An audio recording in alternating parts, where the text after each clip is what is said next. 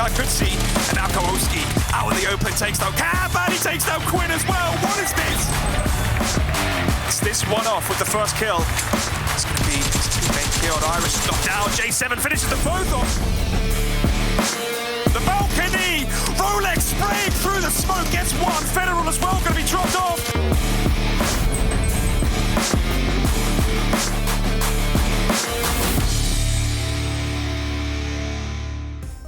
Welcome back, everyone, to another day of the PUBG Mobile Pro League Americas Season 2. I'm Jason Kaplan, and hopefully I'll be here the rest of the weeks covering all the action, breaking down until we have our champion.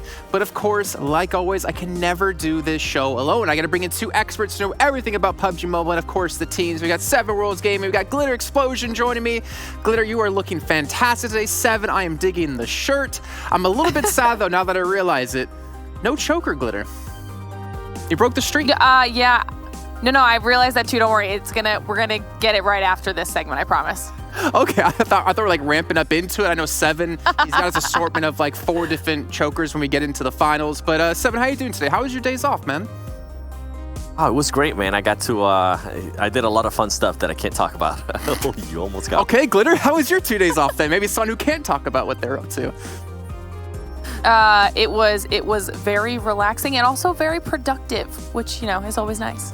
Okay, well, I was just lazy as hell. I sat on my couch playing games, ate some food, and that's about it. But now we're back here for more some PUBG Mobile Pro League. Let's take a look at the format if you guys missed out on the first 2 days of action to describe what all is happening. So with 24 different teams spread into 3 different groups, 4 North American, 4 South American teams within each group. They're all playing 5 matches per day until there is 2 days with only 4 days of games, until we have our top 16 teams to determine who's going into the finals. Now, the final 7, obviously there's a lot on the line, right? There's money on the line, but there's something special for the top 3 teams, and we should describe it one more time. That's right, and they're going to be moving on to the PMGC. So not only are they going to be fighting for that, but they're also going to be getting a chance to go there and fight for even more money. And at the end, hopefully, they want to become the best in the world, and that's the stage where you want to be at. Said more money, 10 times the amount of money within PMPL America going into PMGC. Let's take a look at the prize pool with over $200,000 on the line here for all of these teams, and it's separated into 2 different portions, right, Glitter? There's the league play and there's the finals play. Yeah, so right here you guys can see that as, you know, the league play portion progresses, if you are in first place at the end of it, you can pull down a nice chunk, $10,000 for that first place team. And then we'll see the money go down from there. And then as we move on, you can see the prize pool for the finals, which will be another $40K for first place. So if you are able to get first place in both the league play portion and the finals portion, you could potentially be going home with $50K in your pocket, not to mention that $5,000 MVP prize. And like we said before, the ticket to PMGC, the global championships with the 20 best teams in the world, all battling out for $2 million, or would you like to say Seven's event rate?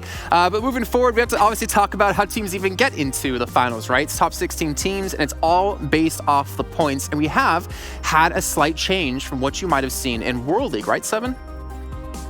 Definitely. Not only do the team that wins gets lower points instead of getting 20, what they used to get before, now they get 15, but also through 13 and 16, they end up getting 0 points. And something that we definitely need to mention here, Glitter and Jason, is that each kill is worth 1 point. And we have heard from teams that now they're starting, due to the new point system, they're starting to focus a lot more on kills. Yeah, 100% true. And the funny thing is, actually, the team who's currently in first place has kind of been doing a little bit of both, but funny enough, it's mostly about the chicken dinners for them, and we'll get into that in a little bit of time, because the team we're going to be talking about, of course, is Team Queso. Now, we have to talk about this in particular, Seven, because this team has done a massive change around from when we saw them in Americas last time, from when we saw them in World League. They have been playing phenomenally. Oh, definitely. And the main reason why we wanted to talk about them is exactly what you say. They usually are a very slow starting team, but with the addition here of Nitsume, which it's the first time in over a year that Team Queso has changed anything in regards to that roster, and you can see the effect that Nitsume has had on this squad by being able to provide 18 kills, 15 knockouts, and not only that, being able to just help with assists too. But you got to give credit to Marco, Ayala, and Axel too, because they're putting up good numbers, and with Marco and Ayala and Axel, they're putting up good assists as well, as we do go here towards the highlights. So far, everything's working out great for them, but something we did mention last time is that besides when they get wins, they only have 1 placement point. So they're only getting their placement points when they actually win. Not sure how they're gonna adjust that. Luckily for them, everything is going their way here, Glitter, by being able to get a couple chicken dinners. Yeah, what's crazy to me is that it almost feels like Nitsume is kind of like their motivation to be that hyper-aggressive team that we've seen so far in the past couple days. Now, granted, it is only the first 2 days, but the glimpses of gameplay we're seeing from Queso right now potentially could be very, very impressive if they can figure out the consistency. Because like you mentioned, placement points-wise, all like what 99% of their placement points have essentially come from when they do pull down those chicken dinners. So they don't want to have it be so up and down like that for the rest of the season. And we also need to give credit to Team Queso too. I mean, in particular, I guess Nitsume. Actually, no, all of them. Let's give credit to all of them, because the fact is, they have been a solid squad for over a year, like you mentioned, Seven. The first time they've done a roster change into the core of the roster in such a long time. Now, obviously, for that to be successful, you need to have a good player who can take in that advice from his teammates, especially with the experience they have. But more importantly, in my eyes, it's also the teammates allowing him to excel, right? You can't bring someone into your team that you expect to be a hyper carry for you and tell them, no, this is how we're playing, this is how you should do things. It's not one person changing, it's all of them changing. I feel like Queso have done that so well. Yeah, and something that I've honestly enjoyed from Queso doing that is that they allowed the main roster, to stay together for a very long time. And that's something you don't really see in this space. You see a lot of roster changes. Now it can be one roster, and in the next month it can be a completely different roster on the exact same organization. So I love that Team Queso kind of gave that freedom to its players, and I love that now they recognize something was wrong. They needed that extra fragging power, and with Nitsume, so far it's working really well. And they're not the only team that's had roster changes, right? We also have B4 coming in with Menebete, who's been crowned as like the next Carrillo. And that's why we want to focus on those two players in particular to see how much they've elevated their teams, how much they're providing them. And you can see here off the back, Glitter, I mean, the damage done on average is so close between these two. Yeah, and I think it's incredibly impressive because, you know, this is one of the first opportunities for both these players to play on such a large international stage, right? So there's a lot of pressure on their backs, but they are averaging very, very similar amounts of damage per game. They're averaging almost identical damage received, but it's kind of, you see a little bit of a difference when you start getting to the average kills and the average knockouts per game. As you can see, Nitsume kind of pulling away a little bit there in those areas. But what's important for me, Seven, is the fact that when it comes to just, you know, their team fragging, average damage across the board is almost identical. Both of them are putting out a lot of damage for their teams, and they're contributing overall in those team fight situations. Yeah, and that's usually what you want out of a new player, especially if they were adding there for that fragging potential, right? We had that in Menebete, and we also had that in Nitsume. So it's great that their roles that they were putting for, that they're excelling at it, and it goes to speak volumes of their teammates too, because we can't forget about them. They're just providing everything they can. They pretty much, their IGL is putting them in a position where they're able to excel, and we've seen something like this before in regards to Cloud9. Remember, in previous seasons, Cloud9 ended up adding Adder, and with Beowulf being the great IGL for that team, he was able to put Adder in great position so he could excel at fragging. So now, honestly, I'm surprised at how good these players are doing. Something I am going to be looking forward to is when the team doesn't really perform that well, can they still maintain somewhat of a good performance? It's something along the lines of what we've seen with Carrillo in previous seasons. Whenever the team, Loops Esports, wasn't really performing that great, Carrillo was able to still put up numbers. Yeah, and you kind of have to wonder what's going on then looking at that with Cloud9, right? You have to wonder, they have the fragging power. Why hasn't it all come together? But I think we've seen with the change to place or to the point system, like we announced back at the World League, I think teams have kind of taken a look at that and realized, yeah, fragging potential, we need to really up that up. And some of the teams we've been looking at to really up their fragging potential is, of course, G25 and Ace1. Ace1, I mean, in our eyes, we're looking at them as, are they potentially going to be the new Loops? Are they going to be the kings of Brazil? And from what we've seen so far, there's definitely that potential. Yeah, so what we're taking a look at now is actually our second and third place teams in the current overall standings, comparing them across the board. You guys can see here just how much damage both of these squads have managed to put out. These are total stats, not average stats. That's why the numbers are so high. But damage, G25 is actually doing a decent chunk more than Ace1 has, but when we get down to the kills, there is such a massive disparity in what Ace1 has managed to pull down compared to G25, which is even crazier when you look at the knockouts, and they have the exact same amount. So Ace1's doing a much better job when it comes to overall awareness in those fight situations where the other squads around them are, and they're being able to pick off a few extra people here and there, and we've seen that, right? We've seen that from Ace1 the entire time, because they have had these very, very strong finishes, but they haven't been as consistent as G25. And we'll see that later on when we get to the overall standings. You guys can see the actual numbers. But right now, G25 is 15 points behind Ace1, and that's mostly because of Ace1's aggression with those kill points. Now, we can see that I believe G25 only has one finish that was outside of a top 7 finish, whereas Ace1 had quite a few 14th place finishes just our last play day alone. So, you know, obviously we're only 2 days in, right, Seven? But that consistency is something they might want to iron out moving forward into the rest of the season. And I'm so glad you mentioned that consistency, because G25 has been that team that has been a lot more consistent. Ace1 obviously getting the kills, as we just talked about. I want to see them continue to be consistent as they were on the first day of the tournament. With G25 and Ace1, something I am loving about these teams is they are not scared to take a fight. The aggression that they're showing, and it doesn't matter if you're Klaze Esports or Cloud9, as G25 was able to show in the first game ever of this tournament, they don't care who you are. They're going to take the fight to you, and they're going to make sure you react in some kind of way. They're not going to back away from it. Well, you talked about the consistency of G25, and as we take a look at the overall leaderboards, I want you guys to keep an eye out towards their placement points. I think that's exactly what you're talking about here, Glitter, considering the amount of chicken dinners Ace1 has compared to G25. Yeah, and this is what I wanted to look at too, because like you said, G25 has one less chicken dinner, but they're only 3 placement points behind Ace1. And this is what I was saying about with our last play day. Ace1 had a 14 kill win, but then they had 2 14th place finishes, whereas G25 had a 12 kill win, but then they also had a 3rd place and a 6th place finish, both of them with 5 kills. And that consistency obviously is starting to add up over time for them, because it's keeping them in a very strong position as we continue to move down the list here. You see Meta Gaming in 4th place with 0 chicken dinners, which is definitely lending itself to consistency across the board. And would love seeing B4 appear with 2 chicken dinners very, very early on for them, because we saw them struggle with that a little bit in PMWL 7.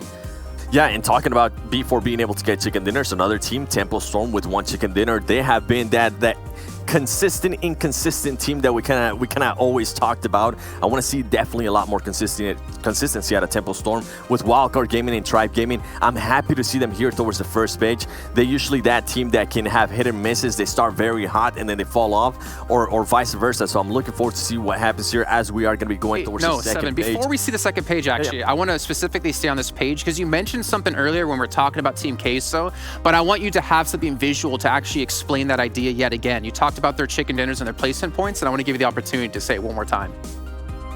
Yeah, I mean, you can see it right there. Keep in mind, you get 15 points, 15 placement points for every chicken dinner, and they currently have 3, so they have 45 placement points in regards just to chicken dinner. So one of those points was just when they didn't get a chicken dinner, and that's insane. That's actually, it's good that they're getting the chicken dinners, but besides that, if they don't get a chicken dinner, they're not being consistent at all with placement points.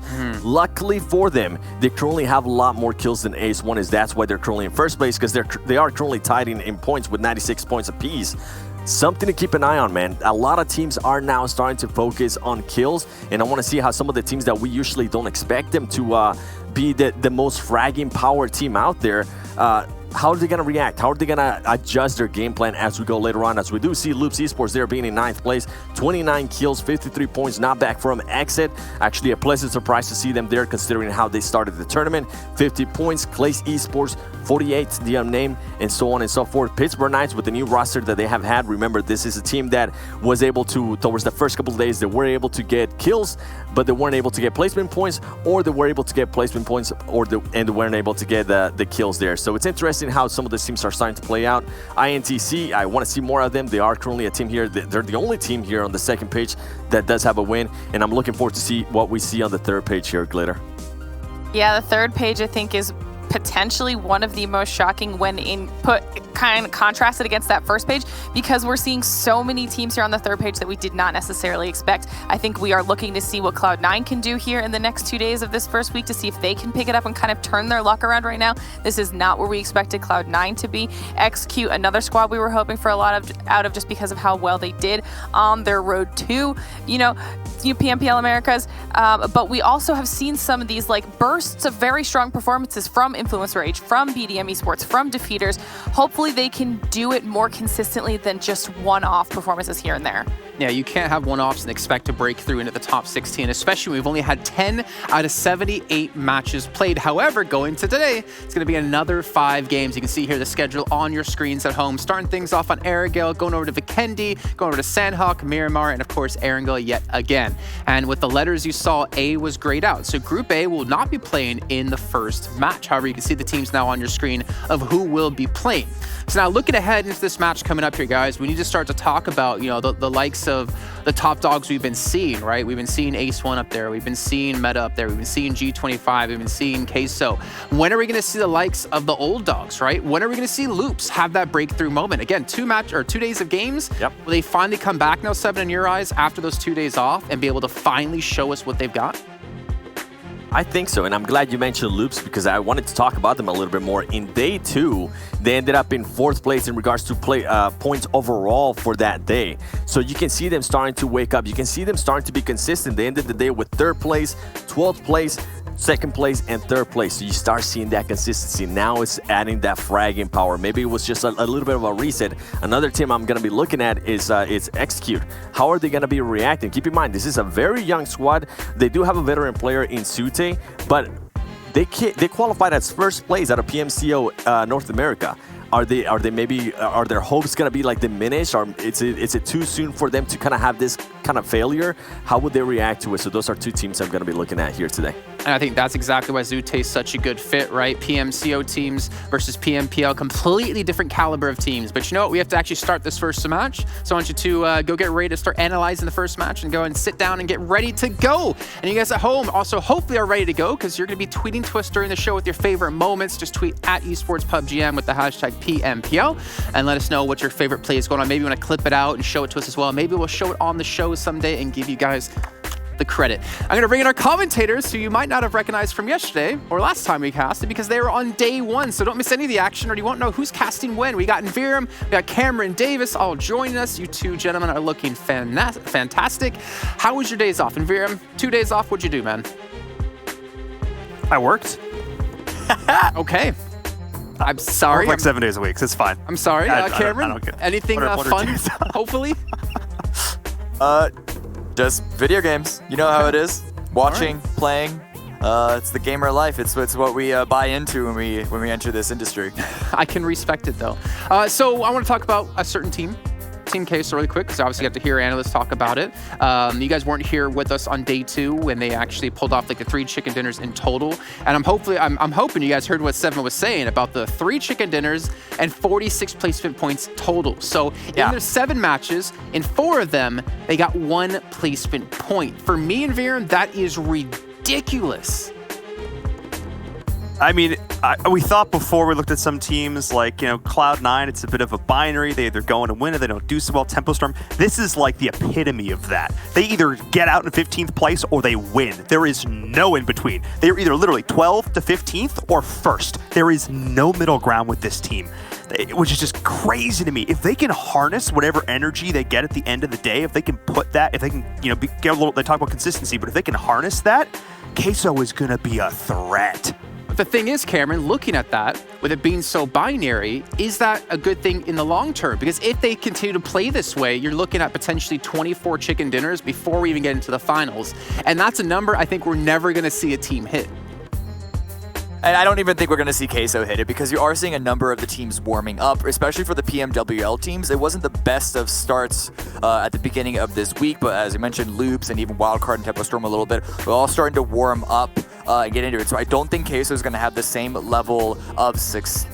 of success. But I do want to push back on what Paul was saying just a touch, because while yes, their placement points weren't great on the games outside of the ones that they won, they were still able to pick up a number of kills. And it's being able to find those points, and kill points are weighted heavier now, that make them, I think, a very, very strong team still. Well, I can tell you this, in 2 of the chicken dinners they did have, they got 32 kills in total, 16 in each game. That's a lot of kills, probably more points than some of the teams have. But we're about to head into our first match here. It's on Erangel and Viram. Cameron Davis, take us away.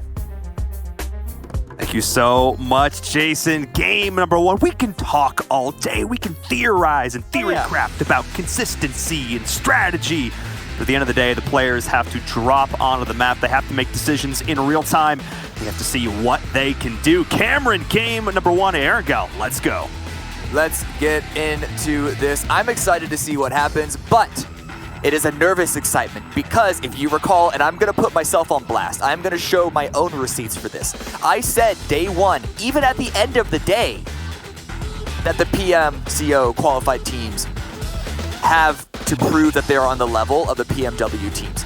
Look at the scoreboard. Of the top 4, one of them, yes, it's the one at the top, but only one of the top 4 is actually from PMWL. 2, second, third, and fourth place are from PMCO, and the one in the lead, Queso, wasn't even the team that I expected to be in first place from PMWL. So in reality, I feel like I put my foot in my mouth. I am waiting for this PMWL teams to really warm up, to wake back up, to get to the level that we saw them at during, of course, the World League, to get back and steal this away, because the new guys are coming in hot. Well, I actually think that's a really interesting note, because to be fair, you had a good reason to think that. There were multiple reasons to think that, because obviously they got experience playing on this big global stage, they're playing against top teams in the world. But then the way you look at it, you talked about staying hot. The PMCO teams were grinding right up to this. Obviously, all the teams were competing in scrims and stuff like that, but I'm pretty sure some of the PMWL teams probably took a couple days off because they were playing back-to-back-to-back days for so long. So maybe if some of those teams, again, I can only theorize, took a couple of days, that impacted them a little bit. So again, I think we're off to a good start for the PMCO teams, but I don't need to see a PMCO team win the whole thing. I'm just glad to see them competing against those established squads who've made it to Worlds. That being said, if a PMCO team totally came in and swooped in and stole this away from the expected loops, or even Cloud9, but they've had a really rough start. But speaking of hot starts, INF already gets a knock, already gets a down onto an HQA player. Not the great beginning, but hey, what is more iconically PUBG than First Blood at school? I mean, yeah, it's peanut butter and jam right there. You know what I mean? I'm jamming out to that. It's iron sights, downrange, nothing. You drop, you find a gun, you see a player. We're loving those headshots because he just dinked him right out of the view. Look at the range on that. No hesitation to take those shots. Instant execution. And now, I mean, if you're starting this off, you're Influencer Edge, you're like, yeah, let's do it. Yeah, of course. You come near us at school? Come on! What do you think is going to happen? And now they're pushing in, Cameron. Hang on a second. Now they know their apps. They're going to keep going. A little bit of good damage onto Cross to force him away. I think if Cross got a couple of tags on the pushing influence, it would have stopped it a little bit. He does still have a really good angle, and it is a wide push here for influence. I think it's an incredibly risky maneuver if they wanted to take this area, because especially it's not even the center of the circle. This isn't even a strategically powerful area, but they want these early points, and they want to get into a fight before a third-party potential is happening. Tribe aren't too far from this, and actually that's a little bit of a blip on the minimap. You see them pushing through, but Smoke's already deployed. Influence, they're committing to this push. And at the same time, again, we talked about the value of kills. We talked about the value of kills. In, seasons past, I might have gone, man, I don't know, this is pretty aggressive here. There's some potential. They're pushing into a team that has an entrenched position. They have elevation. I don't know about this. They've got optics as well. But because they know they've drawn First Blood, they already have that kill. They know objectively that this is a 4v3. I don't hate this decision. And they're laying down this. They are committing resources to this, Cameron. Oh my goodness. But it's because they have the resources. The only reason why this is working so far, and it's not even completed yet, they haven't even gotten to a fight, but the only reason they're able to safely cross to where they are is because of the smokes that they found. When I see smokes, I think late game. But as you mentioned, they're dumping their resources in the early game to find points, find positioning, and honestly just to try and find dominance in this game. I mean, I love this. I mean, I'm seeing level 1 gear coming out from their opponents. They have not had time to loot. They have not been able to get comfortable at all because they constantly, especially in the case of Cross, he's been forced to keep track of where these opponents are, and now he's staring down the barrel of 4 players pushing in soon. He's got, you can see him desperate. This is frantic looting right now. I can see the frenetic energy, and he's just going to do the same thing. He's going to drop back out, try and reset. Oh my goodness, Cameron! They're committing so much to this. Durso is going in. They want to get these kills. They want to start this game off strong. Let's go. We might not have the guns for it, but Durso does not care. They are going to continue to lay down the fire, and HQA is in a terrible position. Ooh, Cross using the enemy smokes against them to heal up. There was an opportunity for Cross to actually get a 1v1 against Durso because Durso went super fast, but they're just rushing directly into the smoke. He's prone down, the smokes is leaving, and that is another kill gone. A little bit of return fire coming out from Skies, not finding a knock still, so that is 2 down. And already HQA, they're looking to bail. Yeah, they don't have a choice. Bebe was able to get a vehicle, get them out of there, so the full squad wipe is not going to come through. Don't say that just yet. Maybe an angle is found. Okay, they're out. Oh, wait! Hang on. Nah, they're out. They're out. They're out. Okay, but just barely there, HQA was able to survive that. But to me, let's take a step back a second. Ooh, that was an exciting early game. To me, that really just shows a lot about the mindset and the mentality. I talk about it a lot, Cameron. It's the idea of playing to win versus playing to not lose. That right there, that aggression, that commitment of resources, that is a winning attitude.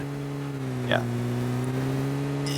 Yes. It is it's a committed attitude. It is a confident attitude. It is a risky one, though, because if they lose even 1 or 2 people, that can ruin their chances of having a solid placement. But really, I think what you're seeing is a change in meta because of the point system and because of the new PMCO teams coming into this game. Like, the PMCO teams didn't play in the meta that PMWL established for these North American teams, or sorry, just American teams that were in PMWL. There's a lot more pack play, there's a lot more group play because kills are so much important. You want to be able to just win those 4v4 fights. Spreading out isn't as powerful strictly because placements have been nerfed. Yeah, and we're seeing teams, again, looking to try and pick up these kill points whenever they can find them. G25, well, vehicle's barely even smoking, actually. Tribe not quite able to line the shots up there. Able to get out scot-free, and G25, you know, we talked about them at the top show. One of these teams looking very consistent, looking very solid. And again, I got a chance to watch back the games from earlier this week, and they were one of the squads that really jumped out at me because a lot of their individual players are stepping up in a big way, but their team cohesion, you talked about playing together. They were always playing in a way where they could back each other up, which I thought was fantastic. They were never too far spread out to give up easy kills. Exactly, and it's about team shooting, all firing at the same target. Focus fire, really, I think is a more accurate way of describing it. But let's talk about the circle real quick, because we haven't had a chance to look at it because of the early game action. This is a western circle. There's not a lot of water into play. It's the ocean, water, that's sort of not eventful here. Gatka is the dead center, which is not a city, but there's a lot of scattered compounds, but the space between the compounds can be quite open. And so I think a lot of the teams are trying to bomb towards the dead center because taking a position here early is obviously really powerful. But if you're late here, even compared to an area on the east side of the map around Yasnaya or Mansion, your options can be quite limited, and we might see a couple of teams who are coming in late but trying to go center end up driving through these compounds that are both held by separate squads and get focus fired by 8 or potentially 12 players. Which is insane to think about, but that's just sort of those avenues, and the teams have to be thinking about that. And again, they're aware, especially if you're a team that's coming in late, that you can't do one of these bombs. We see it on Vikendi all the time. They said you roll to a compound, it's taken. You got to either try and fight someone for it, or you've got to totally rethink that and reset it. But on Vikendi, you got a little bit more terrain to work with. You got a little bit more to work with in that regard. On Erangel, it is wide open. If you are going to commit, you have to have good intel that if you roll up to that compound, you can either take it or it's free.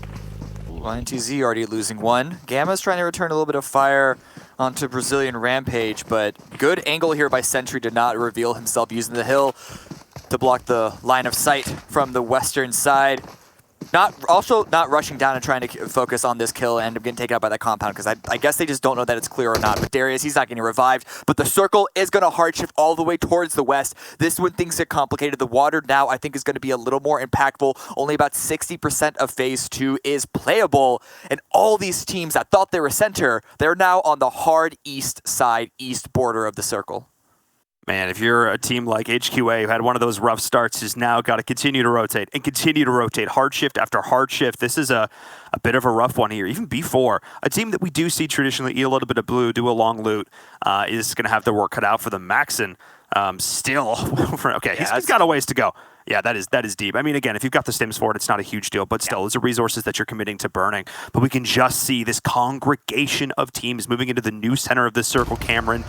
Oh my goodness, as you can already see on the screen in front of you, the action's heating up. We see Loops pushing on in. Already a couple members are going down, but we have Cardio with the high guard. No, he's actually winning. This is going to Ace, one of the top teams here. Kayovsky coming on in. Can they find the shots? Can he get his teammates out? He almost goes down himself for good measure, and that's Loops in an instant. I was going to talk about how intense and exciting this game was going to get. Ace shows us exactly what that looks like, almost finding the shot. Kayovsky barely gets out of there alive. Kayovsky back in the roster, and he is trying to prove himself. And he wasn't here on day one. I remember Gold taking his place, but Ace, they're not done. They're taking shots on Tempo right now. HH24 gets a nice return fire onto duty to drop him, but still out in the open. HH gets taken out in return. Ace are taking control of this area. This watchtower can be so powerful because of the sightlines around it, and they're putting it to good use, but Def are here as well. Mafioso trying to secure the kill that he got for himself, but Fishy crew, they're on the outset of this. Everybody's trying to clean that up, and Fishy's actually going to be the one to confirm HH24. You can't be too pleased about that one if you're Ace. Like, come on, guys, we're trying to get a kill back here. But Tempo, I mean, now Rock, meet Hard Place. They had to completely get themselves out of there, and I'm just so... This is not the first time we've seen Ace do this either, when they're not the first one to start a fight, but they are the one to end it. Defeater's now rolling away. It's not about Hilltop, but the problem is the cover is very, very limited.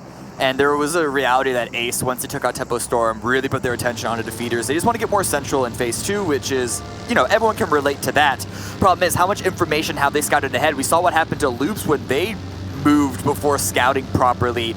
Yes, Ace did deploy a little bit of a trap. They were able to hide. You could always nitpick a statement that's made. But Defeaters, where are they going to go? That is certainly the question. They're looking to line themselves up dead center now. So jumping forward with Klaze here for a little bit. This is one of these teams that I watched back the games from earlier this week. They're always getting involved with a lot of these fights, but they weren't often the ones to necessarily walk away as the definitive winner. But speaking of walking away from fights, we see Kayovsky up here. Minwoo has no idea. Minwoo, just turn around. Just turn around, Minwoo. I've casted you for like a year and a half. You are a fantastic player. But I don't think you know what's going on right here. Oh my goodness, Cameron. Yeah, Kayovsky is not moving. He's not making a single sound. I believe he left a vehicle here, though. So Defeaters, they spot that out. Is that? I think that's that yellow buggy off in the distance. Back. Yeah. So the two players on the left side, the left side of your screen rather, if they spot that out, they're suddenly going to be on red alert. But Kayovsky might at least get it down in an initial kill. Problem is, how much more than that can he get? This is an awful situation. I mean, at least he has his building back. They decided they're going to take over the garage instead. I mean, Minwoo's still kind of lurking around here, but this is so stressful for Loops. Not a single team has yet been eliminated from this game. They do not want to go out in 16th place. This was a team we were talking about. Have they gotten warmed up? Can they get back into it? We've seen some flashes of brilliance of the old Loops showing up over the course of this week, but only flashes. Yeah. He needed to be a bright spark in this game, and that spark has almost been snuffed out. So the circle shift going a medium shift northeast actually does help Kayovsky because Defeaters, yes, his compound is inside, but it's Phase 3. You don't want to be on the edge this early. And if they have this angle onto Ace, Defeaters can open up fire. Then maybe they could take over Ace's position. A little bit of damage back and forth. I think the surprise is up. I have to give so many props to Ace. They have taken fight after fight, whether it be Loops or Tempo, and they haven't lost a single member yet. Their responsiveness to the way they position themselves to keep their teammates. Look at the... Okay, I guess we're starting a junkyard here. What is happening? This is what happens when two teams congregate in the same area. Yeah. But in any case, taking as many fights as they have, not only is great. I mean, they only have the 3 kills, but they still, again, done a lot of damage on the server. But it means they've gotten a lot of loot for themselves. It is still early game. They've gotten a lot of loot for themselves, too, which helps negate the fact that they've, given up a couple of downs. Yeah. I think HH is the only one that they weren't able to secure for themselves. But Defeaters now attention over towards Alpha. A couple of shots coming out from Ace. Ace aren't going to let them deal free damage without taking some in return. They're just trying to put pressure on anything and everything that they can around them. That's how you keep teams pinned in, which not only removes their own presence in the game, but it sort of diminishes their confidence. Yeah, speaking of confidence, the player, I'm taking a look. I'm seeing so many snipers being brought out here once again, seeing picking up a headshot in the kill feed there. But this is huge. Like, Defeaters, the fact that they, didn't get backstabbed by Chaos there is actually a huge deal for both of these teams. Because, yes, Loops would have gotten out early, but it also means the Defeaters trying to make it, assuming he does confirm that kill, running with 3 at this stage is obviously a huge impact on the squad. But I'm looking at this next circle, Cameron. It is just wide open fields right in the middle. Controlling lines of sight here is going to be so important. How much utility you picked up in the early game is going to have a huge impact on how this game finishes. So there's still a number of options available for a lot of these teams. There's a lot of open fields, but there are also a couple of areas sort of cover that split the fields apart. It's sort of the opposite from when we saw those games that there was like a ring around the center of the circle. But we'll see what the next circle shifts to. Because if it shifts back towards the southwest, we're going to see a lot of very close congregation. But nope, it's going to be basically dead center, a little bit towards the northeast. And that road, there was a little bit of cover along the sides of it, but outside of that, cover is limited. I think Tribe in their compound probably have one of the best positions, either that or Brazilian Rampage on the top of the mountain, but they're going to have to try and deal as much damage as they can right now because they're going to have to move down at some point. And of course, you see C9 there right in the middle. Of course, a little bit of C9 circle luck to start off the day. Let's see if they can capitalize on it. Been pretty quiet so far in this game. Haven't been a part of too much of the action in this event.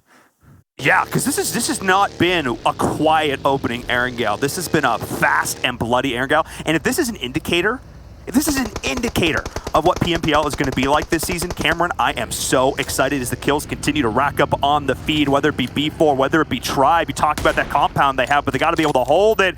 Hang on a second. We continue to see shots raining down. If Mafioso can connect here, that would be absolutely massive. We're seeing another fight breaking out here in Gatka. Cameron, let's look at it. Yeah, I mean, like I said, this compound, Gatka itself, is actually very powerful for Tribe, but here come Influence, and they've actually been able to open up pretty reasonably well from themselves. It's a one-for-one trade, but they have an opportunity for the revive. If that grenade made it through the window, could have been bad news, but I don't know if King A is going to get picked up. G3, you see, they're on the outside trying to give information, but the nades are coming through. Tossed out by Telly. There we go. Oh, it's a knock. That one lands. There we go, and I've been hyping up Telly so much the gameplay. The first nade doesn't connect, but he makes up for it for the second one. The spike continues to break on in. Merloves is going to go down. It's an amazing play to start off the game. Get the first blood to the server. We'll see if the team can follow up. G3 is on the outside here, and Durso is in a rough position. The rest of his team is falling around him like dominoes. Tribe is continuing to push on in. Tomahawks in each hand. They're getting aggressive, but let's see what they can do. Telly's going to try and pop it. Can he get off the res? Just barely able to keep his teammate in it, and they're letting Durso sweat it out because he has no options except to try and get this one teammate up. But the question is, can he do it in time? I think it's going to be, he'll have like 1 second where he can try and counter this push, but here comes G3 swinging outside, and there he goes, tries to go for the shots, but it's not going to be enough. G3 taken very, very low, but the down is not confirmed. Neither is the kill.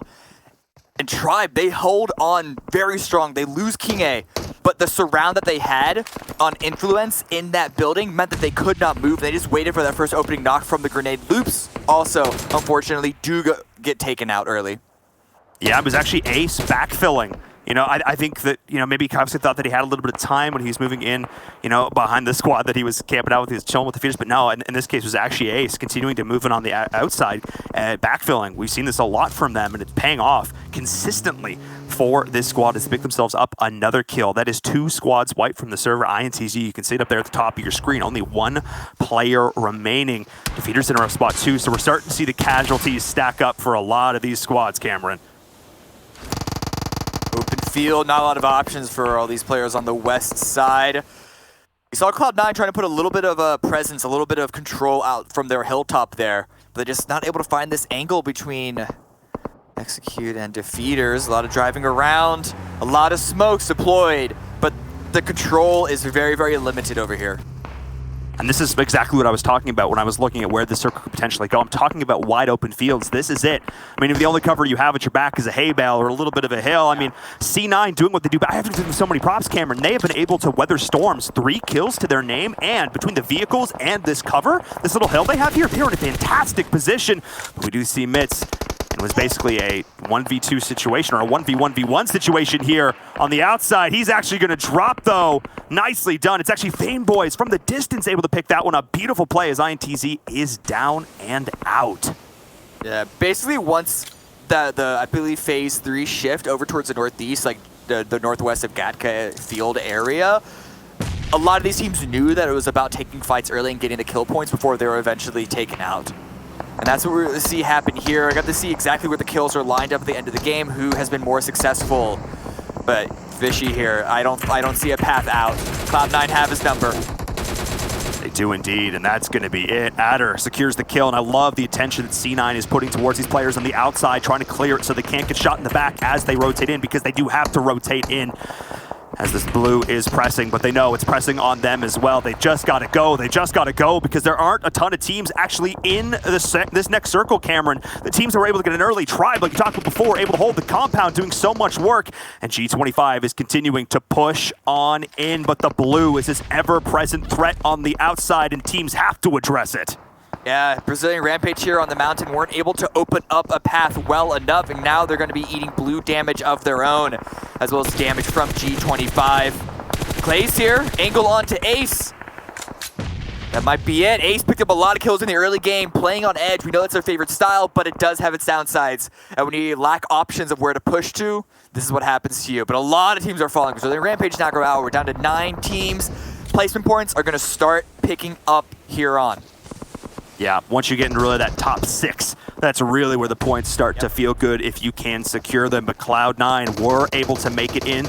Bayo did end up going down for their troubles, but they still managed to find themselves a little bit of defensible situation. And Pyra is taking shots at every single person. It's like whack-a-mole. There's too many options. He doesn't have enough bullets in his gun to deal with them all. They're just putting fire downrange, trying to deal with G25. What's down there, trying to secure the rise onto that one, and C9 unable to steal any of those kills out from underneath them, which means they're going to have to deal with them at some point. But because they're putting so much fire out on the map, you can see it in the kill feed. People are going to start shooting back. I was going to say Cloud9 actually have a little bit of a split, and Adder had a potential opportunity. I didn't know his resources, I didn't know his exact positioning, but unfortunately G25, well aware that they needed to regain control of their immediate area, try and get that car fort up and running, full banister, full flag, raised high, and Adder's taken out. The circle shift, it actually worked very well in their favor. The Knights, though, haven't looked at them a lot. 0 kills to them so far, 1 down, 1 fully killed. But it's a ghillie suit, and it's a full light machine gun in the hands of Jad. He's trying to open something up. Yeah, but it's actually G25 with the push, seeing C9 getting pressured from multiple angles, decided they wanted to secure it for themselves. Cloud9 took a little bit more time to make sure the teams behind them, Cameron, were dealt with, but that meant that they were rotating in later than a lot of these other squads, and they were getting pinched, in this case, by Pittsburgh Knights and G25. And now we're starting to get into the sweet spot for these placement points. But Alpha, there's another team, they're in the middle. We haven't talked about a whole lot, but B4 has them in their sights, but there's only 2 players left. What can they do? Utilities coming out, grenades coming out, and they have the scopes, they have the sights. But no, it's not. Oh, Chat, he heard the shots and he wants to go aggressive. The Blues pushing in, doesn't give them a lot of time, and they do get punished for it. And a little bit of damage, wasn't able to find a lot, but Pedro goes out. Trickster needs to find one more shot to remove B4, but Nenebete's not going to give the opportunity to him. Oh man, part of me wishes that Jack just committed a little bit more because he decided to pull on back. Yes, B4 did turn and looked at them, but he opened himself up to other teams getting involved, and now we're seeing Trickster feeling the heat from that as well. Only bandies left in the kit, not a whole lot to work with. G25, this small Defilite, this little car fort like you talked about, Cameron, they have been the angry porcupine in the center of this map. They have been shooting in every direction. They got quills, that stings, and they have been not necessarily finishing all these different teams, but getting downs and kills across the board. B4 out, we're looking at the top 6, and this is where, as you mentioned, the placements points starting to rack up, but G25, they don't need placements. They're getting all the kills. They are basically leapfrogging into the circle, and they're even sending a couple of players out for a split. I mean, given how well Papito's been playing, like sitting back as the anchor for the squad, I really don't dislike that decision at all, especially now with Tribe getting eliminated. Tempo Storm, only 1 kill. That was their first kill in this entire game, Cameron, despite how hectic it's been. Like, that's almost impressive. Like, you have to try and not get that many kills at this stage in the game. They've been playing hyper passive. But speaking of passive, hang on a second. We've got 1 player left here from Klaze. Where's his teammate? If they can line this up, Cameron, this could be disastrous for Alpha 7. Well, the teammate's just next to him, just behind that hill, but they're worried about Tempo Storm, which is absolutely fair.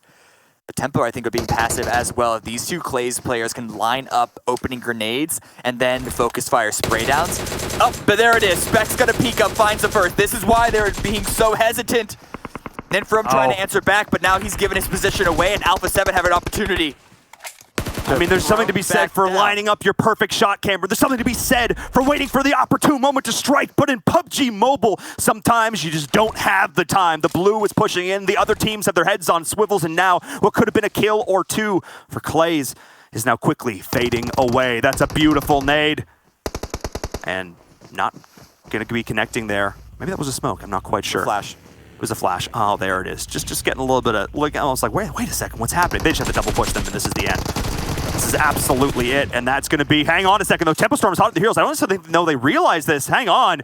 Tempo is now pushing up over the corner here.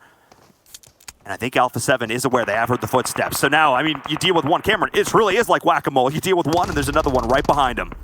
Really good for Tempo Storm to push it when they had the opportunity, because this is really their only path to get inside the next circle unless they want to push through G25. And I don't know if I'd really give anyone the advantage in that engagement. But G25 do need to move. Alpha 7 have such a strong position, but if Tempo Storm can distract them long enough, G25 can come in and basically pick up the scraps from this engagement. And look at the damage already deployed. 1 more member knocked for Tempo. I think there's just barely enough time for the revive, but here comes the push to keep that from happening. Yeah, they are well aware of what needs to happen here. Alpha 7, that is going to be intense. Not much of a hope for him, but G25 at range. They've been putting down multiple members of Alpha 7 over and over, and the second they pop their head up and over, they felt it there. Nice positioning, though, jumping back on the hay bale. That is all 5 members. G25 still up, the shots going back and forth, trading out the downs. Law is here in the bush. Beautiful play from him, snaking in the shots as he can, but there's the push from the outside. This is it. They smell blood in the water. Can Law lay down the law? Can he get himself these final kills? I'm not sure it's gonna happen, and no, it cannot. G25 starting the game off strong, starting the day off strong with so many kills for them. What, a 12-kill game? Yes, please. That's how I want to start my day. 13 kills. Oh my goodness, I can't do math. Even one more. A good hold at the very end for Alpha 7. They didn't have to fight into the circle as much as G25 did, but G25, as I mentioned, knew what was going on in the south side and took perfect opportunity of Tempo Storm fighting Alpha 7. They spread out, they found their angles, and then once the fight was over and they got that first initial knock, they said go. Alpha 7 did have that dip to hide behind, and they almost turned it around, but just those initial knocks went in the way of G25, made it incredibly difficult for Alpha 7 to turn it back in their favor. And I have to give so many props to G25. We'll bring Jason back in because I want to hear his thoughts as well. The idea of waiting, of not pushing in this, like, you know, as Tempo, they can see the kill feed. They know there's only 3 teams left. The second we saw those first downs from Tempo Storm, we saw G25 allocating resources, or Alpha's allocating resources. We could have seen G25 push. Instead, they wait, they hold it out until they confirm it down, and then they push. I love that maturity from them, Jason. Well, I mean, G25, they were just kind of like waiting to pounce, right? They saw Alpha 7 charge into Tempo, and the second they did that, yeah, you know, Alpha 7 cleaned them up, but then they got on knock themselves, right? And like you said, then they decided to just go in with that knock. I think they played it perfectly. I know Seven, Glitter, and I were talking about how they actually rotated around and like all the confusion that was going on at the exact same time. But you know what? We're going to bring them in just a second to talk about it. So why don't you go take a quick break, get something to drink, but be ready for a second game. Don't worry, I'm only getting rid of you because I'm being told to get rid of you, not because I want to get rid of you. But let's bring in our experts now to break down that last match, Seven and Glitter. What a crazy game, right? G25, we were following them. We were following Ace One. A couple of teams in there, a couple of rivalries we were looking at potentially developing as the matches do go on. But let's start off by talking about G25 Seven and how they close that one out. Love it, man. Love how smart they played that. They played that like complete veterans, especially towards the end, along the lines of what Paul was saying, is and you were saying too, they waited for distractions. And then what I really enjoyed is that they only sent one player just to minimize risk. They made sure he was set, they made sure he found some cover, and they made sure he was able to scout the area. And as soon as they noticed that and they saw a chance, they all moved in and went in for the kill. As you can see, their stats right there, honestly, the aggressiveness out of them has really surprised me here today. We know that they can become very consistent in placement. I think going back to the previous matches, they have only placed one time out of the top 10. So interesting stuff there. And 13 kills, 9 knocks. It goes to show too that we're looking to steal kills, and we saw an engagement there. We're starting to see more engagements between G25 and also Cloud9 as we do go here towards the leaderboard. And I know one team that we were actually surprised to see here, and we were kind of happy to see here, Glitter, was Alpha 7 Esports. Yeah, I think they definitely needed these points. And you know, the casters mentioned it a few times while we were watching the game. They did play a very passive game for this first match for them, but it ended up working out in their favor because they had very decent positioning. They were able to pull down a few kills because of it. And more importantly, they got a nice chunk of placement points. And then as we move down the list, you know, it was good to see Tempo coming out with a strong third place finish as well for themselves. I think that's going to be good, potentially could give them some momentum. But Cloud9, and we were talking about this, Jason, while we were watching the game, they didn't end up with too many placement points, but I think this is the first time we've seen them actually have some early to mid game kills. They were being a little bit more aggressive early on, and I think that was very important for them, Seven. Yeah, that's something that we definitely enjoyed out of Cloud9, just being able to be a little bit more aggressive there towards the mid and end game. Exactly what we're used to seeing out of them, and execute, at least being able to secure their 9th spot with 4 kills. This is kind of what I wanted to see out of them, to finally wake up a little bit. We see B4 Esports there only being able to get 2 kills, 4 points total, and to our surprise here, Loops Esports towards the bottom. Now, I don't want to disrespect everybody else here on this page, but this is a very important thing. I thought that we're going to be coming in hot today, but they ended up running into Ace, and I think that's more than likely 2 of the engages we're going to be seeing a lot. Keep in mind, something that we've been comparing Ace to since the get-go, since the start of this tournament, was going to be Loops Esports. And it's interesting to see that they were able to hunt down, first of all, they knocked 3 players. We'll be showing you a clip of this. They knocked 3 players. They finished them off. Kioski was able to run away, and the Ace players hunt them down and make sure they got that squad wipe. So interesting stuff there. I know you like that, Jason. I definitely did indeed. I do want to talk about maybe kind of the difference between like the 2 finalist teams we had, right? You talked about Alpha 7, you talked about G25. Now G25, they were getting in fights with quite a few different teams. They took down Cloud9. I think going into like some of the final battles, they had around like 9 kills. Or Alpha 7 at the same aspect, they seem to be playing like the Cloud9 strat of play like really far into the game and then look for kills. At that point, I was looking at G25 having 9 kills. They had 1. But one thing I will say about them that I really did enjoy, maybe we can talk about here a little bit, Glitter, is that they did have that, like, you could see in the way they were playing, there was that leader. There was that call being made that everyone followed. When Tempo was behind them and they were sandwiched between Tempo and G25, they got it down, I believe it was on spec. You could see someone immediately made that call, like, all right, we need to finish Tempo, right? Because G25 are knocking on our front door. And I respect that. Yeah, they didn't get the greatest points overall in kills, but that's the sign of a really good team for me, Glitter. Yeah, absolutely. And you know, it's just the first game of the day. It's the first match of the day. So this could just be them warming up. Like I had said earlier, they needed those points. So the placement points were going to be very, very good for them. And we actually see Swagwin up here on our top players with 642 damage for his squad out of, you know, so I think that was like about almost a third of the damage for his team right there. So they're starting to maybe figure out their groove. Love seeing Pepito up here. We've been talking about G25 all day. You know, we love the flow. But look at that, 7. 4 kills, 5 assists. He was involved in 9 of G25's 13 kills. That's impressive. Yeah, and you love seeing out of that player. Not only does he have great hair, Pepito does, but now he's starting to put up the stats in the game as well. And I'm glad you mentioned that too, Jason. Just it seems like they're all working collectively. You don't have players that are currently doing like their own thing. We have seen that in various different teams throughout the seasons, where you see one teammate get a knock and then he starts rushing by himself, and then the rest of the squad just kind of waits for it. It's good to see that they're kind of staying. All of them are staying in check.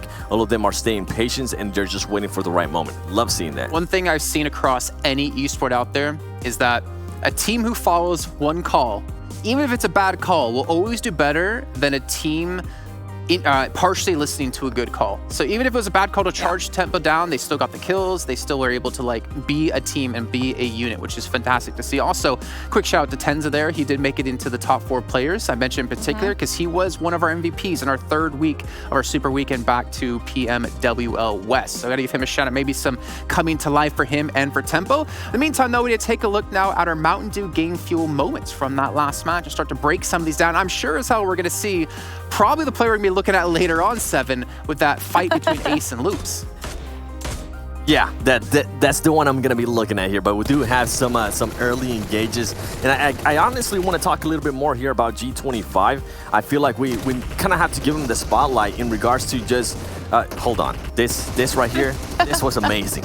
When we saw this, when we saw the engagement and Ace being able to come out on top there in regards to beating Loops Esports, we were pretty hyped about that, Glitter.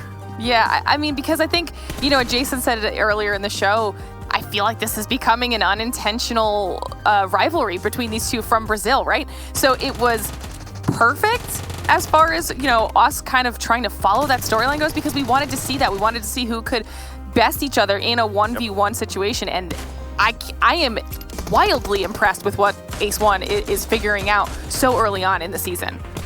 Yeah, you love to see it, and you love to see that they are continuing the aggressiveness. Usually what we tend to see is the team being very aggressive on the first couple of days, and then after that they just get a little bit complacent and they kind of fall off and they don't continue to be aggressive, whether it's maybe because they weren't placing high enough, but it's good to see that they're sticking to their game plan, as we do see at Pittsburgh Knights. And earlier, I want to go to a little clip earlier as we do let the highlights here kind of run through. Tribe Gaming was able to win a very important fight, and I feel like they deserve that shout out because they were able to get 6 kills here in this last match. So not only do we have Tempo Storm being able to get their 3rd place, but we also have Tribe Gaming being able to get 6th place with 6 kills, and that is huge. This, in a way, this is kind of wake-up calls for some of these teams that we're used to seeing their name, and we kind of expect them to be towards the top, right? Yeah, I mean, I'd sure as hell hope to see them over towards the top. And obviously, like we've been saying, that was what, match 11 out of 78 in our league play. So there's still a ton of time for teams to continue to learn, continue to adapt, and continue to improve on themselves. Now, 7, we saw the clip in our Mountain Dew Game Fuel moments. I want to see it another time here for Ace1 versus Loops. I know that's exactly the clip we wanted to show. Yeah, this is the thing that I wanted to see here, and I kind of wanted to see the overview just to paint the picture here for you.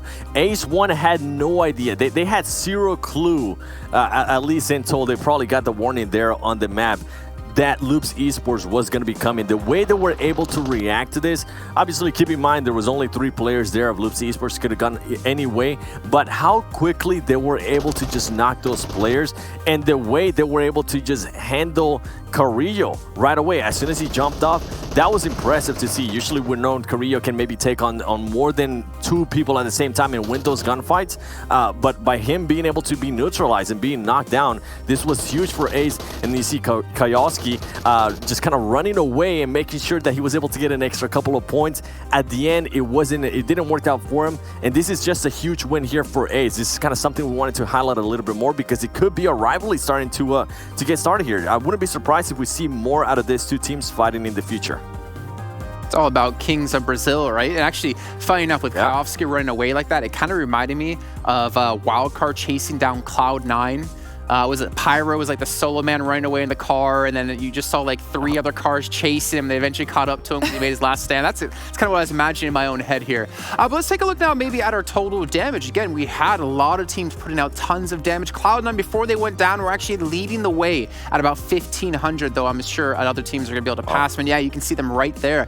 Wow. Actually, number 3 overall. So the kind of idea what we've been talking about with Cloud9, they play for late game, play for placements, and then get their kills. Maybe this is them changing things a little bit, Glitter. Yeah, and I'm really looking forward to if that's the case, because I think that this is a change that is needed for them, and clearly they're capable of doing that. You know, I think what it boiled down to in this specific match was just that was a rough end zone out there in the field, and just unlucky with all of the teams that were surrounding Cloud9, but they had a very good position early on, and they were able to dish out so much damage because of it. But look how much damage across the board all of these squads were putting out. The fact that this is the first match of the day, and we have, what, 1, 2, 6, 7 teams that are above that 1K damage Mark, that's just an aggressive first Erangel match, and I love to see that coming out of these squads because I think they're starting to really take advantage of the new point system.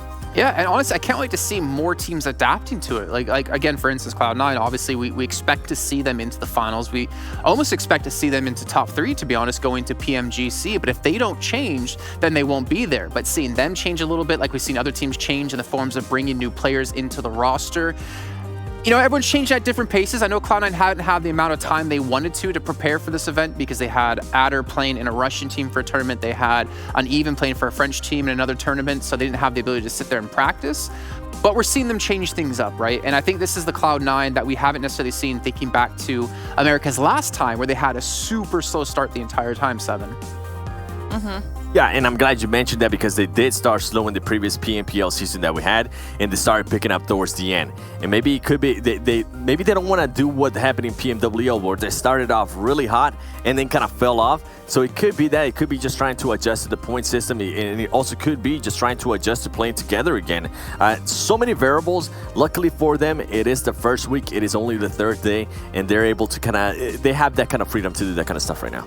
Well, maybe they want to earn themselves the Comeback Kids Award because, you know, maybe coming back later on. But speaking of awards, there's still actually an award going on for the best mobile esports game of the year. The esports awards are right around the corner, and you guys at home can still vote for your favorite mobile esports game of the year. You can see our steps here on how to do it exactly. You can head over to esportsawards.com/community vote and make sure you guys do that because I heard if you do, 7 will give you a personal shout out over on his Instagram, the 7WG. So if you want to get him to be pretty much losing his entire voice of having to do thousands and tens of thousands of shout outs, well, you know exactly how to make it happen. In the meantime, we have to head to a short commercial break. When we come back, we'll be kicking off our second match, and it'll be over on the chilly temperatures of Vikendi.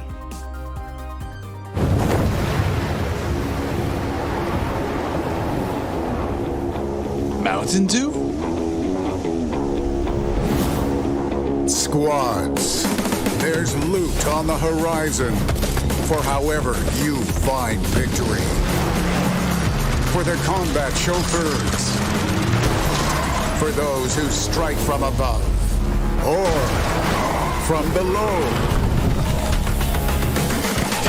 for the experts in pan-to-pan combat.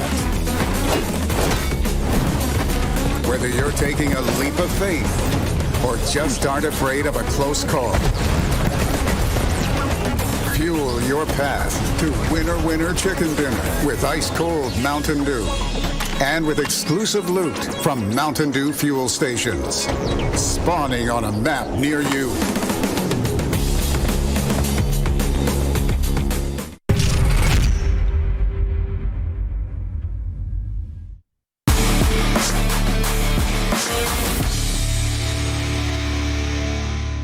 Man, I wish I could master the forward roll jumping off of a building, but knowing me, my face is gonna get stuck in the ground because my nose is so big that it won't let the rest of my body continue to roll. Just like we're gonna continue to roll on within the show, heading over to now our second match of the day. It's gonna be on Vikendi, and Group B will be sitting out. So A's gonna be coming in for the first time, and C's gonna be playing their second game today.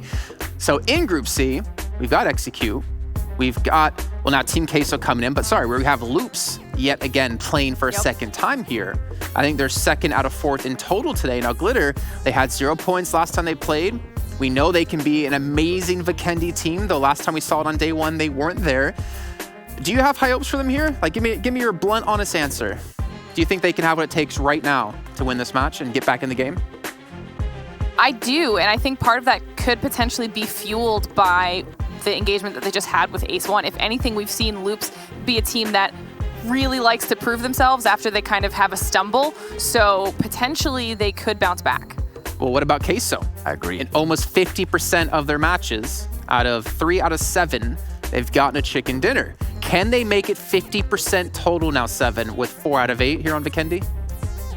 That's what I'm going to be looking at. I don't think they're going to get the win. I don't want to be a pessimist here, but I don't think they're going to get the win.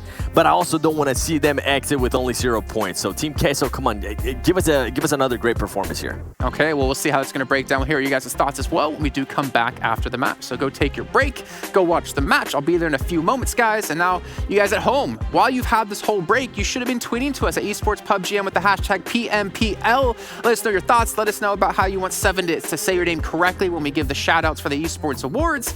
And also now it's time to bring in our commentators once again. And Viram and Cameron Davis, I think they already sent their messages to 7 of how they want their shout-outs as well over at the 7WG. He doesn't follow me. I can understand it, though I'm a little bit sad. Does he follow any of you guys? Wow. Does he follow you and Viram? I don't really use Instagram. I'm being honest. I'm a layman in that regard. I'm old. I don't know how social media works, to be honest. Cameron, I was talking before. Team Queso. Hi. 3 out of 7 chicken dinners. Can they pull off the 50% here? Do you think they can go 4 for 8 off this game? I don't know. Vikendi's not their strongest map, and I'm even looking beyond the sample size of the past few days. Even in World League, it wasn't their greatest maps. So honestly, I really wouldn't put it in their favor. It's more G25 that I'm looking at because they started off with a great game already, and they've done well on both Vikendis so far. Okay, and Viram, well, who's the teams maybe you're eyeing for coming into this match? I mean, Loop, 0 points. Execute, not well either. I think definitely looking towards Metagaming on this one. They're a team that really jumped out at me. The first day we were casting them, obviously they weren't able to play in game number 1. They're coming in now. Just their individual, the way they played together was good, but their shooting was even better. And that's actually something I think G25 has been doing really well. So I think if meta, especially on a map like Vikendi, where those individual close quarters battles, just being able to hit your shots, if they can really show up here, I think they could be a team to contend with. I gotta ask you guys, maybe it's just me, but I'm really pleasantly surprised at how many of these teams that we haven't seen since Americas or we haven't seen since PMCO really challenge the likes of the teams we saw in World League. The teams like Loops, who came in 2nd place. The teams like Cloud9, who was leading every team in our first 2 Super Weekends by such a large amount, and yet they're battling out against them here, Cameron. I honestly, for me, it's so exciting to see the depth of talent we have here over in Americas. Yeah, we'll see what the meta transitions to, because not only are these new teams coming in, but it's also a completely new point system. So that's going to change the preferred play styles, and we'll see what it's like a couple of weeks out. But yeah, I agree. The PMCO teams are looking very hot. Looking great. You know what? We're going to see them yet again right now as Vikendi is ready to kick off. So Viram and Cameron Davis, take us away here with match 2 of 5. Thank you so much, Jason. Timing, quite right. So close. I'll take it. I'll take it. We'll take it. Within the realm, I had left myself game number 1. I intentionally didn't go all out with it, but now as we get into game number 2, as we get into our rhythm here for the day, dropping into Vikendi. Well, I'm feeling excited, and the players are stoked. And I think the thing for us as well as watching these teams develop is really the teams are jumping out to me. It's like the Latin American region. It's teams from Brazil. Those are the ones that I think are really impressing me. As a fan of North American PUBG Mobile NA teams, this is your time. Step up, my friends. Let's go.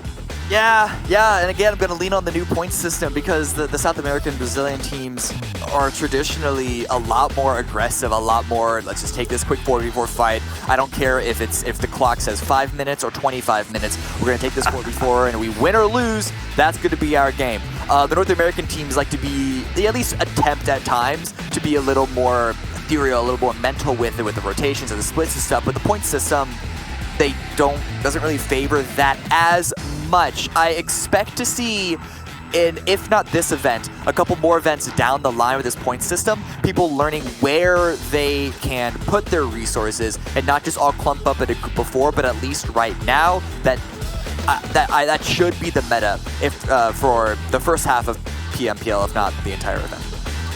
Yeah, I definitely think the teams need to be a little bit more cognizant of staying close together, being able to support each other because teams are so much more willing to take these fights early. You have less time to react. Well, but we're back on Vikendi, and what would a great early Vikendi game be without, of course, a nice northern circle up towards port. This is almost identical to the circle that we had just a little further east than we had earlier this week, Cameron. Further west. A little further west, yeah. Further east? I don't know what it is. I don't know what it is. For my years of casting PUBG, cardinal directions are difficult. Like, I hear people mix up Never east eat and west shredded wheat. Okay, we all got the it. time. And I don't know, something about these PUBG maps is completely turn everything upside down. What if they gave us a compass? Down and around. That's true. What if they gave us a compass? What if they gave us a compass? Yes. And since you're listening, also, I'm just if they saying. gave us a coloring book and colored pencils to spend our time doing maybe some shapes to practice with. And the round one goes in the round hole, school. the square one goes in the triangle. Wait, no, that's not right. Yes, all the help we can get here. Casting for PUBG Mobile Pro League. Anyway, we're not rocket scientists. Definitely not rocket scientists. Definitely not. But you know what? You don't need to be a rocket scientist. You just need to have good communication, good team play, good map awareness, positional awareness, situational awareness, use of utility, knowledge of the game's weapons, spray control, good talking, good awareness of the maps. Okay, actually, you know what? Maybe you need a few things to play PUBG Mobile game. The more I'm thinking about it, maybe just a few things. Maybe just a few things. Yeah. But not rocket science. It's not anyway. rocket science. Not yet. PUBG Mobile in space. We'll get there. That's actually. Yeah? Elon Musk? Let's go to Mars. Have a land. Imagine the first LAN event on Mars. Will that happen in our lifetime? No. No. I mean, Not gonna happen. okay, probably not. Don't get my hopes up like that, Cameron. Could you imagine the latency between Earth and Mars? That's That's why I said LAN. That's why I said LAN. Yes, LAN only. Let's fly the top 16 teams from Earth over to Mars. Surely that's not going to screw up the rest of the schedule for the rest of the year because it's not like it's a flight over from one continent to the next. Yeah, especially because like the way of the windows too between like when Earth and Mars are closest and their orbital cycle. Okay, you know what? Vikendi. Jumping aboard with Meta, the team that I was really looking forward to seeing here. Abdul, one of these super standout players. There's a couple other players of the squad the first day who I was sort of, giving a little bit more hype to on screen, but looking back at the numbers, Abdul was a huge part of a lot of that. And a team that's looking to go huge as well, of course, has to be Team Queso. I called them a bit of a binary, Cameron. They're either going out in 15th or they're going in first. There is no in between. And I can actually say that. So we'll see what kind of game they're going to have. You talked about it. If Vikendi's not their best map, let's see if they can take that trend. Northern Circle is not going to be the best for them either because they're looting up here on the slightly southwest side. Going to have to move in. They do have the vehicles, though, and there's a maybe possibility of them coming across Meta. And that possibility, I think, is still alive considering how split Meta are with their initial drop spots. You see Gazmi here, actually not too far away, but it's going to be a fight on the south side. Abdul's rotating up, takes a couple of shots, forced to prone down. It's going to be the first knock coming out from Ayala. Ayala finds the headshot onto Escanor. Ayala playing Overwatch right now. Just looking down over this entire field. Able to give intel over to his team. Tsume, able to find the shots. Yes, he does. Point blank range, bringing the SMG to bear. And that is Abdul down and out. Escanor as well. And again, these are the teams we're talking about here. But Meta not able to draw first blood in this fight, getting pounced upon by Team Queso. This is really not looking so good for them. You talked about this, Cameron. Playing together as a squad, how important that is. Maybe not that. Maybe not that, Ayala. A little risky, and now it's the second one. You have to go together. Okay, the backup is here. The backup has arrived. They're able to secure that. But that Queso had such a good start to that fight. They even went, and I'm pretty sure they set a trap intentionally to try and cut off Meta's rotation because they caught how widespread they were. With those two knocks, Gazmi has an opportunity to run and pick up a teammate and maybe even secure one of those two knocks. But Queso, they almost threw that away. I gotta say it, they almost threw that away. Look, the perfect distraction. Nobody was looking over their shoulders there. I certainly wasn't. I was certainly not in that case. But we could just see how little loot as well just Meta has at this point. And TQ's going to be able to get up all of their down players. Or good angle. Maybe not. Hang on a second. Gazmi just does not want to let this one end. He's like, not like this. Not like this. We at least have to get one back here. But Team Queso is playing this pretty darn well. And I like that they stuck around to try and get some damage. And they saw just how wounded they were and try and secure some more damage on their own. But over here, it's another fight between B4 and XSET. A little bit of initial damage from both sides, but no knock. But Joey has already been taken out from earlier in the round. And now that Juicy is knocked. continue to see these players go toe-to-toe. Nenabede finding the shots! Oh my! With Pedro there as backup. Absolutely solid play. B4 with the full crash. Here onto XSET and well, I mean, well, you know, Team Queso's not going out in 16th, that's for sure. Oh my goodness, B4, that was a solid series of play. They were able to basically force XSET in all around them by camping up on one building and then crashing back in on the back side of it. And then when XSET was distracted, they popped out of the building itself and shot them in the back once again. But hang on a second, Escanor's down. This fight is not over. What is the action on Vikendi to the camera? I love it. I love it. Listen, the more fights you take early, the fewer fights you have to take later on. A good retreat from Meta, but Escanor gets taken out a second time. It's not good. And the push of the stairs, immediate drop. Can he secure the kill? One more point. I think he got it. No, he didn't. He didn't secure it. That's still 4 up for Queso. Not a single kill went in the way of Meta. It was a little bit of back and forth. A couple of opportunities that I think Queso could tighten up their engagements, but they still stay 4 up. Meta still go out with 0 points. Speaking of points, we're seeing PDM Esports trying to find something for that. Oh, hang on, Echo! Echo, the young gun, comes around to the flank. Able to pick that one up. What could have been a great opportunity here is now just thrown completely on its head. Execute's like, I mean, we're just going to take this. We're just going to take this all day. His kill switch is going in, looking to lay down the pain here. Is Fate and Fame boys, they're in the back, continue to look to lay down the fire as much as they can, trying to get this revive. However, is BDM.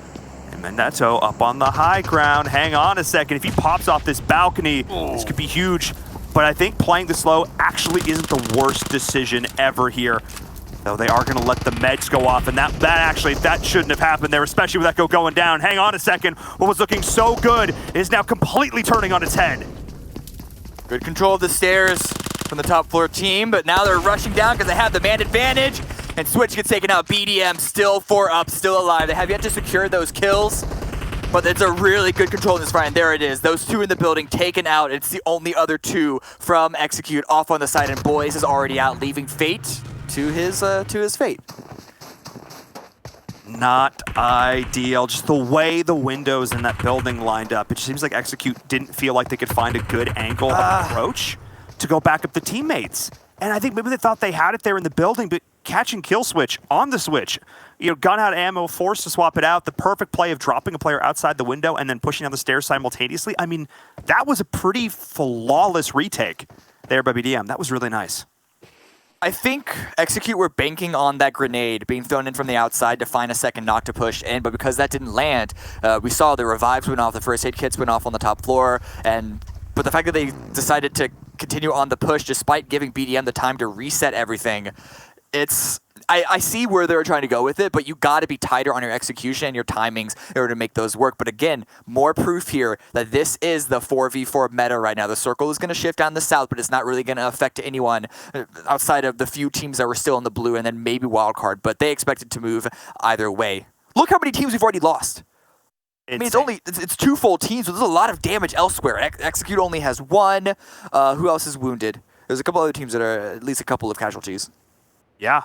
I mean, this has just been a bloodbath of a start. And I think the thing to keep in mind is it's not the teams that we saw full sended early that we're really seeing. We saw that one fight there as well, but we're also seeing teams way on the outset. Like that big Team Queso scrap, that was way outside that first circle. But because of how Vikendi works, because of the time you have at the start here and these first few circles, because they don't move too much, they were able to take that early game fight a little bit more comfortably, which I think is why Vikendi actually plays into this meta, this early scrapping meta, so well. Trickster spots are rotating Nova, but they're not going to send the shots out just yet because they need to move to the circle themselves, and they don't want to basically tell Nova, hey, here's a fight ready if you want to take it. They want to get into the circle comfortably and wait for the mid game. Loops here, proning down in the dead center. Again, I'm still not comfortable with a defensive Loops. That's where they haven't been the most successful is when they're just proning inside a building and letting other teams crash in onto them. We'll see what happens this game. And their position right now is it gives them a little more flexibility. It's not the same as being inside a building with limited windows, limited points of defense. But we're going to have to see what happens later on. Yeah, because here's the thing. Like, we've seen this enough from them now that it's not an accident. You know what I mean? They're being very, very conscious about these rotations they're moving in, and we're criticizing them for it, and rightly so, because it just objectively is not working as well for them. The loops that we saw in the first few weeks of the PMWL, the loops that would play way outside the circle, rotate in late, they would come in north around Cosmodrome like every single time. They would crash in a couple of compounds and pick up 8 to 12 kills. We saw them do that consistently, and then around week 3 of the PMWL, they just kind of stopped doing it. They had a couple fights that didn't go their way, and I think it maybe kind of gave them the yips a little bit. Like they just didn't have the confidence as much anymore, which is so bizarre to say because in their fights they always play so confidently. But now once again we see them dead center. But we'll see if maybe this time out in the open here, not committing to a compound, if that's the difference maker for them. Ooh, the Knights, they didn't push in through Nova. They looped up the east side counterclockwise, and Wildcard, they pushed in just on the edge, and they had the shots. Coldblade with 1 HP, able to stay alive. But if that blue gets anywhere near him, he's going to die. He's going to pop a quick bandage to give him a little bit of survivability and perhaps get picked up by one of his teammates who are now rotating in just a couple of moments behind. They have clear path on the northeast side. Yeah, they have a clear path on the northeast side to get into the circle, but that was very, very close and very, very tight of timings. That was actually hilarious. He just flew himself right over the top of the vehicle, and HP was the difference there. Having to res him, I actually don't think they would have had necessarily the time to res him. Like, if he went down there, that actually is, I mean, it's not the end of the world, but it's definitely more of an impact than it might seem like at the surface, as we do see the shift now towards the west. A lot of teams are going to have to rotate in. A lot of these squads on the outside, I'm looking at the Unnamed, I'm looking at 19, looking towards Nova Esports, and help, a lot of these squads down towards the south, if someone can get up more towards Abava, like that whole area is very much open right now. It's just Fame Boys chilling all by his lonesome. There's actually a lot of area on the west. Again, cardinal directions. Yes. A lot of area on the west side that's open and available. It's because everyone tried to go for center, and especially when there was difficult to cross a river, frozen river, but river nonetheless, in play here, you don't want to give yourself the possibility of having to make a long rotate, and so everyone was clumping up at the dead center.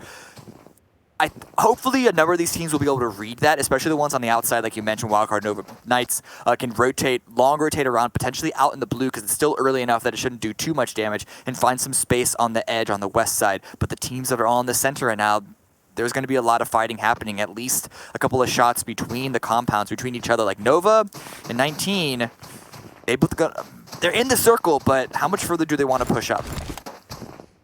And Nova, again, one of these teams that's been very middling so far. They've had some okay performances, 5th place finish to 6th place finish, but also some like 11 and 12, like 1 kill, 0 kills. Like they need to really start stepping up here and getting a kill onto Asta at range.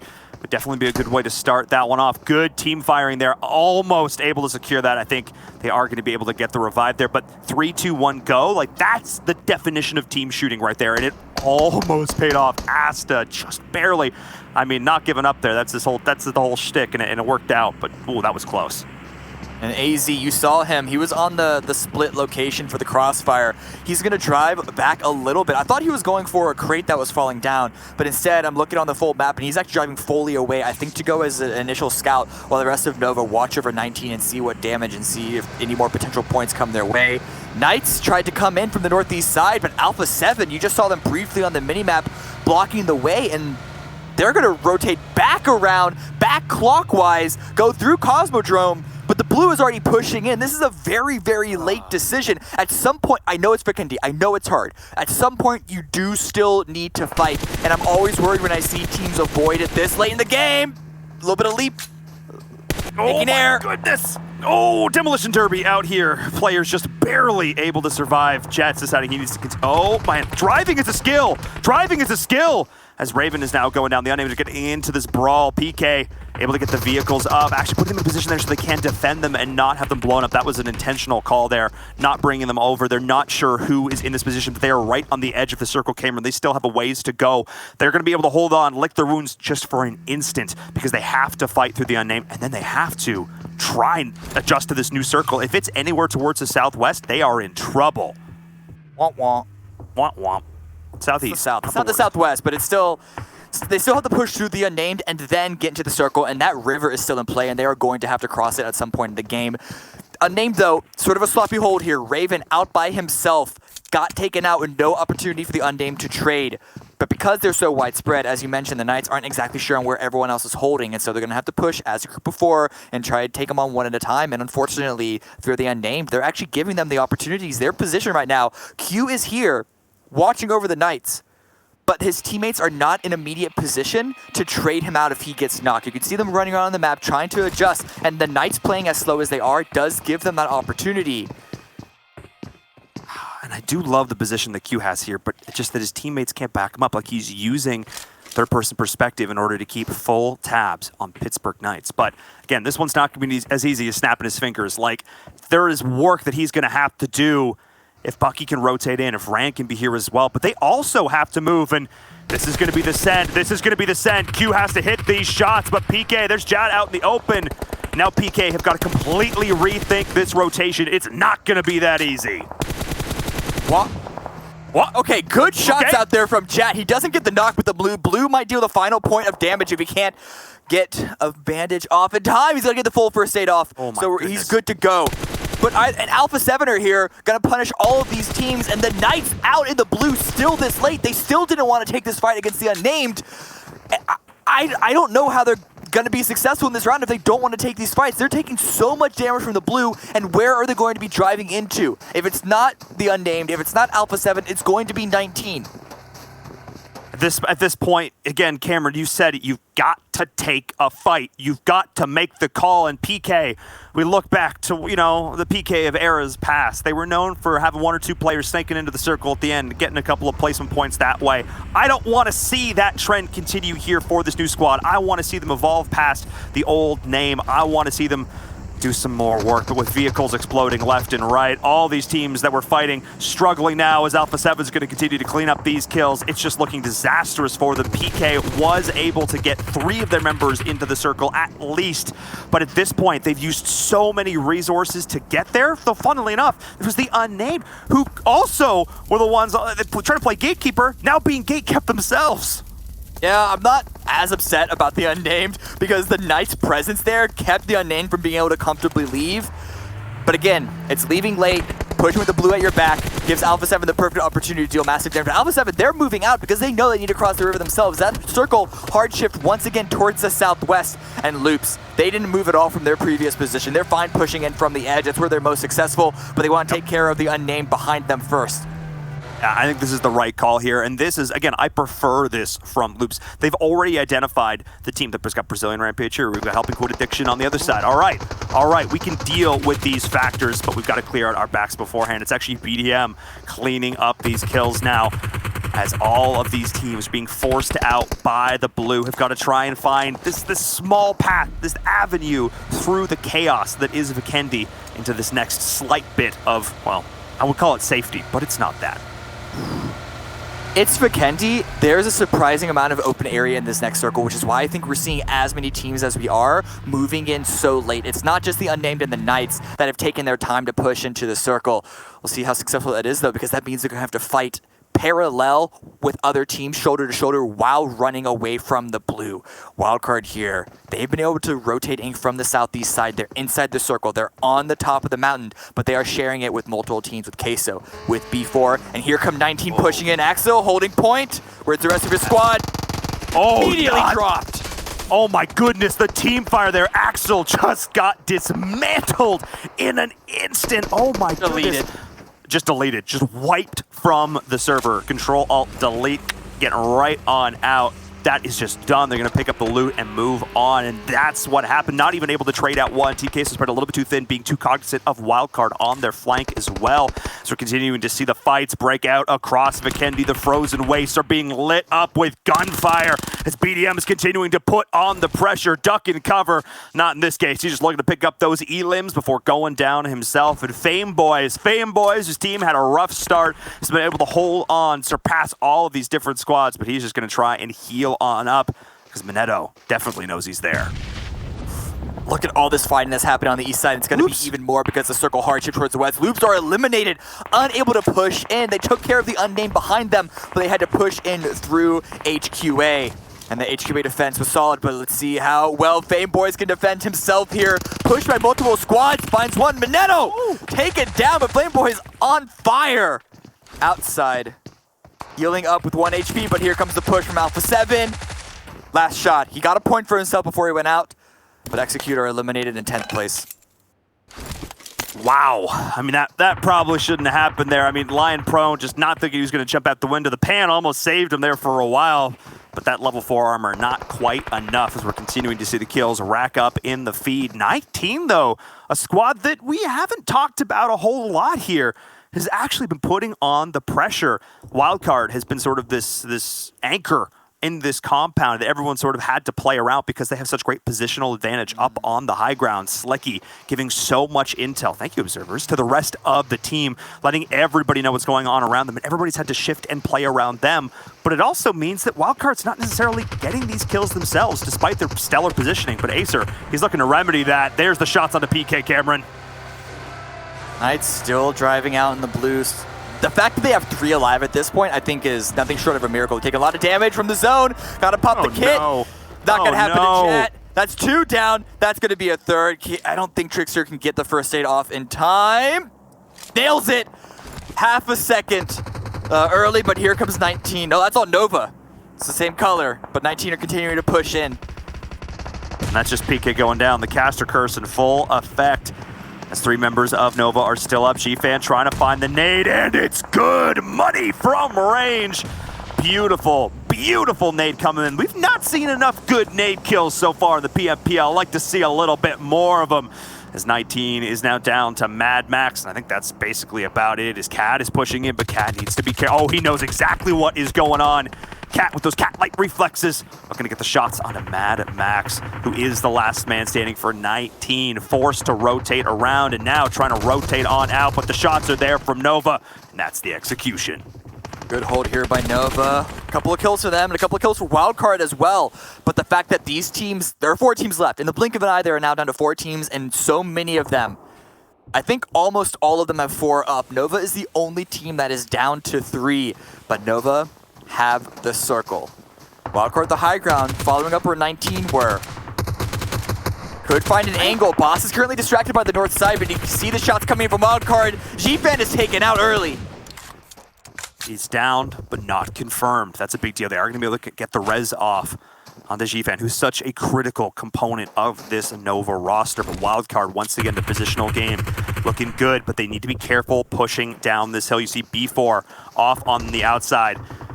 But Defeaters, though, they may be actually, this timing might not work out really well for them because Defeaters is actually going to be distracting B4 here, and B4 has to look their way. Now, this is an opening that Nova, I'm not even sure if they're aware that it's going on, but they may inadvertently take advantage of as Defeaters is going aggressive onto B4, and that's the first down onto the key member. Nenebede is down. Levi, can he find the shots? Fishy playing this angle beautifully. Tommy Gun is out, leveraging that massive mag and the short range close, that insane fire rate coming out, but Levi still going to continue to play around this, but Fishy knows something is up. They are not going to let themselves get flanked. They are holding all these angles with Pedro is up on the high ground, but he's just watching his teammates drop 1 by 1. Blue pushing in, didn't give them a lot of opportunities, but great killer instinct from Defeaters. They knew they needed to push and take out B4 if they wanted any opportunity to push into the circle. And even if they don't make it in, they're able to pick up a couple of kills for themselves. Richie is here trying to confirm as many as he can.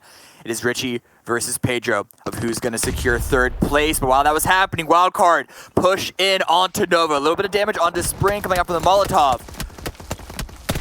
Oh, Pedro! Oh my, the ball, that neither of them get the kill, neither of them get the point though at the end.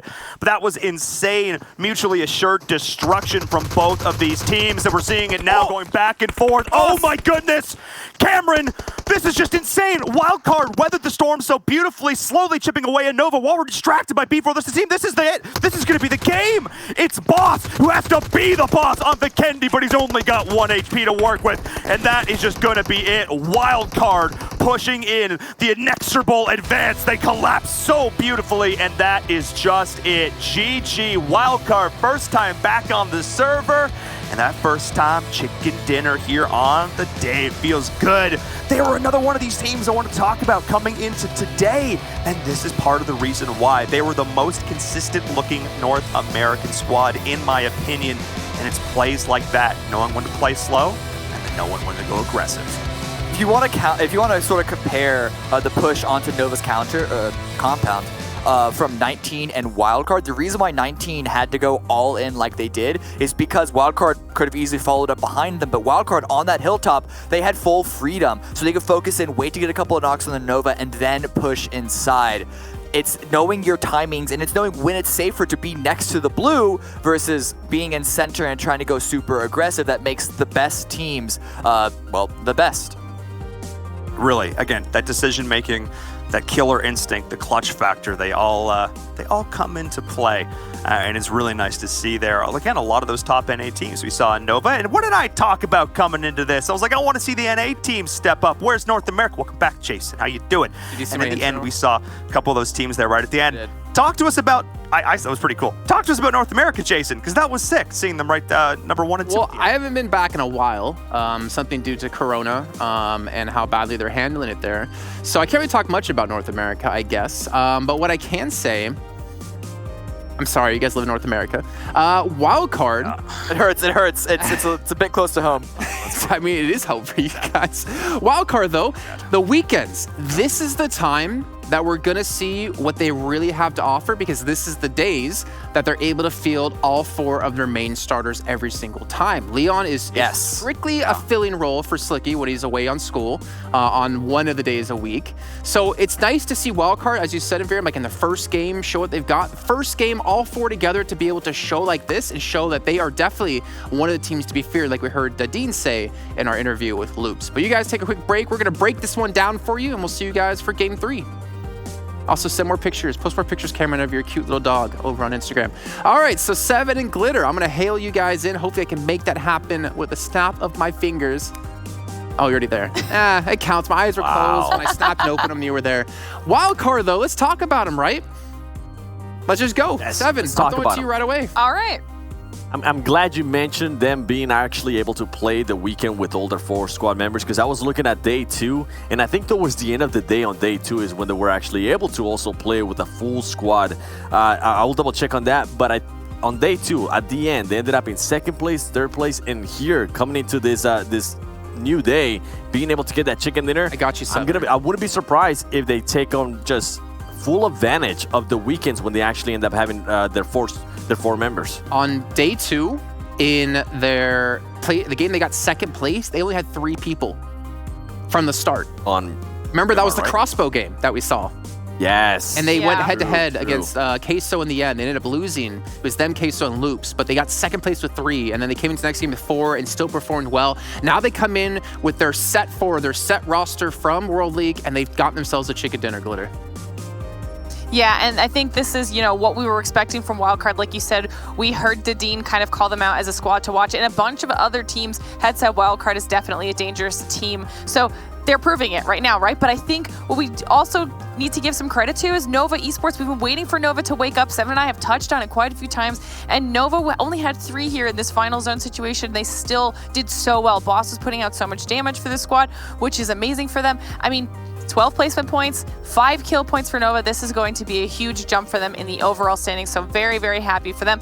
But B4, able to do well. Defeaters was another squad we saw with 4 up towards the end doing well for themselves as well. And Alpha 7 making it into a top 8 position after their showing in the first match. So some of these squads are starting to step up to the plate here, 7.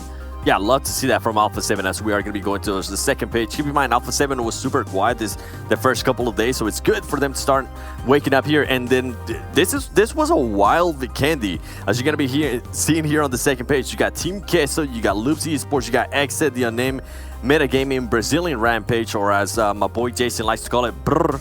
And then you have Execute as well, only being able to get 1 kill and 2 points total right there.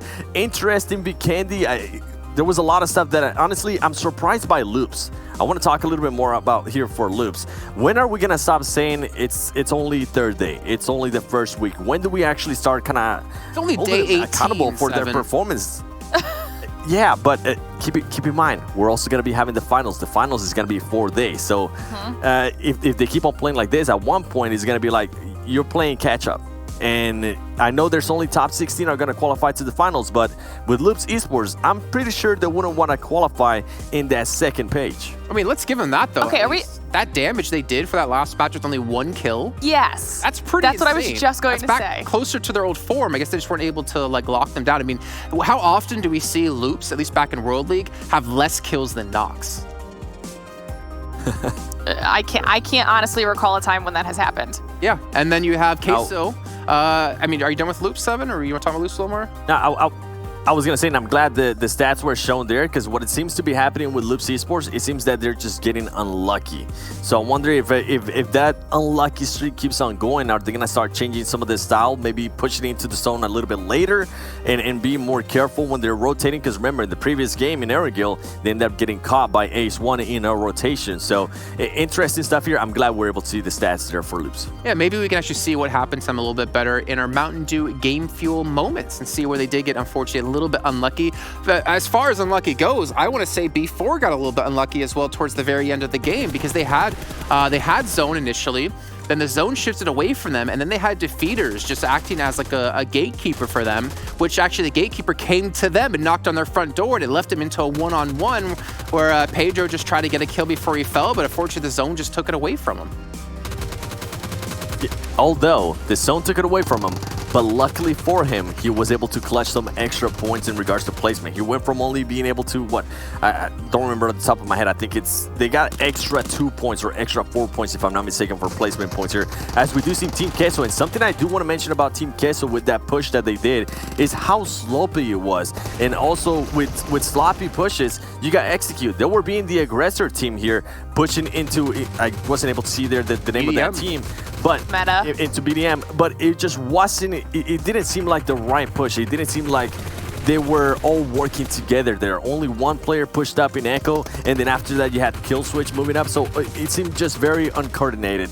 And I wouldn't be surprised if it's maybe just jitters, man. Keep in mind, these kids are young. They qualified in first place from PMCONA, and it could be, it could start pretty much getting to them here, Glitter.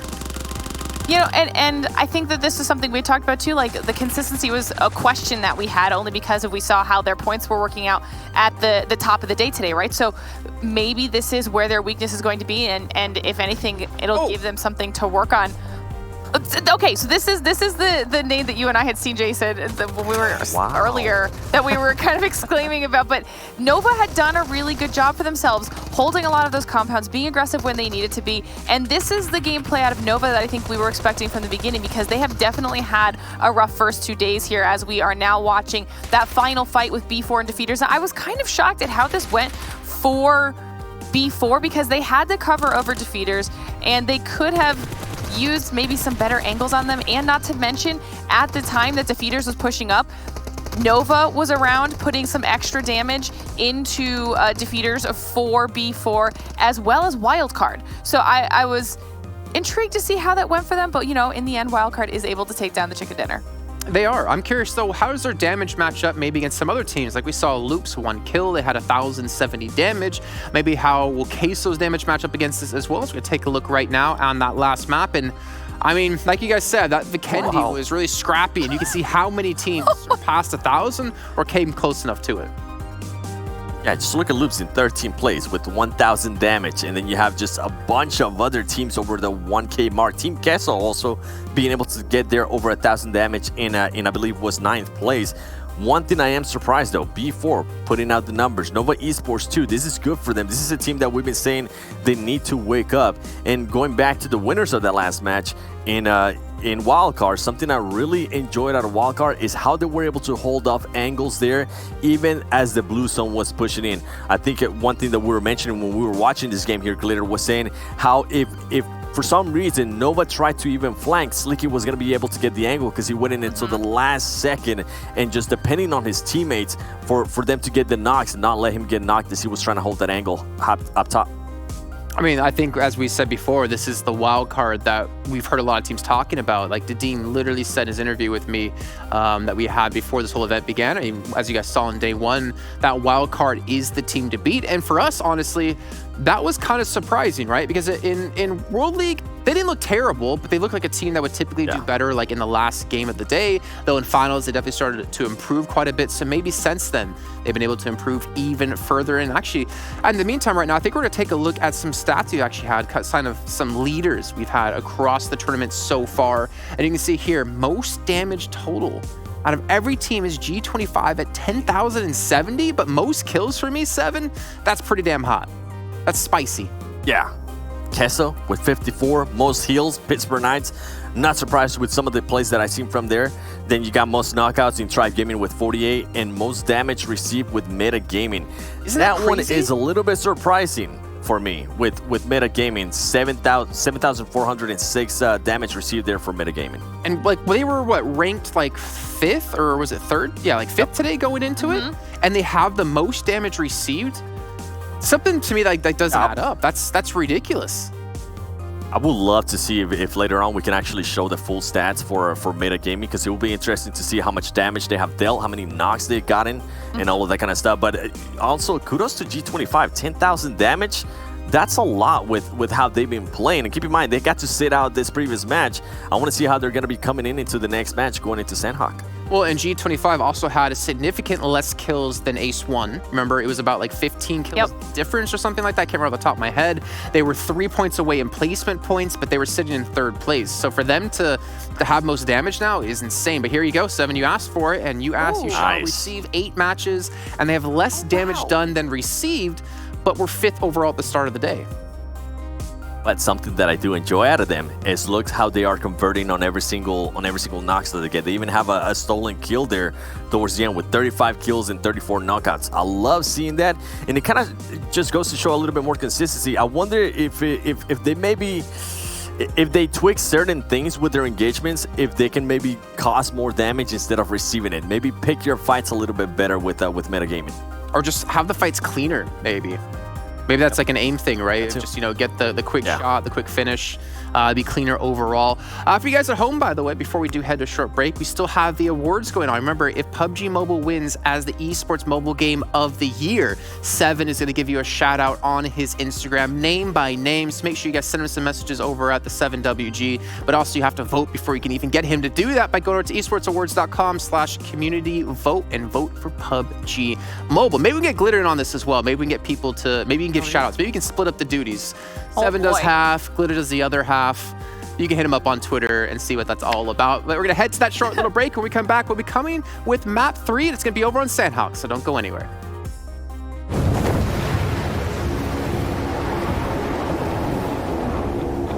Mountain Dew? Squads, there's loot on the horizon for however you find victory. For their combat chauffeurs, for those who strike from above or from below, for the experts in pan-to-pan combat. Whether you're taking a leap of faith or just aren't afraid of a close call, fuel your path to winner chicken dinner with ice-cold Mountain Dew. And with exclusive loot from Mountain Dew fuel stations. Spawning on a map near you.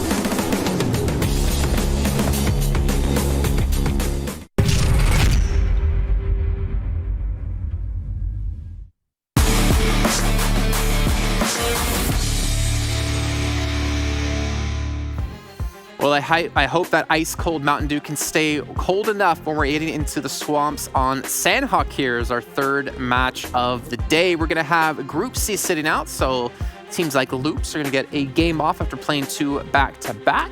Now, as we move over to Sanhok, we also have Group B coming back into the mix here. So I'm curious to see, what teams will potentially be able to take that game off and be able to refresh their minds. You got Ace1, Cloud9, G25. It's so crazy that we initially said like Group C was the group of death, but for me, 7, it's more looking like Group B right now. It definitely is. Ace1, G25. I mean, just alone with those 2 teams that we've been talking about over and over again, they've been taking full control so far. It's only 3 days. I gotta remember, it's only 3 days. But I am gonna be looking forward to see how they come into this. And also, it's great for Group C to kind of sit out, right? You got Klaze Esports, you got Execute, some of those teams that aren't maybe not performing well, have a little bit of a breather, talk about what happened in those previous 2 matches, what they can improve going on into the next couple of matches. I think this is gonna be an interesting match. Okay, well, you know what? I think we're actually ready to get into our next match. So you two just go ahead and take off, and we'll come meet you in a second to start breaking down this game and talk about it and do more moments. And you can make fun of me even more how I can't roll my R's. But you know, 2 people who can roll their R's, well, it's Glitter and Seven. I don't know if Enviram and Cameron Davis can do it, but I can ask them right now. Can both of you roll your R's? Not even a little bit. I learned French growing up, not Spanish. No R rolling. 0.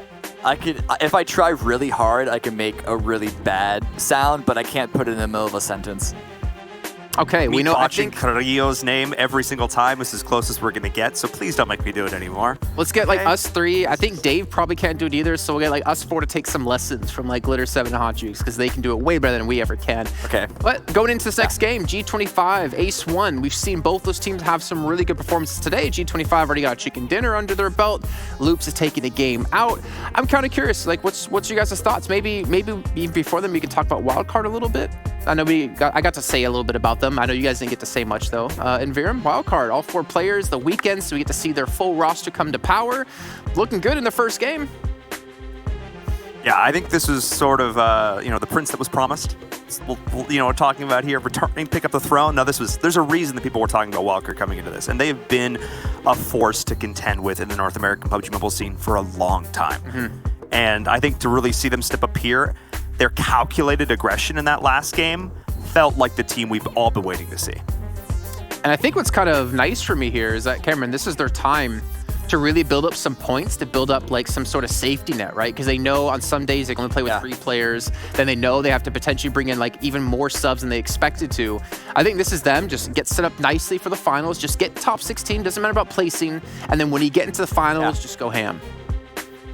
Yeah, that's honestly what it is. I don't think they're the only team that's going to focus on just being top 16 in like a sort of safe fashion. Take those wins where you can, but don't really panic if you had like 1 or 2 bad games, because it's 98 games. I know you said 78 at the start of the day. You're missing 20. It's a full 98 games overall these teams are playing. So there's a lot of opportunities to pick points. 16 is as valuable as first when it comes to making it to the finals. Go ahead, Enviram. He's talking about the finals. That's what he's talking about, the 98 versus. I knew what you were going with there, Jason. I knew what was going on. Yeah, I mean, obviously they don't play 98 matches in total because they play like less matches a day than the total that we see, because there's 5 matches a day and some teams play 4, some teams play 3. This is not supposed to be rocket science, Jason. We talked about this. I'm just saying, Dave had it out with me before saying, Jason, they're not playing 78 games. They're playing like 49 more, and you know, that's too much math for me to be honest. But Sanhok, it's about to come up. You two are going to take us straight into it. We're going to find out if Wildcard can continue that form or if we'll see a new team rise up. Okay, thank you so much, Jason. First and foremost, look, I've only botched every single attempted math equation I've done so far today, so why would this be any different? But you know what? A place where we don't have to do math, Sanhok. Why? Enviram, why? Why don't we do math on Sanhok? Because it's wild, because it's crazy, because it's a jungle and you drop and you shoot at each other. This is not Erangel where you've got angles and too many mountains and stuff. I mean, you got a little bit of mountains, a little bit there in the top left. But this isn't Miramar where you've got like big wide rotations. This is Sanhok. It's supposed to be quick and dirty, which is why I enjoy casting it so much, Cameron. So let's get into it. I mean, it's just all action. If you thought the early game action on Vikendi last round was a lot, welcome to Sanhok. It's a lot more. Sanhok is so hard to read. Vikendi, there are the teams that are really good on it. Miramar, there are the teams that are really good on it. Erangel, there are teams that are really good on it. Sanhok, you still cannot tell. We've only, and I enjoy looking at map statistics, what teams are better on which maps, etc. We've only had, for maps other than Erangel, we've only had 2 showings in PMPL so far, which is such a low sample size. It's not really enough to make any basis off of, but I still wanted to look to at least get like a little bit of a hint, maybe. But all the 7 teams that got 1st through 3rd and then 1st through 4th on another day, all but one of them only played the map once. So like the games, they're not even allowing me to even get a head start on who's gonna do well or not. I have no clue. What I do know though is that the circle is going to be on the east side, so it's not going to give those teams on the northwest island especially a big advantage right now, but it is a hot drop. Wake up, ladies and gentlemen. BDM versus 19, or at least 2 members of 19, and they are making the smart decision to bail because their teammates are across the water at Cave. I saw a thing on Twitter a couple days ago about trying to, like, BDM, of course, like what it stands, and trying to say it in the Brazilian accent and stuff, Portuguese. I saw it on Twitter, and I'm good at Bonde de Madruga. It's something in there, something like that. Not bad, okay? You know what? Brazilian fans, that was for you, attempting to pronounce that, because they deserved the call out there, because they just owned it. They just forced them out. No shots were even fired. The pressure that was exerted there, having 3 players instead of 2, was solid. But another team, multiple teams actually, thank you. Going back and forth between TQ and Meta, the 2 teams I wanted to talk about. Heck yes, observers, thank you, because this is another map. They are starting out right next to each other, and we know how it ended for Meta in the last one. So the reason why we're seeing so many shared drops, or hot drops, I guess, even though fighting's not really breaking out because teams are dislodging immediately, is because that plane was on the far west side, which limited how far teams could comfortably go. But then the circle was on the east side, and so the teams that dropped on each other said, oh, wait, we're going to have to move a lot. Let's not fight. Let's back off. We'll see you guys in 5 minutes, maybe later on. 19 backed away. Queso are now backing away because they still need to get into a comfortable position in the circle. But Ace, INF, Influence Rage, they're in really good spots right now. They don't have to move, but G25, you see them coming in from the northwest side. They are pretty spread out. They actually have a nice opportunity to choose between gatekeeping teams from the northwest island or pushing into the center of the circle themselves. But they're going to have to choose. They are going to have to make the call. And we didn't see, I remember I talked about it in Vikendi, the last map. I wish teams had rotated in further into the circle earlier on, posted up a little bit more. We saw Wildcard do a little bit of it, and it paid off really well for them. Camp Bravo, Lakawi, like Kampong, these places are wide open. If a team decides they want to push all the way through and around, I mean, yeah, obviously there's a bit of an element of risk because the way the circle is going to rotate, but there's a lot of really good, open, high-volume loot spots that are still yet unclaimed. So I would like to see teams being a little bit more aggressive on a wide rotate. So it's not really that aggressive. It's not that aggressive. But I'm looking at the teams that are rotating now, and we are just now hitting 4 minutes of the game, and we're already seeing Queso, we're seeing Ace, we're seeing Tempo Storm here move closer into the circle, and they seem pretty looted. It's not the most loot, it's not full level 3s or anything like that, but they have a good standard sort of like default set kit. The loot on Sanhok is already good enough and stacked enough as it is. Compared to Vikendi, we might see early fights even more like as well on Sanhok here, just because of the possibility and because of how much easier it feels when you're not like 16 teams in phase 5 in Sanhok. That is so claustrophobic and so just like, it's packed. Can we get some people out of the cars here? Seriously, come on. Like, it's sheer chaos. But one of the things you have to keep in mind is when you do decide to take a fight, when you do decide you're going to commit, you've got to do it quick. Because once you start letting bullets fly, other teams are going to hear it. Because the audio cues, it's just such a small, compact map. You have to go in, to take your fight, you have to get your kills, and you have to get out. Or be ready to fight over those spoils that you just got for yourself. Unnamed right now. Bit of a mixed bag last round. It lasted somewhat long into it, but I don't think they got that many kills. And I'm still had a couple of words about how they played that game. But it's a new game, a new opportunity. Because G25 actually did back away, they were able to cross over that bridge pretty easily. But you mentioned wide rotation. Nova, this is a wide rotation, and I really hope that they have at least 1, if not 2 or 3 gas canisters, because boats take up a lot of fuel. But you know what's great? They're not the only team doing this. Klaze are also doing another boat rotation. You rarely see this on Sanhok because, again, one, how small the map is, but also how much gas it takes. Yeah. This is like the perfect circle and the perfect situation for it to work out. Yeah, and I can't believe we're seeing 2 teams. I mean, look, I talked about wide rotations, and I'm going to be honest, I meant like, you know, a little buggy or something. I wasn't expecting 2 full boat sends, but I can't say that I dislike it. The question is, will Tribe on the south shore and Wildcard on the north see if they run into Nova and Klaze? Once again, we're seeing the fight break out on your screen. This time around, it is C9 and Team Queso. One of these teams has been showing up in a big way, racking up and stacking up the kills. and it's not the team I maybe would have called out at the start of the PMPL. It is not C9, though Adder is looking to continue to lay down some of this long-range fire. He is actually just a beast. He's actually just a beast. Even if C9 isn't doing great, Adder is doing great. Yeah, actually, that's a pretty apt description. I love the spread that C9 have right now, and they're utilizing it early on. This is the best time to get those kills where you can. Yep. Ace, one of the members, got caught out in the open, and it was not only an easy knock, it was an easy flush, easy kill, easy secure for Cloud9. One more in their pocket, but look at this slow approach by Tempo Storm, XSET. Nico's here by himself. I think the rest of his team is going to group up with him, but he is going to be none the wiser right now. A couple of shots. I don't know if that was towards Tempo, but I don't know. Nico wouldn't know that.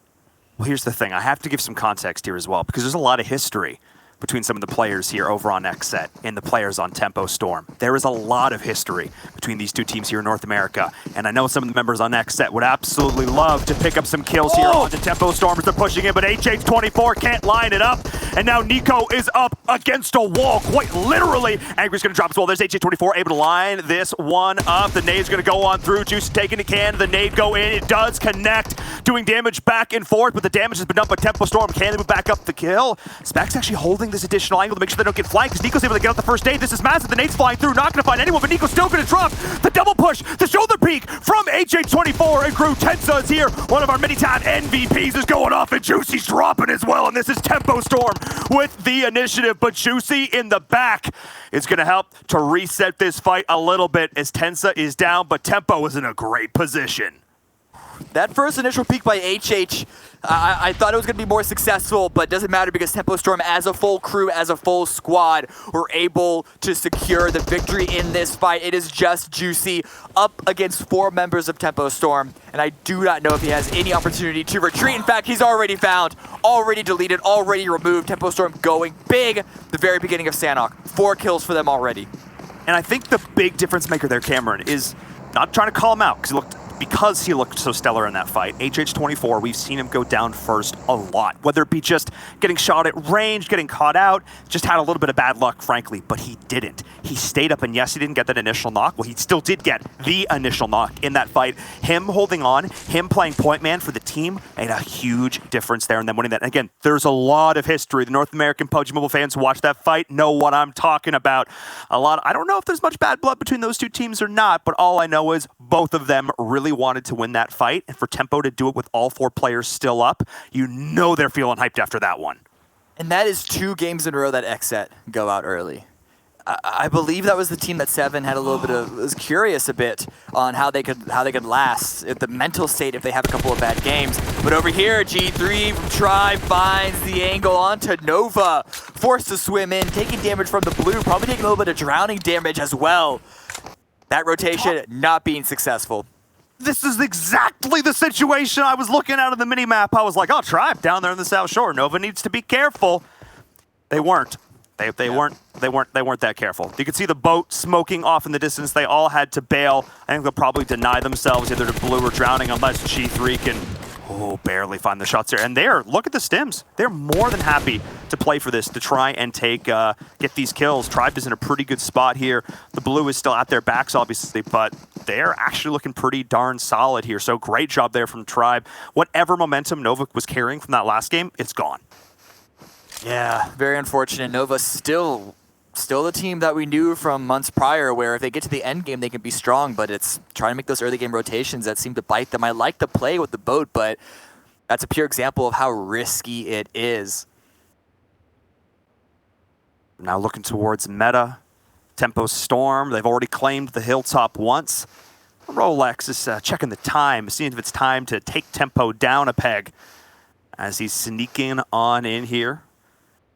And we're seeing that there's Nova going out. The second team eliminated from the server. So 2 North American teams already down and out. But Meta, with their point man here, playing Scout, running into Tensa though, and that's not a player I'd want to find in a dark alley. Not just a dark alley, he's hiding behind a rock now. But Meta are crawling up. The question here is, what information do either team have right now on not only if there's a team coming up, how close they are. Oh, okay. Tensa knows now. He's waiting for the peek. Rolex is jump spotting, but he's not expecting. He sees the box. I think that scares him. I think that worries him. But INTZ should spot him. Gets the peek, gets the fire out. A knock, Now, a the kill. question I have, was INTZ intentionally baiting that crate? Was he intentionally baiting that crate, or was he just holding that particular... Because I'm looking at what he could see from that angle. It wasn't actually great. I actually think he was camping out on that specifically, and now with that first blood struck once again, and the reposition from INTZ, gosh, Tempo Storm is looking tight. Yeah, just look at this surround right now. With a circle shift that went in the direction that it did on phase 2, they were pretty secure that they aren't at that big of a threat of a third party coming across this fight and ruining plans for Tempo. And so right now, they're just working as a big mouth to try and swallow Metal whole. Oh my goodness, yeah. I mean, this is it. The pincer movement coming in. You can see Rain off on one flank. You can see Tenso right down the middle. Look at the mini-map. They are collapsing. Taking a big old bite. The jaws of death are closing on in. And that's Rain on that flank. Beautifully done. Escanor drops, and this is just Meta's hopes and dreams crumbling away. They're going to need to go absolutely clutch if they have any hope of dealing with this, but they might just... Problem is, where do you back up from here? There is no good reset point. Yeah, they have to go down the hill, and Tempo Storm, if they recognize that, they would just rush forward as group of 4 and have the high ground advantage in the fight. Abdul here is trying to relocate behind a rock to dodge the grenades that are coming in, and they can use these elements of terrain, the rocks and the trees, to sort of leapfrog away. The Tempo Storm, they're pushing aggressive. They're not going to try and give them the opportunity. Yeah, and they're making sure they do this. There's always 2 of them visible on the screen at once, so even if the one does go down, they're going to trade positive here. That's what they're looking to do. I have to give props, though, to Meta, but Rain, once again, on the flank is going to shut this down. That was about as good of a retreat as you could have asked for, but Tempo just played it too well. I'll call him Mr. Clean, because that was absolutely beautiful. And now we're jumping into even more action because Cameron Sanhok does not stop. Tribe had to push in from the south that we saw, and they run directly into INTZ. A little bit of damage, of course, onto Tribe coming in from the south, coming in, being gatekept, trying to trade it back, but it's not looking too well. INTZ are just rushing over, flushing over. And that's it, that's Tribe out. They picked up a few points from Nova, but they weren't able to get any more. That was my worry. Yes, Nova baited them out to stay down there on the peninsula at the south, but coming in late in Sanhok is about as bad as any map. And sometimes it's even worse as we're continuing to see the action here. And this is the rotation I was looking for teams to make early. Wildcard doing it. Klaze is doing it here in Camp Bravo, fighting over this pretty valuable piece of terrain, especially given this next circle. But Wildcard talked about momentum and how Nova just had theirs snuffed out. But it's Wildcard after that chicken dinner in that last game who are going to look to continue to keep the streak alive. They've already taken down, I believe, one member of Klaze, and they are looking to continue to push on in. Rambode here, using the windows to spot out the pushing Wildcard. There's a reality that they just shared Camp Bravo for at least the next phase. Like Romeo and Juliet, but the nades coming out from Influence Rage. Not going to be as friendly. There's an immediate trade back. It's actually Fear on a wide southern angle. What a spread. He's going to try and confirm Castile. Can he find it? So close. I think they might actually be able to get the res. Fear. This is a real wide angle. I mean, a real wide angle, but they do finally have the bead on him, though. As INTZ, Pauly around there on the flank. Durso is here as well. So Fear, this is where I talked about it before. Cameron, if you take a shot on Sanhok, you better make it count, because your position will not stay hidden for long. This area around Lakawi is the perfect area to have a split in the way that 19 are. But unfortunately, as you mentioned, INTZ are coming from the south and they're going to take advantage of that. Fear smoked his vehicle to try and have a path out. I would have liked to see INTZ actually just fully blow that vehicle up. You saw that they had the angle on the truck. Maybe they're trying to use it to bait it out. By the way, BDM also pushing through, putting more pressure potentially onto Influence. I mean, this is a party, Cameron. This is Sanhok. This is what we've come to know. Everyone's invited. Everybody's invited. It's a kind of call it a rumble in the jungle, but really it's more like it's a tiki party, I guess, potentially. I don't know. I want an umbrella in my drink regardless of what's happening. But Fear, he's not loving what's happening in this situation. Finally going to get taken down, and now whatever leverage the 19 had on the outside of this fight has been dismantled by the third party. INTZ is there. It's Mitz. Going to help him to claw his team further and further into this game. 12 teams back up. Shots are firing off left and right. It's also looking to get some fire over towards beating, but this is just bedlam. Bedlam, Cameron. Ooh. Yeah, and the next shift's gonna hard shift towards the northwest, opposite direction from this Lakawi engagement. A lot of teams are gonna have to move. Not just the Lakawi teams, but also the Camp Bravo teams that we were looking at just previously. But Influence Rage getting a couple of good kills onto BDM, who are forced to just have a full send. A couple of more players not able to get the revive. But this is just swarming with players right now. It is, and we can see in the picture-in-picture there on your screen, I believe that's Klaze and the Unnamed battling outside of Camp Bravo. There's so much action going on the screen, it's really hard to keep track. And yes, that was what was going on, is now everyone is forced back all the way where we've had East Shift, and now back over to the west. And it's like a pretty wide open area. I mean, there's a good amount of elevation, good amount of trees to play around, but right outside of Bomb, this is going to get very hectic as C9 and Wildcard, the great North American hopes, well, they're looking to take each other down a notch here. Uneven up on the high ground. Acer, can he connect with this nade? Let's find out. Oh, looks good, and it knocks Uneven immediately. Well cooked. Perfect medium rare. And now he's peeking around for more. C9 still only have one down, though, and Beowulf, he's going aggressive. He's trying to stop the revive, but Sam is picked up. Has time for a first aid, but he's going to pick up more loot for himself. Uneven. And now Acer's just going to be crawling forward, backing away. And Beowulf, this flank, has done so much for his team. The pressure he just exerted onto Wildcard is the only reason that Uneven is still alive. They do not want to peek, and Uneven's actually been able to get himself down into a little bit of a deflate, giving Adder a potential opportunity. Oh, that was close. Oh, that was close. Using more first aid kits, and Adder throwing out some more nades for himself to try and put pressure once again. But Acer peeking up around the high ground. They have a general idea of where Pyra and Beowulf are, but as you mentioned, Uneven getting revived right now by Adder and Wildcard at this point. No! What happened? What angle? Got taken down by the nade from Acer. Acer knocks Adder, confirms the kill onto Uneven. Another sick nade from Acer. Looking at the first couple days of play, I saw a couple good throwables. I said, okay, we can do better. I watched PMWL. I know what we can do. This is what we can do. And now what looked like a great opportunity for C9 to stabilize is now an opportunity to just try and survive. The circle shift is going to hard shift onto the south lead, which is good for all the teams that you can see in the blue, but it's actually bad for Wildcard. If it even stayed central or went even further west, Wildcard could have circumvented the rest of Cloud9, but this does give C9 an opportunity, if they can reset, to continue to gatekeep Cloud9 out around Bond. Sorry, gatekeep Wildcard out around Bond. But again, fighting in the blue, these teams have not been able to catch a break at all. All the teams in the south continuing to be outside the play zone and taking massive damage from it. Yeah, not an ideal situation there. INTZ getting a little bit spread out and punished for it in this area just west of Bomb. But G25, we've been a little bit quiet on them so far. You saw them in the minimap right there in the middle, and Ace is here as well. All these teams vying for the top of the leaderboard are going toe-to-toe, and Team Queso still on the outside looking in. They've got their players up and ready to get in on the action, though. This is huge. So many of these top teams with all four players still alive, and now with tempo continuing to go down, the placement points, Cameron, really start to add up.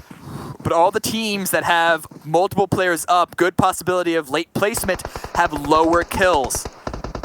To get those early game fighting points, you obviously got to take a lot of damage. I'm looking at Tempo Storm as a big example of that. 8 kills, but only 1 player remains for them, I believe, in G25. And Queso at the top of the leaderboard trying to get those points now. Better late than never. And G25 using the blue to their advantage. Ayala trying to throw a Molotov. Was that supposed to be a smoke? Or maybe to stop the rush to give him time to heal. Hideko Ito is going to be climbing in. Potentially, Ayala hears the footsteps. He knows something's up. Oh, he just baited him perfectly. Oh, he just baited him perfectly. He stopped.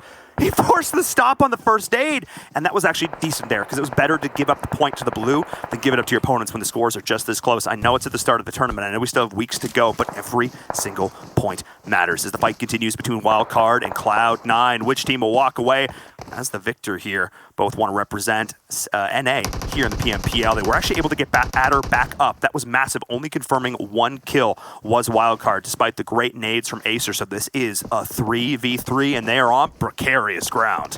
It's weird. Both teams have 2 on the high ground, 1 on the low ground. Almost in a little bit of a standoff here, but G25, they want in on this fight. They want in here. Sam is taken down. This is actually huge, because now Spring is totally pinned. Acer is basically the last man standing, but no, G25 playing spoiler once again. C9 getting a little bit of a helping hand in this one, but Wildcard maybe able to take advantage of the chaos, but Bedlam, as Spring is here on the outside. He sees, he can hear Bayo going around into the smoke, but he needs to be so cognizant of his angles, of his lines of sight, because G25 are going to look to lay down the pain at range, and Spring is going to need to pop all the stims and try and survive and run on through. You can see it head on a swivel. He is going to confirm this kill on Nebeo, steal this out and away, but he is in a rough spot, Cameron, because Ace is getting involved. Adder made the smart decision to drop down, have more cover, not just from G25, but also from Ace here, but it doesn't matter. Doesn't matter. They lasted one more position in the placements, in the standings, but we're looking at top 3 right now, and I say that, top 2. In an instant, we went from 5 teams left alive to 2 of the teams battling it out of the top of the leaderboards. The team fire! The team fire! Yes, dude, it was traded back, but that was absolutely sick from Ace, and now with the player caught out so far, G25 really had to rethink the strategy, but being able to confirm the kill there is absolutely massive, making this functionally a 3v2 situation. If they can get the res here, that would be massive, but they know they have Ace pinned, and Cameron, look at the circle. Swings up in G25's favor, but Ace already so many points for themselves. 11 kills, guaranteed 2nd place. If they can find some opening grenades onto G25, or even just utilize the cover, a couple of smokes added in, utilize these rocks and trees, get up close to G25, could have something, but already Yuta trying to get the shots. 1 knock, it's only 1 more remains, and it's going to be another win if they can find it. Oh my goodness. I say if. It's going to be a matter of when. I got to give so many props to Ace for not just denying the points to the blue, for fighting it out until the end, but in the end, it was a futile measure as G25 Gaming walk away with yet another winner chicken dinner. This team is flashy. They've got those moments of brilliance, but really, they're just solid. They play together so well. They team fire so beautifully. And they make sure that if they get it down, they work their darndest to make sure that they confirm that kill, and boy, does it add up. Only 5 in that game, but still solid play from them. So we don't usually have this issue with the previous point system with the full 20 points for a win. But Ace won this round if you look at the number of points gained. 11 kills and 12 points for 2nd place compared to 15 plus 5. Do the math yourself. No, definitely not. Jason, you do the math. Yeah, I mean, I was going to say, if you're in Virum, I hope you're not doing the math live because you failed almost every single time today. Not almost. 100%. Hey, I was trying to give you the benefit of the doubt. I don't think anyone out there is counting how many times. But yeah, I mean, wow. Again, G25 get another chicken dinner. Yeah, they might not have won in points, but they still get the chicken dinner under their belt, which has to feel great. Ace won as well, getting so many kills and just kind of crashing the party of so many different players as well, and so many different teams, and crushing the hopes. I feel kind of bad for teams like Cloud9 and Wildcard, but then again, that's probably Cloud9's best performance they've had so far yet. Then again, it's only day 3. But as Seven said, at what point do we stop saying it's only day 3? It's only day 7. It's only day 10. Which, you know what? It's only game 3 done for the day. You two go get out of here. Go get a quick little drink of water. Or more importantly, maybe some Mountain Dew as we get ready for our 4th game and bring our experts back in to talk about the last match. So Seven and Glitter, please join me back here in the virtual world of PUBG Mobile. And let's start to talk about that game. That is something that's really unfortunate, right? G25, because the point system change technically would have gotten less points than Ace won. However, the morale boost of a chicken dinner, I think, is so important. It is, and the consistency too. We've always talked about consistency. I know Ace 1 kind of beat him in regards to points there. And look at this. This is kind of the storyline that we were following, right? We talked about G25 being able to get better placement, but not being able to get a lot of kills. Well, guess what? They showed this here perfectly with G25 only getting 5 kills and getting the chicken dinner, and then Ace 1 getting that 2nd place and 11 kills. I think that is huge, and I love seeing that Ace 1 is keeping this momentum going. I hope that I'm enjoying the aggression that I'm seeing out of them. And to our surprise too, the Unnamed there in 3rd place. This might be a spark up for them, being able to collect their 15 points. That is huge for them. We see Cloud9 there with 12 points. I'm enjoying seeing them being there in the top 5. I've always talked about how that team, if they have their full squad in a top 5 situation, they usually end up being a threat and I'm enjoying that. With Wildcard Gaming here, I think what kind of hurt them, Glitter, was just Cloud9 and Wildcard Gaming were just engaging with each other for far too long, and just maybe ended up using a lot of their heals and a lot of their grenades and smoke grenades. Yeah, but both teams did. Cloud9 specifically will need these placement points for them, so this is going to be at least a good boost for them. And Wildcard coming off of, a win in the last match. So either way, this is still a good day so far for Wildcard, even if they did have that unfortunate engagement with Cloud9, like you said. And Tempo Storm. Notice that they had 8 kills and only 1 placement point. That's how many kills they were able to get that early on in the game. So this is definitely a Tempo Storm that's starting to look a little bit stronger for us as we look onto the second page here. We see Klaze Esports able to pull down 4 placement points. BDM and Influence Rage both getting 2 kill points and 1 placement point apiece. Surprising that Team Queso is so far down on the list. A little bit rough showing for them here on Sanhok. Not the end of the day though. It's totally okay. Tribe Gaming also kind of surprising to see them this far down. And Nova, after having a much better showing on Vikendi, struggling a little bit here in Sanhok. With Team Queso, it's kind of like the storyline that we've been talking about. They either win and get their placement points, or if they don't win, they get very little points. And that by far, if it's not a win, that's by far one of the better placements of being able to collect their 2 placement points for Team Queso. That's their 4th best result, I guess technically, if he turns a placement points. They had 3 chicken dinners in that. You can see some stats coming in for G25. Again, not that much damage being done for them. 1,100 damage in that last match. I mean, that is quite a bit, yes, but with only 5 kills to show for it. But then again, I mean, playing safe. I think that's maybe just as you pointed out before, Seven, the big difference between teams like G25 and Ace1 is they're not necessarily as powerful when it comes to kills, but they've been so consistent at placing so high time in and time out. Let's take a look though at our Mountain Dew game fuel moments from the last match and start to break some of these down as well. It was a little bit of a crazy Sanhok coming through as well for some of these teams, but we talked about Cloud9 just shredding players, and what you see off the bat, he does get the down right off the bat onto Ace1. Yeah, and I think this is something they kind of need, right? They won their top fraggers in regards to Adder and Uneven to kind of wake up and start getting those skills. And right here, this engagement between Tempo, I think it was a very well engagement here for Tempo, being able to destroy their exit.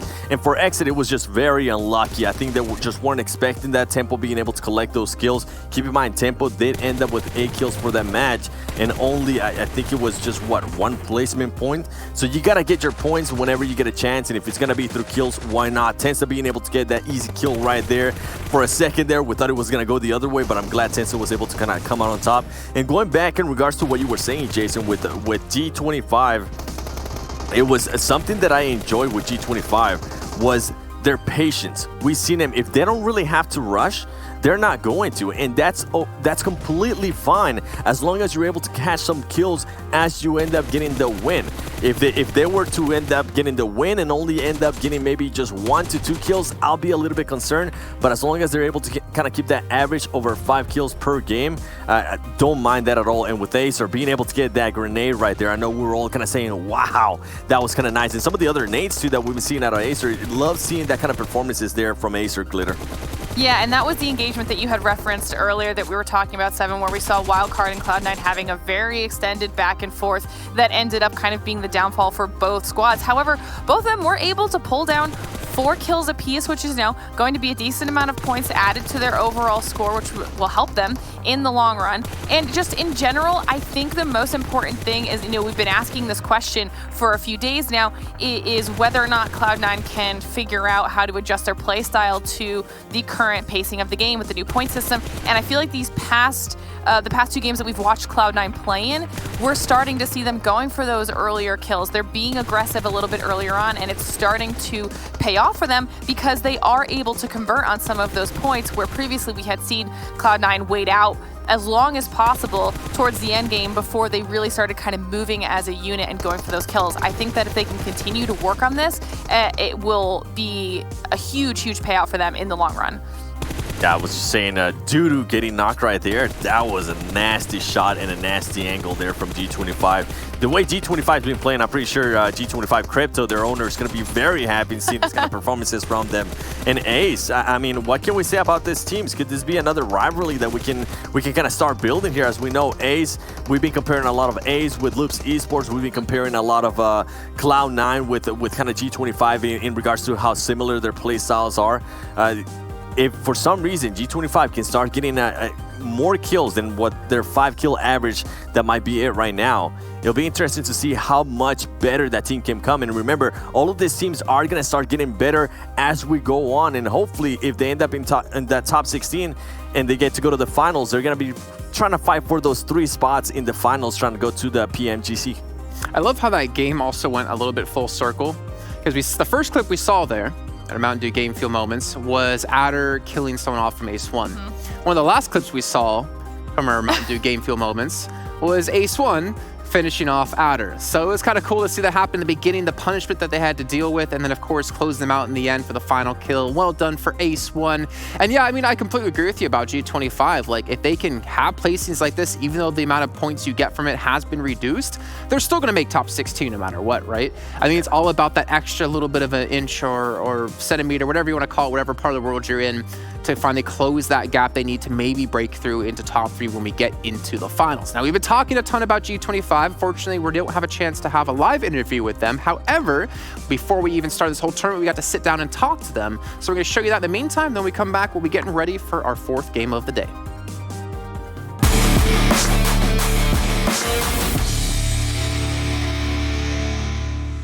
Welcome to PMPL Americas Season 2. My name is Glitter Explosion, and with me we now have Quinto from G25 Gaming. Welcome, how are you? Muy bien. ¿Y vos? I'm great, especially now that we get to be talking to you for a little bit. Now, for anyone in the audience who might not know who you are, can you give us a quick introduction of yourself and a brief intro on your team? Yo soy Quinto, líder del equipo G25 Gaming, y vengo acompañado de Italox, Edu, Pepito y Tommy. Okay, now you are actually one of our invited teams for PMPL Americas. So how does that feel for your squad moving into your 2nd season? Me siento bastante bien, porque no pude jugar mucho la anterior, así que vengo con todo para esta. All right, now, how have you guys as a team actually prepared for the PMPL with the time that you've had? En scrims de nuestra región también hicimos algunos cambios, así que tratamos de encontrar el mejor equipo. Y también fue difícil porque cambiamos nuestra forma de jugar debido al nerfeo que tuvo la Wii y los puntos de posicionamiento. Así que tratamos de cambiar nuestra forma de juego casi a último momento. All right, now what are some of your team's goals for the season heading into PMPL Americas Season 2? El objetivo, sé que campeonar es muy difícil, así que nosotros apuntamos a un top 5 y en el peor de los casos, un top 8. Otra cosa sería fracaso. What do you consider as your best moment of your career so far? Yo creo que fue cuando ganamos PMCO. O sea, el equipo dominó en esa premiación, dominó en la región. Can you actually describe your team's playstyle a little bit? Como la win ya está muy nerfeada y las kills pasan a valer más, tratamos de priorizar kills que priorizar el posicionamiento. Who would you consider to be your biggest rival for the upcoming season? No tenemos un equipo con el que, por ejemplo, decimos vamos a pelear contra este equipo. Quizá en Pro League se diga así, quizás estemos igualados de puntos y tengamos que ir a buscar ese equipo, pero por ahora no hay ningún equipo que se me venga a la mente. All right, and then before we close out this interview, I just want to give you an opportunity to maybe shout out your fans or thank anybody that's supported you along the way so far on your journey. No sé si tengo muchos fans, pero sí que hay gente que me apoya y le quiero dar las gracias y decirle que en la Pro League voy a dar lo mejor de mí. All right, I love it. There's always fans, so don't ever think that there is too little an amount to be thankful for. But thank you so much for taking the time to talk with us, Quinto, and we wish you the best in the PMPL Americas Season 2. Muchas gracias.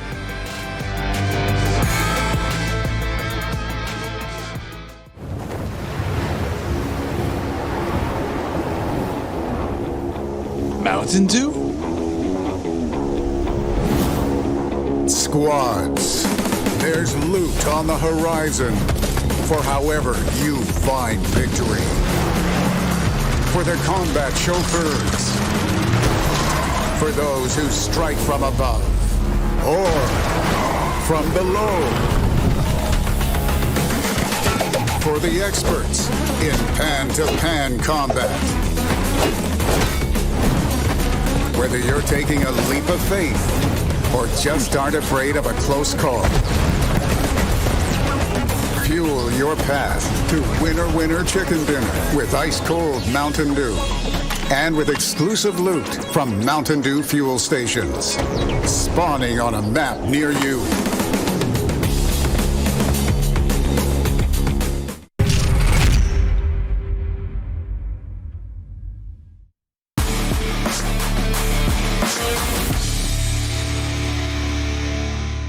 Really cool to hear from Keemthor there from G25. I love how he said they don't really have any rivals just yet, but they're making rivals as teams are constantly seeing them win chicken dinners. You can see here now the next map coming up, Miramar, with Group B sitting out. They still will have one match to come up later on today, but I think that's something that maybe we can talk about really quickly, is that I think that's such an interesting answer, because I think it's so easy as a team coming in from PMCO to say, okay, yeah, we're watching out for Loops, we're watching out for Wildcard, we're watching out for Cloud9, etc. But they're like, yeah, we're not really necessarily watching out for anyone. We don't think there's any rivals for us, but we think down the line when we get through it, we're going to eventually develop those. And I think that kind of shows maybe a little bit of confidence they have, Glitter. I mean, you obviously got to talk to them. Did you get that sense of confidence? I feel like it was a combination of confidence and a little bit of humility as well. I feel like they didn't want to kind of go after anybody yet, because maybe they knew what we didn't, you know, maybe they realized the lobby might be shaken up by some of these new teams that had come into the mix, and it might not have been some of the same players that we were expecting, because clearly they're now one of our top contenders. Yeah, and speaking of that, I mean, speaking of all of our top contenders, I mean, the points they're accumulating right now, I mean, we're only 3 days in, but I could almost safely say if you're like one of like the top 3 positions right now, I don't think it's like mathematically possible for you to fall out of the top 16 anymore because of how little points are awarded now between 13th and 16th place, right? It's a big fat 0. So you have to hope to get a lot of kills in that time to get some points. So 7, I think, you know, teams like them, teams like maybe Ace1, Queso can feel pretty confident. And maybe this is a question I can ask you now, going into the, you know, some more matches coming up. Do you feel like this should be them maybe holding back? Because we talked about peaking into a tournament. You don't want to, you know, tire yourself out now, or do you think they just continue the pace they're going? I feel like it's not in regards to holding back or peaking. I think what they need to do is they need to try different stuff, especially since you have the advantage right now. As you were mentioning, they're currently towards the top. Maybe it gives them a little bit more freedom. And something I really enjoyed that Keemthor said is that if they get any team above 5th place is a plus, and they're currently being within those top 5s. So that alone is going to be a confident booster, because they're currently hitting that mark, the milestone that they kind of set themselves. So I wouldn't be surprised if maybe later on, if they continue this tendency towards the end, depending on how close they are towards 1st place with G25, if they maybe try different tactics, different stuff, so they can be fully ready for the finals if they qualify to it. Well, maybe it's not G25 anymore. Maybe it's actually a sign of like getting 25th or better placements. Maybe that's what it means. I don't know. Maybe I'm also stretching it a little bit. But luckily, you two don't have to hear my random stuff that I'm saying. You get to take a quick break because we're going to be bringing our commentators in a few seconds. But you guys at home cannot get away from that. You have to hear everything I have to say. Or maybe you can do me a favor and stop listening to me and tweet to us at esports PUBGM with the hashtag PMPL. Maybe if I see enough tweets, I'll stop talking nonsense. But 2 people who won't let me get away with nonsense, unless it comes to math, it's going to be Inviram and Cameron Davis. Inviram, you're batting a solid 0 so far today. Can I ask you a simple question here? Yes. Okay, good answer. What is 2 plus 2? 2 plus 2 is definitely 4. Okay, 4. we got one. 4. We got one Yep. correct answer. Cameron, he's thinking that's a little bit too easy of an answer for him. Anyways, let's maybe look forward here into Miramar, right? We're going into game 4. We've seen G25 be so consistent in getting these points, but my eyes were looking at Cloud9 that last game. I think that had to have been their best performance they've had so far here, Cameron. Do you think this is maybe finally the sign of life of them adapting some strategies and finally having the luck turn towards them a bit more? It was a really good fight initially between them and Wildcard, but I still I still don't know if they're fully alive just yet because of their inability to fully like push on a wild card and get those kills. Sanhok is a very difficult map to do that on, so I'm not gonna sort of blame them for that, but I'm also not gonna say that they're awake. Well, that's the thing about Sanhok, right? There's two bad things to do. Have a long extended fight. Oh my god, I completely forgot the second one. Now I can't remember. That's fine. That first one's bad enough. Oh, you're good. You're good. That's the one. Don't have long. I can't remember. Maybe I'll come back with it after this match. I cannot believe I completely just blanked out. I don't know what's wrong with me, but what I can tell you is I'm going to go take a quick break and maybe think about that while these two take you into Miramar. Thank you so much. There are two things you never do on Sanhok. The first one is don't take long, extended fights. I know what the second is. Don't take a long boat rotation. Oh yeah, there you go. Don't try to. Well, we don't have to worry about boats too much on this next one, as we are, of course, heading into Miramar. Segues are weird. Let's get into it. Game number 4 of the day. The teams should be well warmed up by now, except for the ones who are just coming back from a break. Groups are also weird. Let's get into it, Cameron. Let's go. Yeah, this whole 3 groups, 5 games a day,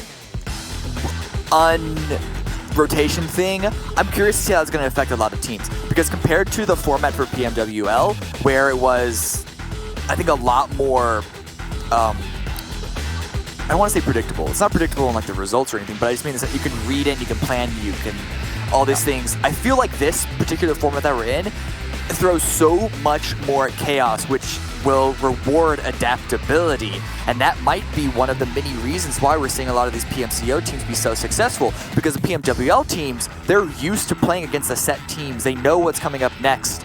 But here, I feel like there are more wrenches thrown in round after round after round, and if you're a team that's been fighting through PMCO, that's what you had to deal with to qualify for this PMPL. Yeah, and I think we're really, it just, again, it speaks volumes to just the overall skill level of all of these top teams across all of these different sub-regions here in the Americas when it comes to PUBG Mobile. Like, it's not like this clear delineation where it's like, these are our top pro teams, and then it's, you know, it's tier 2, it's not. There are so many good teams now, and they are all vying for it. They're all scrapping for it. Anybody on any given day can show up, take a couple of chicken dinners, put themselves in first place. This is going to be today. We're just going to have to find out. And that was a fairly friendly circle. I mean, if you're B4, you definitely got to be happy about that one, because they like insta-dropped on Valle Del Mar, and they're not going to have to move for a while. You say friendly. I don't know if everyone's going to agree with you. Ace and Rage particularly are going to be kind of upset at this one, because not only are they dropping later out of the plane, they already by default have less time to loot up and rotate. The circle is also back in the opposite direction.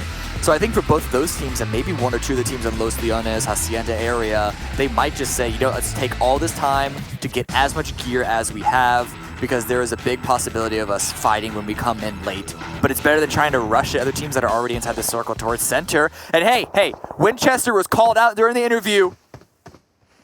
Karang is going to try and give it some love. See if we can't get an initial shot onto Loops, but Loops need all the love that they can get from this game, and it has not been the best day for them. And Dean. They just got back in the server, man. Come on. Leave them be. I was looking at that on the minimap. Oh, Carrillo goes down. Still can't roll my R's. That's Cross with the cross. I mean, that's a feels bad man if I've ever seen one. They just didn't find their guns. You have, you know, Kiwang up at the top of the hill, given locations. Kofsky's going to try and get a little bit of a rotation, a little bit of a flank, but he's thinking better of it. Going to try and lay down the smoke to get Carrillo up and back in the fight. But man, Loops is just not had some good starts. And again, how much of it's luck? How much of it's positioning? How much of it's awareness? I don't know. All of it, I guess, but I will say this is the second game today that HQA took the aggression initially. We saw it happen at school in game 1, but Kayowski, he threw out that smoke, but he did not back away from the fight. He is keeping point, trying to deal some return damage, and he does get a knock against Siberia. Can get the full kill, but Karang using the Winchesters, trying to see if we can't get a secondary knock behind that tree, but the angle is not there for him. And Kayowski is pushing up as a solo player, but this is what he needs to do in order to get his team back up and alive with another knock. Carrillo's behind cover. Could be a second revive. It should be okay, which means Karang can now put his attention onto Kayowski. Up close and personal, though. He has the AR. Yeah, they actually both do. The full auto, though, from the M4 up against the burst of the M16. Kowski's not going to lose that one, not in a million years. This is still Loops at the end of the day. Kowski's playing angry. You'll love to see it. Looks like they're going to be able to get Korea back up and in the fight. And Loops, what looked like a terrible situation for them, ended up being not too bad. HQA being so split ended up not paying off for them there. I don't think they expected such an aggressive play from the solo player of Loops. And I don't know how many teams would have taken that risk, but immediately take it out. Wasn't expecting Skies to push up with the UMP. I was about to give Loops props for this, how they returned fire, but it's not going to happen. He drops onto the low ground to keep HQA guessing on where he is, so maybe delay this finish just for a couple of moments to allow his teammates to not only get their own heals, but then maybe return position to revive him. Federal finds an angle. It's the hard choice, though. Do Loops back off or do they try and continue to take this fight? I mean, HQA have no idea where Kowski is. He's going to be trying to keep track of these footsteps, so he's going to know this. But they need to be careful. Korea has no health. Federal has no armor or helmet. I think Kowski's dead here. I think he's just going to bleed out. I don't think there's much hope. Skies, yep, he's going to peek and see it in about 2 seconds. Boy, that rock works. No, they're just going to let him bleed. And that's just Loops. Oh, man, both of these teams. Again, I used the term mutually assured destruction earlier. This is kind of what we're seeing a bit of here. Korea, listen, I know you're like the best player in the West. You've proven it time and time again. But with health that low, no armor, no helmet, trying to take that aggressive peek, that's a bit risky. Your team's already wounded. Don't give HQA anything more. But yeah, as you mentioned, they are going to back off. It's a tough decision, but keeping alive with 2 is better than dying as all 4, even if they are able to grab maybe 1 more point. Overall, it's a 2-for-2 trade. Neither team is going to be particularly happy about it, but I think HQA is probably going to be the most upset considering they had such an advantage at the start. They were in such a good spot. They had a couple players, they were kind of running a 2-2, but it was still a very loose 2-2. They were leaving a lot of space in between them, which allowed Kayovsky to make that really, really nice flank that sort of set up any bit of recovery there from Loops. But in any case, both these teams are on the outside of the circle. They're going to have to find some loot. They're going to find some meds. They're going to find vehicles. They haven't even started playing the game yet, Cameron. That took so long. We are 6 minutes and 30 seconds into this game, and they haven't even started playing yet. Oh man, this is good. This is going to be rough.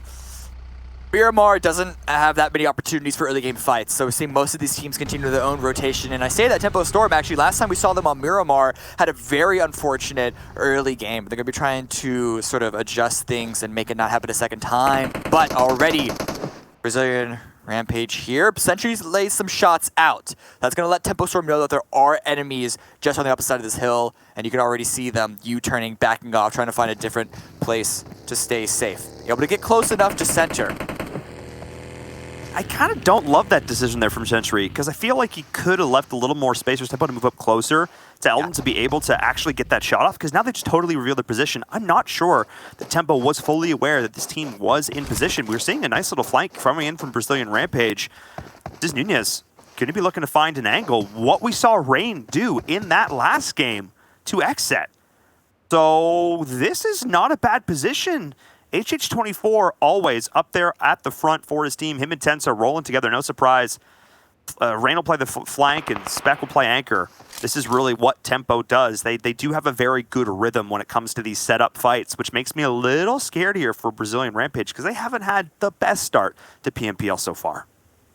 As you mentioned, Brazilian Rampage's split is really strong and powerful, but Tempo Storm, they seem to be aware of it, if not aware of just the possibility. They're being aware of their angles and they're trying to lay into a 2-2 split, teamwork happening. But over here, Knights need to work on their own teamwork because Cloud9 are dismantling them. Solo player separate from the rest of the squad. But what are the rest of the Knights going to do? Pushing up the hill. But Cloud9 seem to have their number. So much damage. Oh god, nothing in return. Oh my goodness, Golden Blaze, the last one left standing. The team fire from C9 is too much. Not even a single down given way to Pittsburgh Knights as the fights continue to break out across the desert. As Tense is looking to put some shots back on Nunez. HH24, the first one to go down yet again for Tempo Storm. As we'll see, Brazilian Rampage is able to find an additional angle. It seems like for now at least, Tempo have weathered that storm, but I'm glad to see C9 getting a little bit aggressive. That's the difference, I think. I think C9 needs to unlearn some habits. They were always that we'll get to late game team, we'll play conservatively, then we'll get our kills, then we'll... you can't play like that anymore, and it makes me very happy to see C9 finally start adjusting to this new meta. We saw Wildcard do it, Cameron, during PMWL. They started to get aggressive, and it started working out for them. I think C9 finally is starting to follow suit here in the PMPL. Go shift, hard ship up towards the northeast. A lot of open area on the northeast side because everyone, once again, was trying to go for center, and Tempo Storm able to revive their teammates. They're going to be backing off because they want to rotate away from this stacked, crowded area just north of Minas de Val. The American in me wants to say Val, but I know that's wrong. Yeah, I know. Okay. Like Cloud9, I have to unlearn my own habits here. My own language biases, yes. Yep. But no, that was actually a big deal there because Ace, again, has been one of these pop-off teams so far, so to not lose any but Alpha, not to be able to like secure that was actually a pretty big deal. And I also think, I'm not sure if Alpha got it down there, so I don't think they actually knew who they were fighting. So both of those teams just going to pass, a couple shots going back and forth, but no downs secured. And Alpha's actually they've shown up in a couple of these later game situations. I got to give them props so far.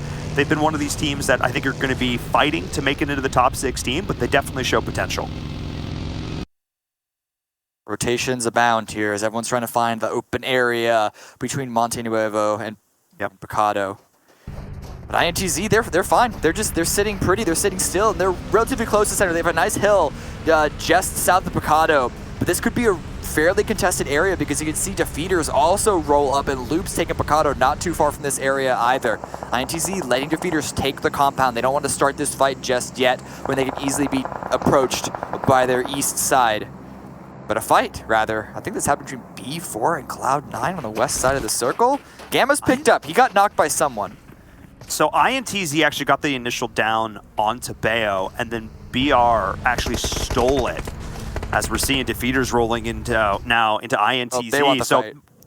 What is going on today, Cameron? What did these players have for breakfast? They are just all being so aggressive today. I love it. There's been nonstop action. I don't care if it's Erangel, I don't care if it's Sanhok or Miramar. These players are going off, and the kill feed continues to rain on through, just like the nades that are raining down from the sky. Problem is, on this part, on Miramar in general, but especially this part, nades aren't as easy to hit because there's so much open area, open ground, and this is a big use of resources and not a single knock from either side. Nades are super powerful in the late game, and the fact that both these squads are using it here could diminish their own successes if they're able to make it towards the final phases. I wonder how long until Defeaters back off. I think there's going to be a smoke coming out from Mitz. Multiple smokes actually to try and block the lines of sight, try and block the surround that Defeaters are employing onto INTZ. Look at Minwoo off on the side, as well as Fishy still in the barn. I don't know about this, though, because if one of these close players to INTZ gets knocked, like, again, Minwoo is a pop-off player. This guy's got skills, but if he goes down here, nobody is going to be able to help him. Look at how far away Fishy is, and look at how grouped their opponents are. INTZ has that little defilade. They have that little dip, which means the grenades are going to roll into that area, making them a little bit more effective, but also mean they have that additional cover. Now, Cameron, looking towards this next circle, you talked about it. Monte Nuevo, Power Grid, Picado. That little mountain range there has so much power. Yeah. I think X right now are going to be very, very happy able to take that sort of that hill just south of Power Grid. Open firing range on all the teams pushing up from the south. Good opportunity to find a fair bit of points. Or if anything, just stay away from the action, stay away from the chaos. But Ghosty, he wants that chaos. Initial knock against INTZ. Trying to go for the full kill as well. Kill secured. 1 point at the start. Absolutely huge. That was exactly what Defeaters needed because now INTZ, I talked about it, they had this cover, but that flank did eventually pay off. Nerves of steel from Defeaters. No defeatist attitude here. They are continuing to go off, and now the double confirm on this rotation. Richie is actually going to roll up the vehicle as well. They want these kills, but the nades coming out are going to dink Ghosty a little bit, but Minwoo wants to keep pushing it, Cameron. There is no flank too wide. Minwoo wants to find this angle as fights are breaking out. Now it's Tempo Storm and Brazilian Rampage continuing their scuffle from earlier. Both have set up now in compounds, but man, I want to keep watching that Defeaters INTZ fight. That is going to continue to heat up. Ooh, but over here it might get a little hot as well because, as you can see on the mini-map, there's another fight approaching B4 from the southwest. But yes, Defeaters is INTZ. They're just flooding over that mountain. Defeaters left one member, Fishy, still left in that barn to watch the angles, to give the information while the other three continue to push over as a group, as a crew. There it is. And it's Fishy with the angle, finds another knock. Menu going for more, gets the second. Traded in return, but Darius, as the last remaining player for INTZ, left in an isolated 1 versus 2. Oh my goodness, I love how, because of how far the flank came through Darius, because of how far the flank came through from Defeaters, the post player ended up becoming the flanker. How does that work? You made him do a full 180, Cameron. That was ridiculous. They just squeezed him. The pressure from that play, the flank for Defeaters. That is such a heads up play. And now Fishy is able to push back in himself. The jaws of death. They know more or less where he is. Gamma's finished. Ghosty's going to secure that kill. They only have 2 right now. I believe there's a third that's bleeding out for them, and the fourth, if/when they find Darius. The only thing that could have ruined it is G25 rotating in from the east side, but they totally circumvented it and just took a compound directly north of this. So it's a good, full, clean fight here from Defeaters. The only question is, how much control can it give them? Darius finds 1, but the rest of Defeaters are going to be rushing in, making sure he can't secure that kill. Finds a second, it's getting a little sloppy, it's getting a little hairy here, and the pop out! Darius finally gets taken out. Whoo! A little tight there at the end, but they get it done. Oh my goodness, Darius taking those fights one at a time as they come, almost pulled off a 1v4 clutch. Won't be the first time we've seen it here in the PMPL, but the battles are continuing to rage on in. I talked about Ace and Alpha playing on earlier, but Alpha actually getting the high ground, the light rotation in, backfilling behind Ace, did a little bit of work, but Ace fired back. But Alpha was able to secure themselves with that high ground as the circle does shift up to the northwest. So many of these teams, I mean so many of these teams are going to have to move with only 30 seconds on the clock. Cameron, the time is ticking away. Execute with that hill just to the south of power grid could give them a big advantage still, and they actually have a compound to pair up with. The problem is teams could rotate up the east side and look at G25 specifically to take the rest of that mountaintop and sort of push up from behind them, but very few teams are doing that. Most teams are going to have to come up from the south, from the southwest, and B4 Maxin, a spray that should have been free but wasn't able to find any of those shots, and that gives Influence Rage the opportunity to return fire, to return it all in kind. Closed roofs UAVs. Pretty good. UAVs, pretty good. Let's go figure. Just saying. Wow. Wow. That was a spray should have hit. That one was rough. That was a little rough to watch. That was just a little bit unfortunate. The ankle there on that slope. And now B4, they're out. And they're in the circle. They're playing gatekeeper. Like, INF does have to rotate in, but still. Bit of a rough position is Ace. Rough position after another. Now running into Tribe. Look at the HP bars of those two players. Oh, they're gone. That's where they're gone. Because it's also Fate and crew up on the high ground. This is what we were talking about, Cameron. This is literally the power position we both called out to draw attention to. This is why.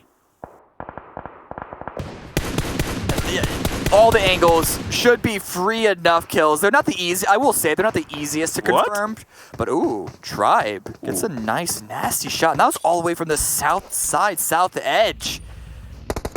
Still though, this fight between B4 and Influence Rage, trying to push in, trying to find something, but the counter nade's coming out from B4. Where's the last player? Up on top of the hill. Oh my goodness, the last player left. B4 did a great job playing one player after the side, 2 in the compound, pulling the 50-50 on that wall. Really nicely done. That was a nice, decisive send from Influence Rage, but they just didn't quite have the backup to secure it. And I bet they played that really, really well. And now B4 is going to be able to stabilize here. That is absolutely huge as the kills continue to just rain in through the kill feed. Ace, though, needs to be careful going out in the open. Spec will take those 10 times out of 10. The mini shots don't feel so small in that instance when they're just drilling into you from the side. Not ideal, as Tempo was putting down so much pressure. Both teams held at bay by one single player. A lot of work that needs to get done for the teams on the south side. And there are very few teams in the dead set because of how open it is, which means that space on the edge is big premium right now. Brazilian Rampage trying to keep claim to their spot, but they're going to go out. They're going to go out in 13th place, and Klaze are still alive. 3 kills for them, all 4 up. They're in a decent position despite being on the far edge. But where's the next circle going to shift to? And who's going to be alive to send themselves towards it? Because Ace pushing in on Tribe, but taken out by Tempo. Oh my goodness, the cleanup crew is there. I talked about keeping all those teams down. Tribe survives a little bit longer. Ace 1 is out. That was absolutely huge. And now Tribe just stuck in a shack as Tempo has continued to put down the pressure, but they've both got to move. They are both on the outside of the circle. They have a long way to go. And there's so many teams that are all trying to backfill from the south position. I mean, Helping Quit Addiction is really the only team that has a northern position. Klaze as well. G25, I mean, Execute. All these teams have got to continue to push on in. Well, as I say that, peace out, Execute. Yeah, what happened was they're split, 2 on the hilltop, 2 on the compound, got taken advantage of by whom other but Loops, pushing it on that compound, taking control of it, and really just dismantling despite being only 2 up. Remember, Loops lost 2 in the very beginning, but there's still more teams involved in this game. Still 10 up in Cloud9. They're contesting a push out from Tempo. Good grenade from Pyro. It's actually going to be a smoke to delay the push out the side. Oh, yeah, they did end up taking down the vehicle. There goes the grenades off. I was going to say that angle is absolutely insane. Yeah, no, C9, this is 100% the right call. There's too much pressure being exerted. On the other side, Uneven, unable to find the shots. That's actually not a bad position here. They can build with these hay bales, with these vehicles. They can build themselves a nice little fort on the edge of the circle. This is actually going to offer them a decent amount of cover here, while also being able to do shots like this. Adder, I don't care what position Cloud9 is in. Adder does not stop. NA showing up to the party this time around. As Tempo has continued to lay down the law, quite literally in that situation. Pedro fires back into Adder, as we see in the kill feed. His Tribe is finally going to go out. But oh my goodness, Cameron, this is one of the bloodiest Miramars we have ever seen. There's still so little cover in the circle. It's basically a big giant hill in the dead center. But if you there's no cover on top of the hill. So anyone who tries to take control is just going to be shot from all 360 degrees around them, which is why it's still a donut of a circle. Teams are still on the surrounding areas. In Tempo Storm, they took the compound from Cloud9. They dealt some damage to the teams around them. But their continued push into the circle is gonna be a rough one. They're not yet in the blue just yet, or at least the players that are still alive, HA24 and INTZ. But their vehicle situation, I don't know how hot it is. And either way, they're gonna drive directly into the firing range of Cloud9. Yeah, and I'm kind of, I talked about how I like this little setup for C9 here, but they've got so many angles they can get shot from too. As well, you can see right there as Pyro does go down. Pepito's long-range shots. We literally saw him 1v4. He was he's a one-man highlight reel on Wednesday. And he wants to continue to show up in a big way here, repping for G25 as Tempo are trying to snake their way on in, but C9 are in their way as well. A little bit of actually cannibalization from these North American teams, whether it be Tribe, Tempo, or Cloud9. G25 is just taking advantage on the chaos on the outset with the big guns, never tiring here, as we can see the whole stage laid out as Klaze and B4 are also fighting. This shift, hard shift towards the northwest, let's say medium shift towards the northwest, means that whoever wins this southeast fight actually has a really big advantage being able to use that hill to peek over the rest of the circle.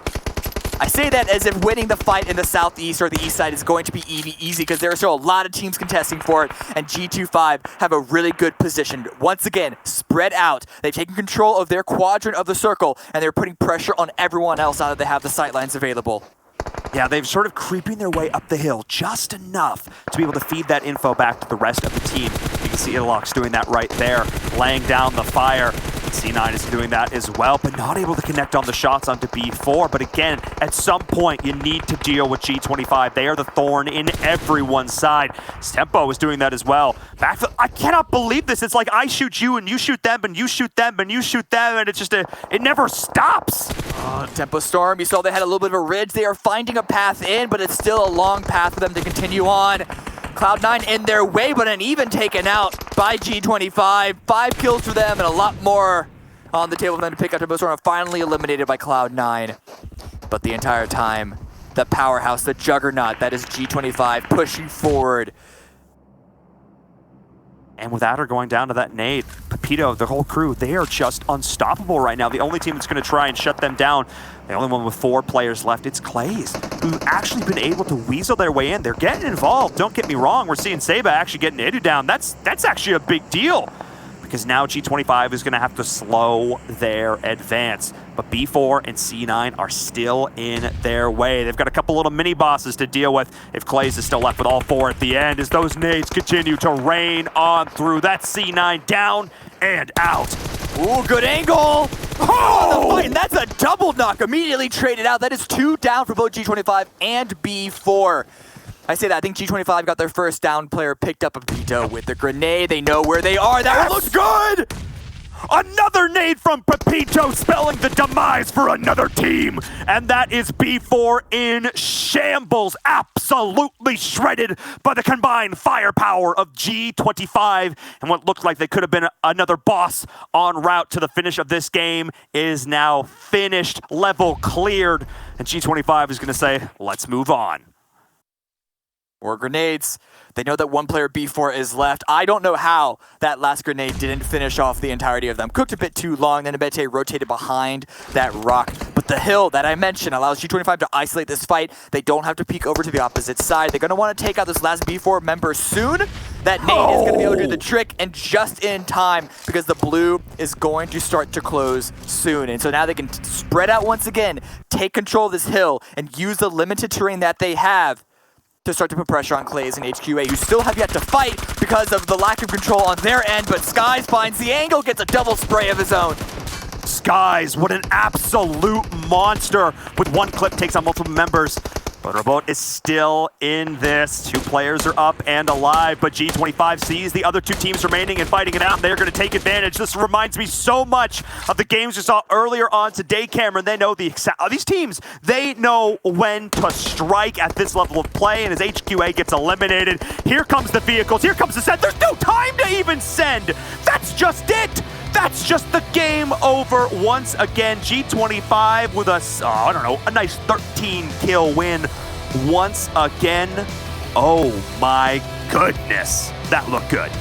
G25 are showing themselves to be an absolutely sick team coming into PMPL. Forget Cloud9, forget Loops, forget Tempo Storm, assuming we're talking about the good days. G25 are taking over. They are not letting anyone get the chance to fight back. This is the amount of kills that they are consistently able to get from the beginning of the round towards the end. It's ridiculous. It's the consistency with which I would love to hear their team comps, because it always feels like they're never really getting caught out. The team fire, the team grenading, like it's not even like, as Jason returns, thank you. Wow, I love how your little animation's so nice. It's not even like they're confusing, like, is it that rock or is it that rock? Like when the nades fly true side of them, you hit a pinch between a frag and a molly. Like that kind of stuff just shows the G25 is on another level. Jason, I know you were chilling with the analysts watching that game. How are you guys reacting to that? Because that was so insane. I think it went something like, oh, something like that. Pretty much for all of us. That's how we reacted. Sounds about right. I think production loves me right now because I think I just blew their ears completely up. I think G25, like they think about the last game, right? They got first place, yes, in terms of getting the chicken dinner, but they didn't win overall in points from that match. And now they're like, you know what? All right, fine. We didn't get first place last time in terms of all the points, but this time we're sure as hell gonna do so. The amount of kills they got, the confidence they had, G25 is easily showing their contender to be one of the top 3 teams overall, not just from the league play, but into the finals. Top 3 PMGC potentially on the cusp. And Pepito, this man's nades are redonkulous. Oh my gosh. Every time he seems to be hitting everything perfectly, and I think we might even be able to break it down later on. You guys go get something to drink, catch your breath after that finish, and we'll see you guys for the 5th and final match of the day. We're gonna bring our experts back in to talk about that last game with them. Redonkulous is all I can really say for the nades at the very end there, but G25 was at 3 for 3 today. That's ridiculous, Glitter. Yeah, honestly, I don't know what's in the water for them today, but Hopefully that is brain-eating their second. amoebas. That is their second 13-kill win of the day, their 3rd win of the day. This is unreal. I don't think we've ever seen a performance this consistent ever yet out of a team, so this is very, very impressive. But Klaze Esports pulling down second place, able to get themselves a ton of points. And they were the only other squad with 4 up that G25 really had to worry about, and that finish was just insane. But once again, a little bit more aggression and consistency coming out of Cloud9 and Tempo Storm. So things are starting to kind of, I don't know, maybe shake themselves up, but almost even back out in that process right now, Seven. Yeah, and with Cloud9, I'm so glad you mentioned it there, that we're able to get 6 kills. We're starting to see them, even though they're not getting the positioning that we're kind of used to. Guess what? Now they're starting to get a lot of kills here with 6 kills. And going back to G25, as I'm pretty sure we're going to switch here towards the second page. I love how they've been using every single time they get a little bit closer to the zone to get to rotate really fast and get in the zone. Something that we kind of saw from B4 there in the last game too. We see Tribe Gaming here with 5 points. We see Alpha 7 Esports, which started the day really, really strong here, fall down to the second page in 10th place with only 3 points. We see Influence Rage, Ace 1. Remember we were talking about in regards to G25 Gaming and Ace 1, the difference of how one can definitely frag out, but the other one was being more consistent. Well, guess what? G25 might have heard that, and they're trying to go ahead and close that gap as they were able to get 13 kills there. The last one, we go down with Execute, INTZ, and then Pittsburgh Knights. Execute, not sure what's going on there, but so far just very, very poor performances and not what I expected from them. Yeah, I mean, again, not to be too harsh on any of the players, but it seemed like when Zute was on the team, they were definitely performing a lot better. Oh, I mean, yeah, better. I'm going to say a lot better. We see some stats out of G25, 2,200 damage, 13 kills, 10 knockouts. I mean, the way they played the very end, too, it wasn't like, let's just go full out aggression on everyone. It was like play the right moment, right? They waited for that right opportunity to open up, and they said, okay, this is our chance. This is our time. Let's just get all the kills in the world that we possibly can. Let's look good with our nades. And you know what? Not only are they playing good, they look fantastic. Pepito's hair is flawless. I'm expecting him to get a like a shampoo conditioner sponsorship. But Glitter, like honestly, G25, they are looking better and better as time goes on. And again, this is one of the teams that I'm expecting now to easily be qualified through into the finals coming up in quite a few weeks, actually. We're still in week 1. I keep forgetting about this. Every time we have like days off, I think we're back into World League where it's like the next week, but they're just still continuing this pace. And I mean, yeah, Cloud9's getting better. Yeah, Tempo Storm's looking better, but I never expected the top teams we saw in World League not be able to replicate that success coming into this. Yeah, I think we all expected those top teams to kind of just come out of the gate swinging because that's what we'd seen them do in PMWL West. But G25 is very, very impressive right now because it's almost like they have this very methodical approach. They haven't done anything like overly flashy because they've just been so consistently good. They always are together. They're always making smart decisions. We've seen how much utility they're starting to use now, and it's going incredibly well for them. I mean, look at the damage coming out of Pepito. This is insane. I mean, 7, like 11 kills that he participated in, and they had 13. Pepito has been stepping up to the plate. Listen, not only is his hair looking good, but as I said earlier, his stats are starting to look even more amazing. This man is going to become a star if he's able to go ahead and continue with those kind of performances. 6 kills, 5 assists, the amount of damage that he's able to put out too, and then you have Quinto being able to kind of help as well. The good thing when you get it when you get somebody special like Pepito that's putting out those kind of stats, if their teammates can rally behind that, it becomes even a scarier team. We saw them win a game earlier with only 5 kills. They ended up with 20 points total, but coming in here, they just kind of took advantage a little bit more of what they were given and being able to get those 13 kills, and on top of that, the win. Pepito just looking like a rock star right now. Thing is, this is one of those teams that came into this event who qualified from PMPL Americas Season 1. And obviously it didn't make it into World League from that, but I feel like they came back with like so much hunger to like be one of the best teams, to not let what happened last season happen yet again. And obviously with what's on the line with PMGC being $2 million in prize pool, they definitely don't want to miss out a second time. But in the meantime, let's take a look at our Mountain Dew Game Fuel moments from the last match and start to break some of these down. I'm guaranteeing you at the very end, we're definitely going to see some nade action coming to life here. But already, I mean, you see HQA, I mean, helping quit addiction. They talked about in the Skies interview of they're going to battle loops every time they possibly can. And this time it seems like they came out the worst for wear up against them. Yeah, and I mean, I'm surprised that they're kind of sticking to it. But in this one, it was a bit of a toss-up. You see Kayaski being able to get a kill right there. Later on, though, he does end up getting knocked and finished off by HQA. So it's one of those things where at what point are those teams going to go ahead and continue to drop on each other? At what point are they going to continue to kind of engage early on if it's going to hurt them later into the match? As we do go on here and we see brrr, my favorite name by far to say because Jason can't say it. And then you have B4. B4's actually been surprising me the way they've been playing. They were able to get 7 kills there in the last matchup. I think they got very unlucky with the positioning, but something that we did kind of catch with B4 that we enjoy, Glitter, is how quick they're moving into the zone. Before, in previous tournaments, they used to rotate very, very late, but now it seems like a completely different team in the way that they're rotating. Yeah, and it's making a huge difference for them overall in their gameplay. It's allowing them to be a little bit more aggressive against those teams that are now moving more slowly into the zone shifts. And I feel like they're just functioning better as a unit. We're seeing less, less indecisiveness out of them. They're feeling a lot more confident, and I don't know what is working for them, but obviously we've seen them do well on Miramar in the past, so that's not too much of a surprise, but they have just been so much stronger, so much earlier in this season than what we'd seen previously that potentially I think that they will definitely be contending for one of our top 5-6 slots moving into finals. Yeah, and then as we see right here, Pepito being able to just kind of get that nade, and as I think it was Cameron or Paul that said it, I'm surprised that first nade didn't actually end up killing everybody, but something that I love seeing is that they're not only using nades, they're also starting to use Molotovs, and they're trying to take advantage of it. Luckily for kind of G25 as well, is that you had HQA taken out on Klaze Esports. I think that was just such a huge help for them, and then you see Pepito once again with even more nades.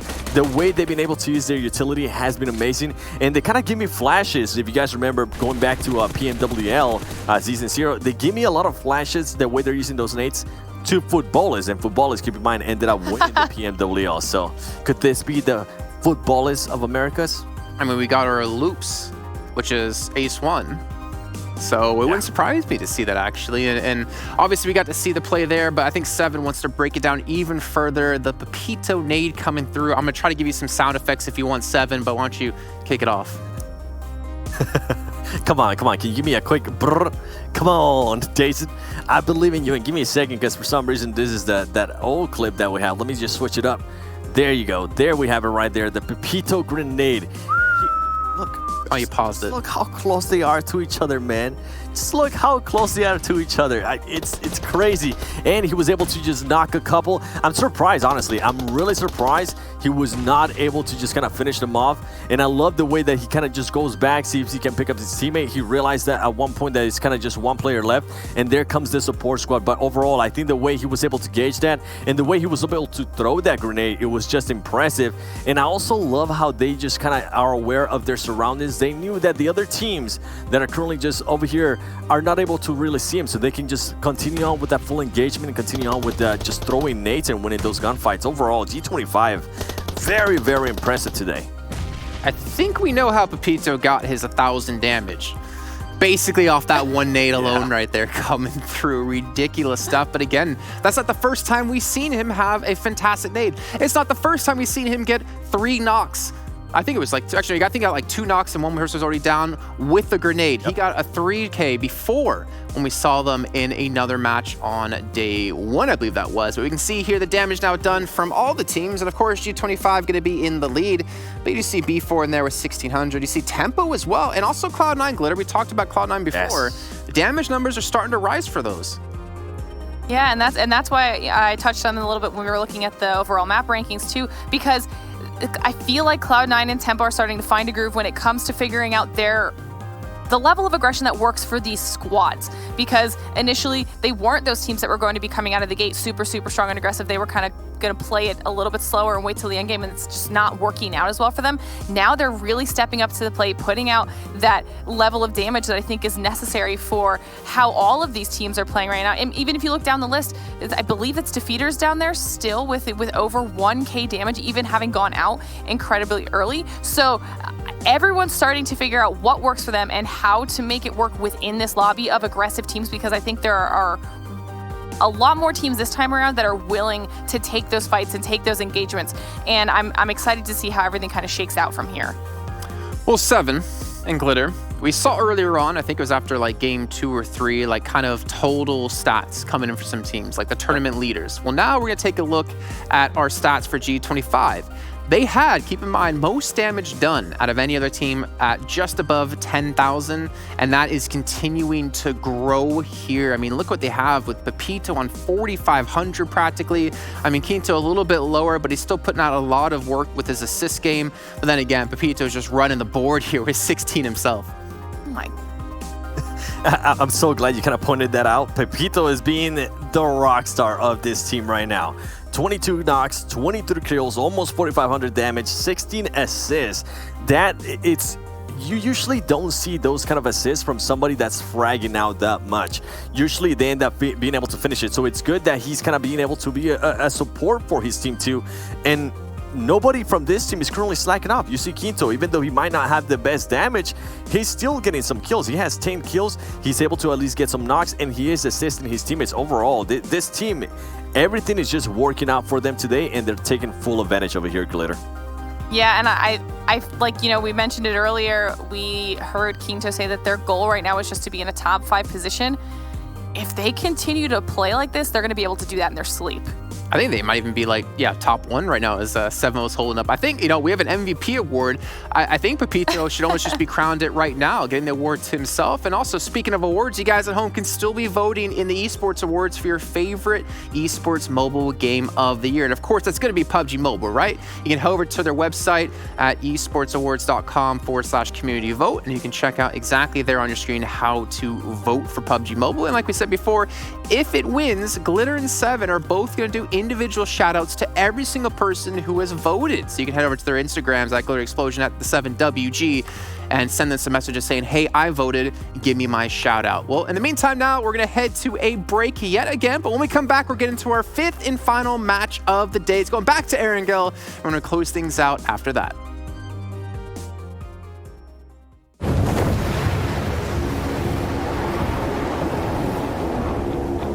Mountain Dew? Squads, there's loot on the horizon for however you find victory. For the combat chauffeurs, for those who strike from above or from below, for the experts in pan-to-pan combat. Whether you're taking a leap of faith or just aren't afraid of a close call. Fuel your path to winner chicken dinner with ice-cold Mountain Dew. And with exclusive loot from Mountain Dew fuel stations. Spawning on a map near you.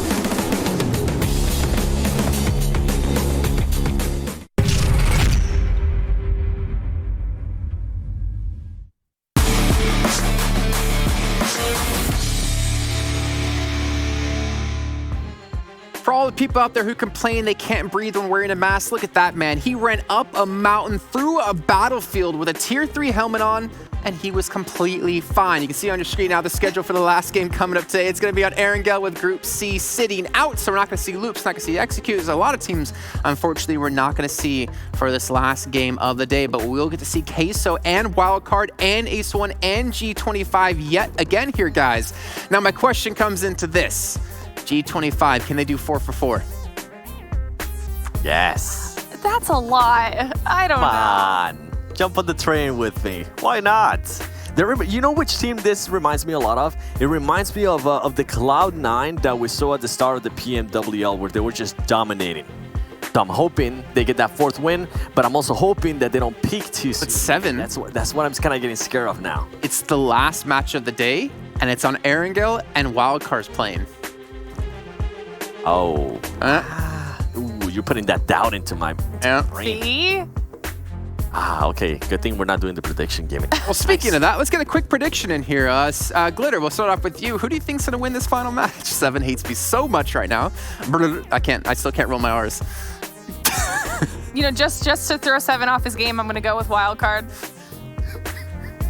Yo, G25, what was that, Jason? Well, what that is you guys heading off to break down the next match and obviously watch it in the meantime. I'm going to get rid of you because Seven's face cannot get any more red than it currently is. But you guys at home, you can always be tweeting to us at esports PUBG with the hashtag PMPL. Maybe you want to tweet to us saying, hey, Jason, never try to roll your R's again, and I will be completely supportive of you in that essence. But let's bring in our commentators who also can't roll their R's. Let's get actually Envir and Cameron Davis to give us an example of what it would sound like if they tried. Envir, can we hear you roll your R? Attempt to? Nope, can't even make the sound. Cameron, you're gonna give a little bit of an effort to try? We practiced a little bit last game with the Carrillo. Not bad. Wait, Yeah, you not bad. lied? You Not bad. I did. Betrayed. Yeah. I have the it's not. It doesn't sound as great if I'm gonna a quick sentence, and I sound like I'm obviously trying on it, but that's not bad. I surprised myself. Let's go. You know what? You can't learn if you can do things unless you try. And Viram, I'm looking at you, man. But you know what? I can't do it. Guys, I'm just... That was a million times better than me. I'm not gonna lie. Oh my gosh. That's a low bar to clear, Jason. That was right. Did not set that very high. Guys, please, come on. Let's talk I'm trying about to build you guys up. Let's talk about the game. Yeah, let's talk It was like about a it. curb. Wildcard, the last game of the day. Erangel, we see what they did in PMWL. G25, 3 for 3 today, looking to go 4 for 4. Who are you more of a believer in? Hard to say. I'm a fan of momentum. I like momentum. So it's actually bizarre to think that a team could win like 4 games in a day. But if there was a team that could do it, it's G25 right now. So maybe, yeah. I don't know. Cameron, are you a believer? We're gonna have to see. I think it's gonna depend very much. Despite it being the original map, it's in certain ways harder to call for specific teams if they have stylistic choices. But I think Wildcard, this is still their home map. Straight in. Erangel kicking off. It's going to be Enviram and Cameron Davis to take you in. Thank you so much, Jason. Where's the day gone? Seriously, though. Like, real talk. This day is, like, flown by. Flying like the plane we're about to jump into. Oh, such a clean transition. Ooh, nice. It's like after 5 games, we're getting the hang of it. See, like, PMWL, we didn't get to do all 5 games. Now we're here, we're back, we're doing the thing. And this is actually one of the friendlier playing paths we've seen in a hot minute. This is actually pretty nice. I dig it. It's actually good. It's actually good right now. I also do want to brag that Seven pinged me and said that my R roll was pretty good. So, nice. I'm sort of flying high right now. My confidence is through the roof. Feeling like G25 coming into this one. A little bit, yeah, a little bit. Let's see if your momentum theory is going to continue on, because unlike you, I'm a bit of a pessimist when it comes to the whole momentum concept, especially when the map changes and the groups change every single round that they do. There's so little in terms of mindset that you can carry on through. It's almost like you need to do a hard reset, or at least a medium reset from round to round. But looking at this playing path, you said it's an even one, but because it started off so far south, we are seeing multiple teams drop around the Sanhok Island area. That might be 3 teams on Military Island, assuming Queso doesn't continue to make the trip over to Ferry Pier. I mean, B4 goes to Novo pretty consistently. BDM taking over Millie. I mean, and this is a wide spread. Like, look at Smith's position down there. This is huge. And if this is a northern circle, this could actually be very rough on TQ. Definitely keep an eye on that. Okay, not the worst. We're good. So, okay, we're full. Even if it were a northern one, I don't know how worried I'd be, because Queso have shown a bit of a, what's the word? They like taking the early fights. And we saw it happen on Vikendi. We saw it happen in other maps as well. Take those early fights, get those early points, and then, hopefully you can keep at least 3 of your players alive, depending on how successful you are, move to the rest of the game. Early points, I feel, are going to become a lot more valuable, because placements, of course, were nerfed. And if you're able to get we've already seen so many games today where early fights have been isolated. There's not the threat of the third party. There's not the threat of someone else coming behind you and spoiling your entire strategy. Trying to transition into a Mountain Dew reference. I can't make it. I'm sorry. I can't do it. Yeah, man, that looks tasty. Don't let the lack of refreshment spoil your lunch break. I'm here sipping on regular water? I could be sipping on Mountain Dew Game Fuel. I mean, come on. Something is wrong with this picture. Team, Mountain Dew, send me some Game Fuel. Anyway, but yes. Ayala. Early send over the river. This is not what I was expecting from TQ. Like, This is at weird. all. Yeah. If we have an opportunity to open up the map, that would be interesting because why is Erangel going by himself across? It's almost like he looted up the bare minimum. He didn't even do that. He has 5 bandages and not a single first aid kit. I don't know what weapons he has. I assume he has to have at least one. But he's going forward, trying to find a spot in this circle. I'm assuming close to center around the Gatke area. But the rest of Queso are still in Military Island.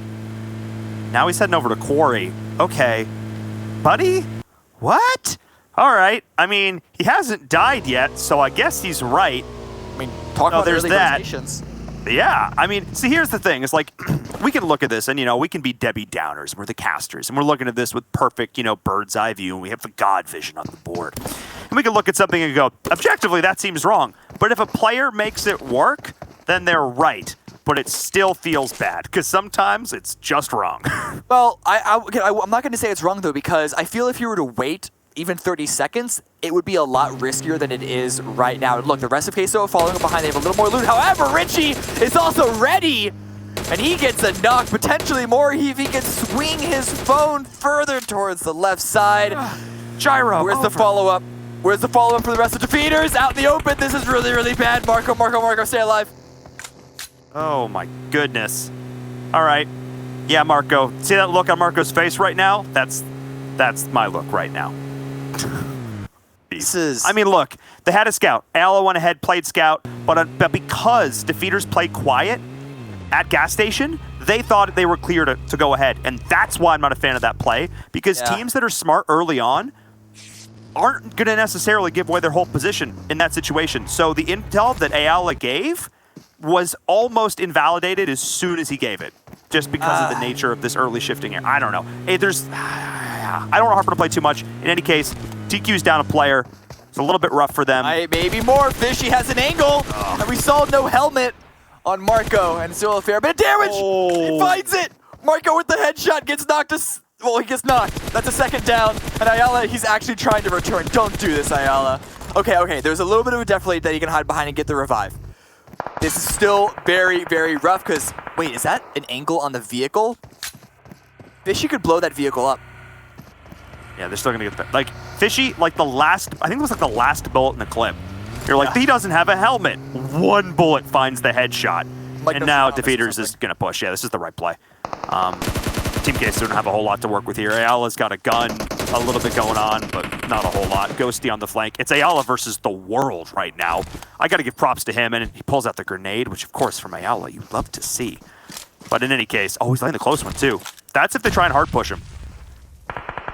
He's moving away from the rock, hoping that Richie doesn't find him with his own grenade. And I will say, Unnamed was able to rotate up on the flank side, gives a little bit of pressure. The Defeaters push is a little bit too slow, but Ayala runs out of ammo behind a rock. And Unnamed gave his own position away as well.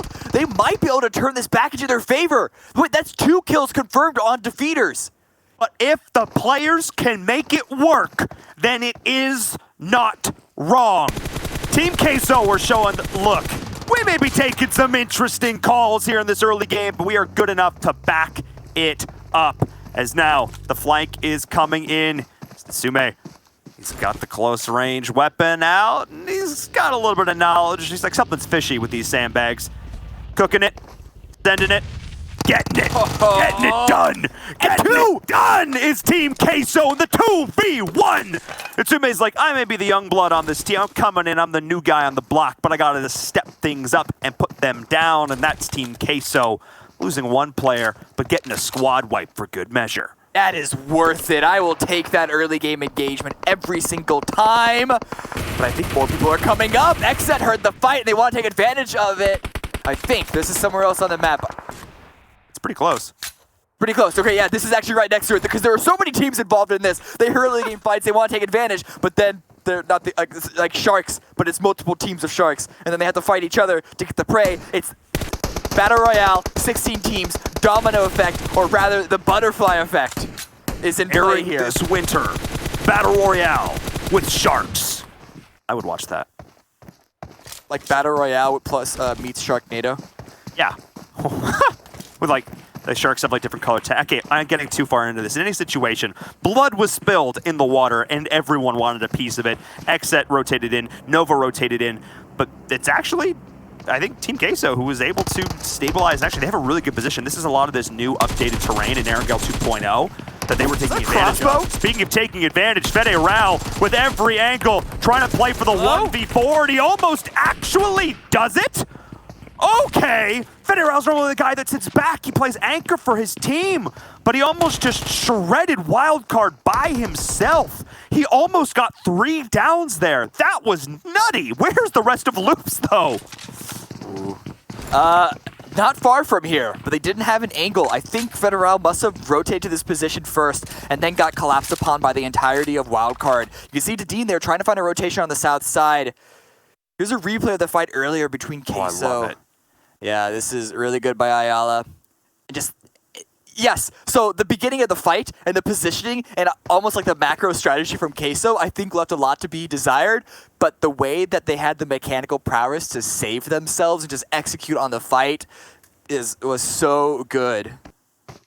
I mean, we talk about Team Queso. They're a team of ones and zeros. The one either being they won, they got the chicken dinner, or the 0 being the amount of points they get in terms of placements. But they always get those kills. They always take those early fights, and late Erangel games are where they excel the most. They won back-to-back games on Wednesday for a reason.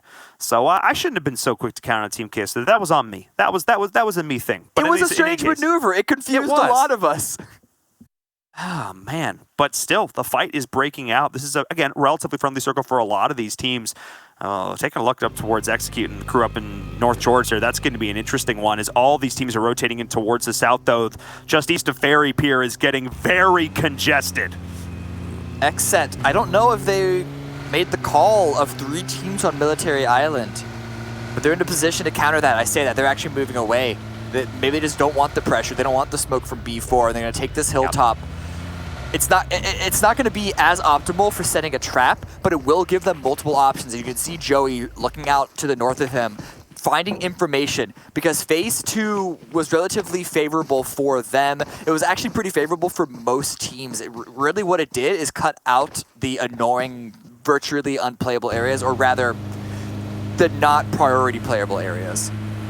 Yeah, for sure. It definitely gave teams a very clear path of where they wanted to set themselves up. Yeah. And there's a lot of good real estate left in this circle. Like, this is quintessential Erangel, and it's still Erangel 2.0. Of course, there's some changes here and there, but this is still the map the players have put hundreds and thousands of hours of game time on. They know it like the back of their hands, so they're all feeling pretty comfortable here, taking over their old stomping grounds, because there's like a priority. And actually, this is cool to talk about, and we have a little bit of a lull, is sort of the prioritization that teams play towards like different compounds and different areas in these different circles. Because Cameron, they have a very clear hierarchy of the areas they like to play. Every team does. There's just places that you play so much that you just find super comfortable with. It's because of the amount of things that happen in Battle Royale, the amount of factors that there are in play. It's so difficult to say for sure, like, oh, if we pick up this player, that means we can play these places so much better. It's just something that you learn subconsciously through experience. Yeah, but oh, look at this. Through experiences, this is not something that I think multiple teams are experienced with. This is what I mean by the circle cut off non-priority areas. North George, north of the river, was one of those places, but both Meta and Execute were both a little late on their rotations away, taking a little bit of damage, not just from each other, but from the play zone as well. Execute luckily able to cross this very, very long, potentially treacherous bridge safely. Question is, how much information are they going to have moving forward into the game? We know that the area immediately surrounding them right now is pretty open, but their head is going to be on a swivel. Oh yeah, they have no idea how few teams have actually rotated over to the west. I mean, other than Meta, who rotated over as well, there's like Alpha 7, and that's about it. Most of the teams are either dead center or down towards the southwest and southeast. This western half of the circle is very wide open, and nobody's taken over Everest yet. You can see it here on the map. There's this big, wide open plain south of Hospital, but it is kind of wide open. We did see the game actually end there way back in game number 1. It feels like so long ago, but I'm actually looking towards like HQA, TU, TQ, all there in the middle. This is going to become a very hotly contested ground very quickly. Let's see if HQA can hold on to it. Skies crossed. These guys have been looking pretty good so far today. They have the work cut out for them, as a lot of teams are going to be rotating in from the south. That's actually really good. Ready to get your trigger fingers ready. Yes, it's a potential hold against multiple teams bombing in onto your compound. But if you're confident, that's a lot of points for you to pick up. And I don't think they even have the option of rotating away, rotating towards the northeast side, because they'd have to drive through the open area that could easily be sprayed down by loops, by Wildcard, and even by 19. So I think HQA actually has no option but to just hold strong and cross their fingers if they're able to hold against the assault. Yeah, here it comes. The Unnamed is rolling in. Pittsburgh Knights is rolling in. The southwest portion of the new circle is... Oh, it's just bedlam. It's just chaos. As vehicles are blowing up left and right. Shots are raining on through. You can see it from all sides of these multiple angles. And Rand's really one of the last players standing through all of this. Everybody is down. Wait. It's Jat. It's Jat who is going prone, able to survive for Pittsburgh Knights as the last player is rolling on in. It's Trickster on the outset looking in, but that's just it. The execution from Pittsburgh Knights. New team, same name, and looking for that old fame. Great job from PK to secure that, but now they're getting shot at from all... It never ends, Cameron! Watch that angle. Watch that angle. HQA have your number through that window. And B4 also rolling up not far from this. This is the sort of scattered compound, sort of... It's almost like ocean warfare if you look at the compounds as if they were battleships, which is like flat water in between them, shooting cannons from the bow between all these different compounds. And B4 roll up and find a big old cruiser for themselves. Smoke's coming out from the Knights to sort of reduce vision from opponents to allow them to get their teammates revived as well. Loot up a B4. They want to go aggressive. They see the opening that they have in their favor and they're going to push in. And this is the difference now. The B4 that walks away with chicken dinners. The old B4 would not have done this. They would not have full sent. Well, the letter has been sent. It's been posted and it's in the mail. And Trickster, he has nowhere to go. He's just got to run, but he's just going to get mowed down. B4 looking so solid. One down, no hesitation on the execution. PK, you made this. I made this. It's our compound now. And that was such a good initial take by the Knights, but you have to be ready to fight anyone that comes next, especially when you push into the hard edge of a hard shift. And by that I mean the edge that everyone's going to be coming in on, in this case the southwest side. You have to be ready for the fights, multiple fights in a row. And that's why I think we're seeing a number of teams try and make big, wide, wrapping rotations. It's early enough in the game that the blue doesn't do that much damage, and it gives them the opportunity. Here's a replay real quick. Once again, off of the initial take and chat. I like the idea of swinging out wide and trying to get an initial knock. Unfortunately, when you miss that knock, when you don't find it, you have zero cover and you can easily get rammed by a vehicle. Look, I know we talked about Cameron, like Jason mentioned earlier, like who we're voting for. I think I got to vote for Pedro, and he's just looking too solid. That was dirty. He did him dirty. Now 2 hard shifts in a row. Not in the exact same direction, but still northern both ways. And Loops, I love this. Dean immediately collapsing on the rest of his teammates to hold down that compound. They can just sit pretty, wait for everyone else to fight around them, and then take control once you hit the late game. Yeah, but looking up towards the hilltop as well, just to the west of this, Meta and Execute, both of these teams are rolling on in, staring each other down, and this is exactly the fight we're taking a look at now. Fame Boy's going in, but Gazmi does have a little bit of intel. Escanor trying to hold this high ground, but he's getting pushed off of it, which is giving the opportunity. I mean, Execute, this is so perfect. There are no hesitation, none to speak of. Even though the team has the high ground advantage, they're pushing in with the vehicles. They know how important this high ground is for this next circle. If they can push all the way in across where Meta has right now, they are going to be in a prime position, Cameron. I love this decision-making from Execute. It's aggressive, but it's based in a good spot in terms of macro rotations. Well, they don't have the luxury of taking the time to get that first initial knock before they push in, but unfortunately, they still can't get the knock, despite being a stone's throw away, or rather a grenade's throw away from Meta, and they actually have to back off a little bit. In fact, you can see them just making the rotation into the circle because the blue is pushing in. They don't have a choice. They just don't have a choice. Cameron, Meta held their ground. They are king of the mountain. It's like we're back in middle school again. They're just holding. This is on the playground today. Meta held strong. Back and forth with HQA. Talked about this team that needed to hold off against all comers. Doesn't look like that was going to be the case here. As Alpha able to do a decent amount of damage there as well. But B4 send after send after send. His teams are getting eliminated one after the other in the kill feed. But HQA is camping out in the middle of all this. And B4 don't know he's there. That could be the spanner in the works. As Alpha 7 is taking a ton of damage. One player down. One player getting oh so low. Sanhok is trying to hold on, but players are coming in from all sides. And Pedro, the player who started things off so well for his team last time around, they're continuing to keep up the pressure. Levi on the flank. Cameron! B4 is not stopping! No, and Alpha 7, if they got a couple of initial knocks, they wouldn't have been forced to concede that blue building. But the wrap that Levi and Maxon have means that Alpha 7 are forced to pull away. They're leaving Sednab there on the high ground, but everyone else is going back onto the building in the low ground, hiding behind a couple of UAZs. But here, what? Before, they just keep pushing. They can't not push. I can't believe it, but Nenabene doesn't realize there's a player in right behind him. He just ran right past him. What's even happening? Get your head in the game here, Alpha 7, because B4 is just rolling on over you. I cannot even believe it. A second of complacency from Edos there in the back, and B4 just went all the way through.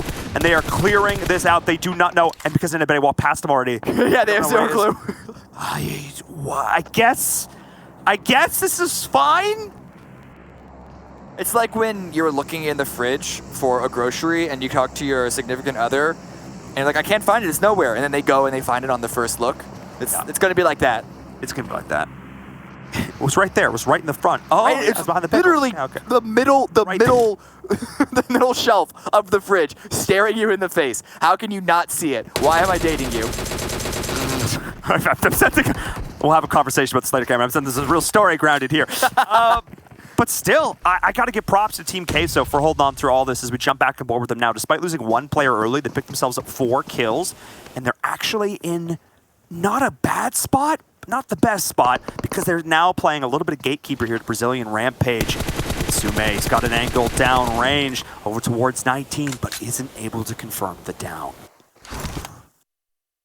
The game has quieted up real quick. Yeah, look in the finally found. Yeah, they're out in 10th place. But most of the rest of the map has quieted down because this next circle, teams can't just bomb in willy-nilly because there's so little places to really play on.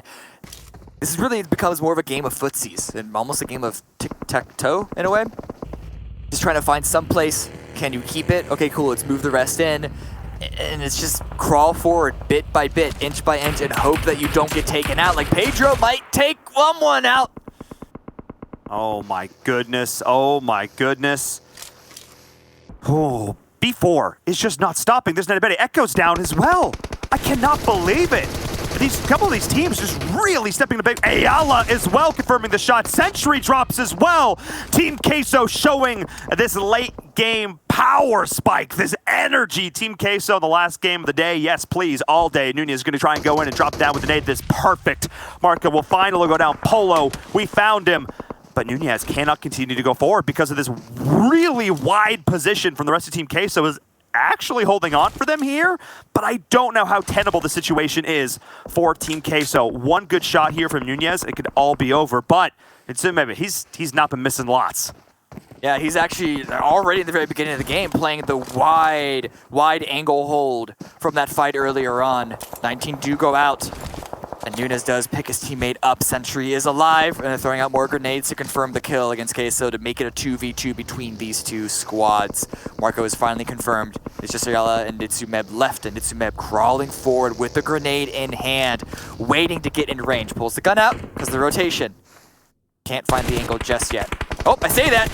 A couple of shots, a little bit of damage, but no confirm. Oh my goodness. Oh my goodness. So close. Bullets just whizzing right on by. Sume spots the head, peeks it, finds it, can't quite get the down. And that's huge because now his position has been given away, but the Blues continuing to push on in. Sentry's going to drop again, and B4 just racking up down after down, and the kill feed as the circle just continues to squeeze and shrink on in. And now Brazilian Rampage, they've got nowhere left to go. And that is just going to be the team slowly getting choked out in game number 5. Man, oh, what luck. right when Queso take control of the area, as much control as you can get in that spot, those local hard shifts away from them once again. But B4, they are loving this shift. There's not a lot of terrain that they can play. That's why they're still on the edge. But they can just wait and farm up the teams that are going to be pushing in from the north and the east side and continue to rack up those kill points. They already have 11. But what's a couple more? What's... yeah, okay. Well, just a few more. Just throw them on the pile here. We want to set a record for most kills here in PMPL. Don't worry about it, team. As now we're jumping on board with BDM, who have been really quiet on so far. They only got 3 kills, but they've actually managed to keep all 4 players alive, utilizing this utility, trying to get this last player up. B4 has been such a thorn in their side. Look at the mini-map, Cameron. The shots coming out in all directions as B4 is continuing to put on the pressure. Pedro is a one-man wrecking crew. This guy has decided, look, we don't have a chicken dinner yet today. G25's not actually in this game. I don't know what we were talking about in the analysis segment, so let's go. This is B4's game to win. Jason, you debated all of us. Not a fan of it. As now we see a very angry B4 taking over this map. My goodness, look at the way they position themselves, Cameron. Head on a swivel, non-stop. And if Pedro can take down Rafa here, that would be massive. BDM... I like how they're going aggressive on this. They're trying to force the control back in their favor despite having a disadvantage, but the other alternative is just to sort of roll over and die. But I love the little stuff there, like Rafa intentionally throwing the grenade up the hill a little bit so that if it rolls down into Pedro. Like the small little things like that, you don't necessarily think about them as much when you're in the moment, but the fact that these players can continue to execute on those small mechanical things with this much pressure shows just how good these teams are. Spotting the rotation, he was lying in wait, doesn't land any shots though, but at least it's a little more information. He knows that their back is clear and they can use the top of this hill, the top of this ridge to put pressure elsewhere without fear of getting back. Whoa! Okay. I like how we're at the point of the game. Okay. Where just you see a smoke and you just shoot at it. Oh my goodness. Oh, the pop-up. That's how you lay a trap. Executes like a team. Here you go. Kowski is down. Dadine just laying down as much cover fire as they can. Kill switch, gotta hit the switch, the go button. If push comes to shove here, you can hear the footsteps coming on in. Cooking it, sending it. Can he find it? Not quite yet. He's got to rely on his gun in this moment because I think they're gonna get Kayovsky, no, the last second.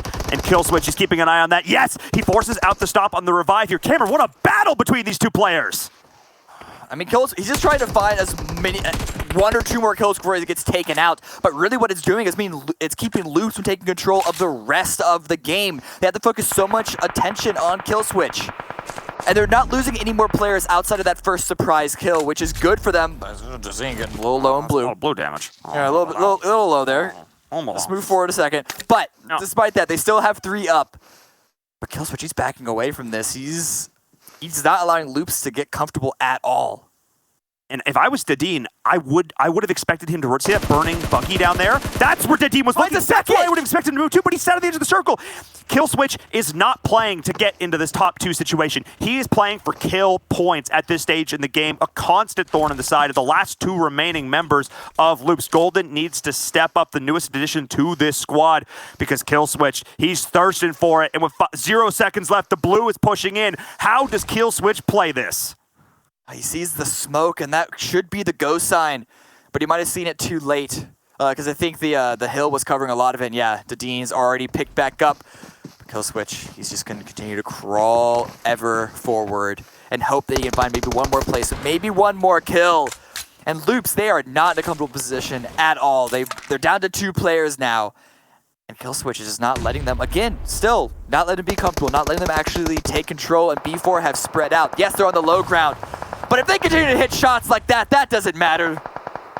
I mean, B4, again, I talk about it, the one-man wrecking crew, each and every one of them doing work. Finally, somebody tries to shut him down, and it's one of the members of Meta across the way as Team Queso is finally getting eliminated. I believe they tried to sneak up there on the outside, but Kill Switch just being such a threat up here at the top. Loops is going to go down as well. Yeah, that's it. And Kill Switch, I talked about how he wasn't playing for the top 2, but maybe I was wrong. as he continues to do the work, jumping around the tree, finally taken down. Oh my goodness, it's about damn time as we're seeing Escanor on the outside here. Heel stratting through all of that, and that's just going to be B4, and there was no doubt in my mind that they were going to take the winner chicken dinner here with 19 kills. Really, Escanor? You're going to deny him? No, you don't! Make it 20! Pedro picks it up! That was nice of you, Escanor. Not too prideful on that one. Gonna let him get the 20 bomb here in this 5th and final game of the day. B4 Esports, welcome to the weekend. Listen, any other situation, I would be mad at Meta. If you're gonna heal strat or if you're gonna deny to blue, at least commit and make sure that the kill goes to the blue. But in this case, because it gives B4 the full-on 2-0, I'm fine with it. I'm happy with it. B4, what an amazing game for them. And they didn't even have the circle. Only until the late game was a shift in their way. But it's like they were in a compound. They had to fight through so many different teams to get there. And they kept 4 up into the late game. Just their team fighting prowess in that round was top level. Yeah, and as Jason, as we bring you back into this, like the old B4, the PMWL, like they would sit back a little bit, they would send 1 or 2 players up, and they would really play the sort of anchor game and the 2-2. This is like the full send show, and I love it. If this is what the aggression that PMPL is going to show us for the next, 3 weeks, I'm all about it, sir. I mean, we're seeing what the addition Unnamed has been offering them. I mean, obviously he wasn't the biggest fragger for the team, but the confidence that it seems like B4 have that they previously lacked is really there. And also, as Glitter was talking to us during the break, like Erangel has super improved for them as well. Definitely being one of their weaker maps. We saw Miramar being one of their best, but they're being consistent. They've been consistent all day. And like you guys said, welcome to the weekend. But speaking of you guys, you can go enjoy the rest of your day for the weekend because you're done for the day. And I think you're done for the weekend as well. I think we have Hot Jukes and Mustache Dave coming back tomorrow, though don't back me up on that. Well, don't put me on it. We'll see. What was that, Cameron? I said bye. Have a good weekend, guys. Take it easy. What did Cameron say? Okay, we're going. All right. Aww. I wanted to hear what he had to say. It's fine. I'll ask him after the show. Let's bring in our experts, though, to talk about that last match, Seven and Glitter. Hopefully it's more than Glitter's hand this time, as Seven was also noticing during the break. Yes! As she was clearly rooting against some teams. I'm not going to say what team it's going to be, but what a great game for B4, Glitter. To bring up the point for you talking, or as I mentioned before you guys came in, about B4 have looked so much better on Erangel.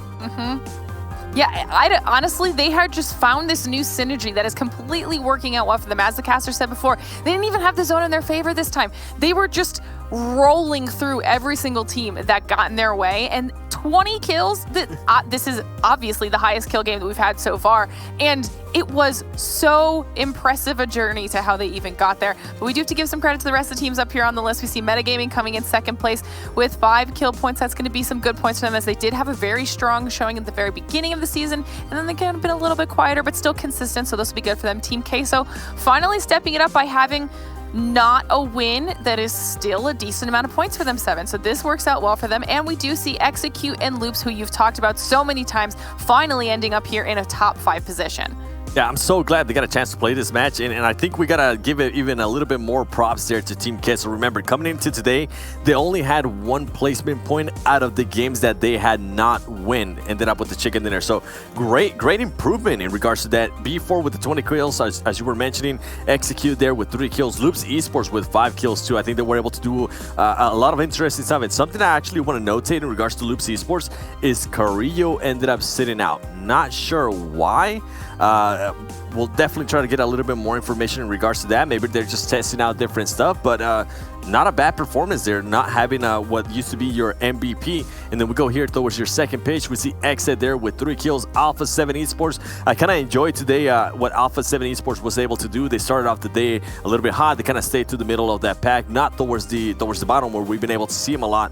So loving the improvements there as well. Same with Nova Esports. You see Brazilian Rampage, or as Jason likes to say it, brr, and then you see Unnamed with 1 point. Wildcard Gaming, actually a very big surprise there with just 1 point. Defeaters 1 point, and Helping Quit Addiction with 1 point as well. Yeah, I mean, and also for Loops, you point out Korea wasn't playing, but one player who was playing it was Kayovsky, and as Seven likes to say, Kowalski. So moving forward into talking about some other parts of the game, obviously B4 with fantastic. I'm going to give a little bit of a shout out though to 19 Esports because they've been on the bottom of the scoreboard overall since day one, and they got themselves 5 nice points. But let's look at the stats though for B4. And I said, you know, while we were watching, like, 2,200 damage with 11 kills? Like, what? No way. Ooh. And then indeed, they definitely have the damage to back it up, considering they finished off at almost 3,200, even making Glitter surprised. I mean, honestly, I think we're all surprised to see B4 come out the match like that. That's our first match we've seen above 3K as well, Seven. Yeah, not only that, can we take note of, like, their healing? Less than 1,000 healing. Usually when we see performances like that with anybody that has 20 kills, or at least from previous tournaments, they end up with definitely over 1,000 damage. So it shows that they were taking into fights, that were finishing off, and they were moving on to the next fight too. Impressive performances there by B4. Yeah, honestly, I think our entire Mountain Dew Game Fuel moments are just going to be B4 highlights, considering they had 20 kills in the lobby. They had a third of the kills they possibly could get themselves. That's insane. As we do see, this engagement, I actually enjoyed this engagement. The Feeders ended up knocking somebody and finishing off somebody from Team Queso.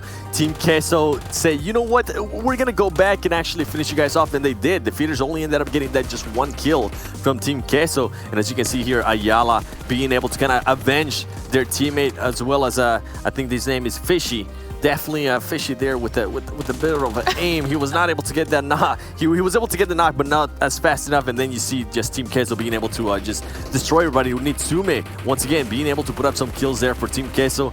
And something that we've been noticing is the additions. Remember, at the top of the show, we talked about it. We talked about Nitsume being a great addition, a great plus and a great gunner for Team Queso. And then Nebete, and I'm pretty sure we're going to see some of the highlights here for B4. And Nebete being able to also put up the numbers. I kind of wish we would be able to see what his damage alone was for the whole B4 squad. It will be interesting to see as we move forward here to Pittsburgh Knights. And out of all these teams here, which one did impress you the most, Glitter, throughout the day? I feel like it has. Oh, that's throughout the entire day. Honestly, it's a toss-up between G25 because they were just insane today and consistent across the board with that level of gameplay the entire time.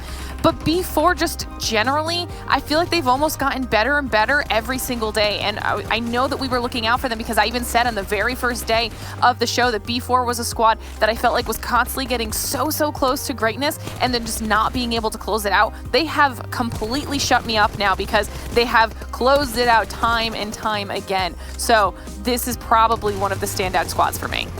Yeah, I think for myself, it has to be obviously B4, G25 Gaming, and Team Queso. You got to give them some credit too with what we were mentioning before in regards to the placement points. They were only getting placement points from Chicken Dinner, so it's good to see that now they're starting to readjust a little bit, right? It's not all or nothing with them. They can also get some points if they're towards the middle of the pack or at least a top 5 situation. But B4 was just way too strong for anybody. Nenebete, as you can see, being able to get some kills right there. At that point, he already had 4 kills after he was able to finish off that man. Then you see Darin, and this new squad, this is an interesting squad here for Loops Esports. I wonder if they're going to continue to try different variations of it. We've seen Kayowski being able to sit out before. We also now see Carrillo being such a huge figure, such a huge, pretty much a fragger to talk about. For him to sit out, it's definitely interesting if they're going to maybe try to do it a little bit more in the future, considering that he actually, in a way, it worked out for Loops Esports. They ended up in 5th place with 5 kills. Not bad at all. What about Kill Switch, You know who else?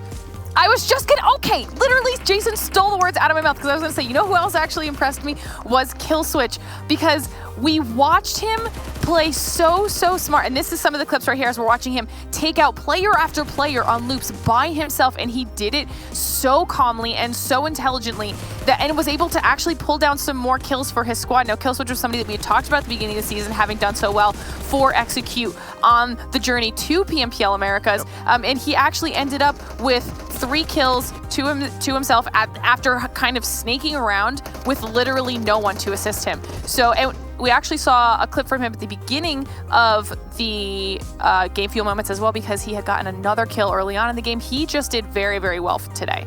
The funny thing is, most people in his situation would just stake, right? They just try to play up for placement points, but because I guess placement points are worth a little bit less, and he felt like he had the opportunity to get those kills, which he did, he's able to net some extra points on top. But now, something you wanted to see. Not necessarily a breakdown of individual players, but we're going to see our total damage from all the teams. And I'm not even going to look. I'm going to stay over here the entire time, and I'm going to just tell you that B4 is going to be clearly #1.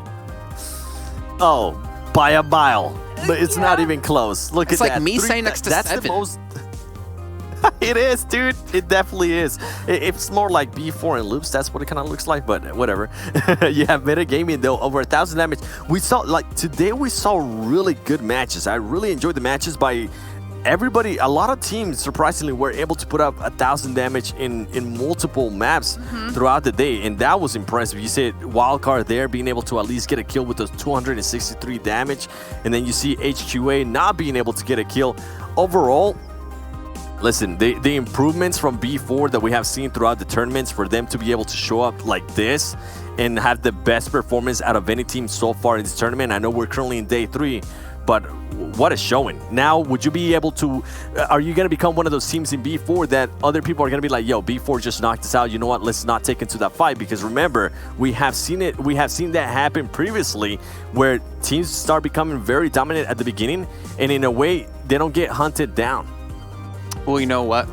Speaking of hunting down some players that were doing so, we're going to see right now our top players in the last match of the day, and Pedro. I mean, we had the insane 3K with the nade out of Pepito last time, but this time, Pedro gets the damage done basically by himself without the grenades.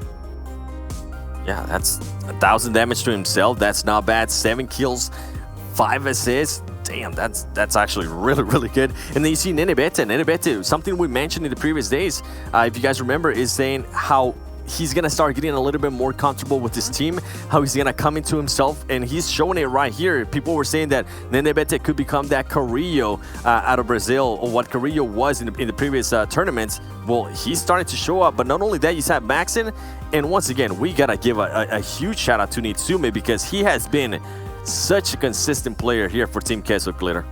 Yeah, and can I put an honorary mention for the top players on there as well? I know I literally just talked about him, but Killswitch maybe up there as well, because if you actually looked at the total damage graph that we were looking at, 3 kills were all the kills that Execute got. All of them were kill switches, and they had a total of like 920 damage when Killswitch actually did 650 of that 920 damage. So he gets an honorary mention in my mind. I can tell you from personal experience that listening to Glitter in that last match, she was definitely enjoying him ruining people's days, especially one team in particular, which is unfortunate for them.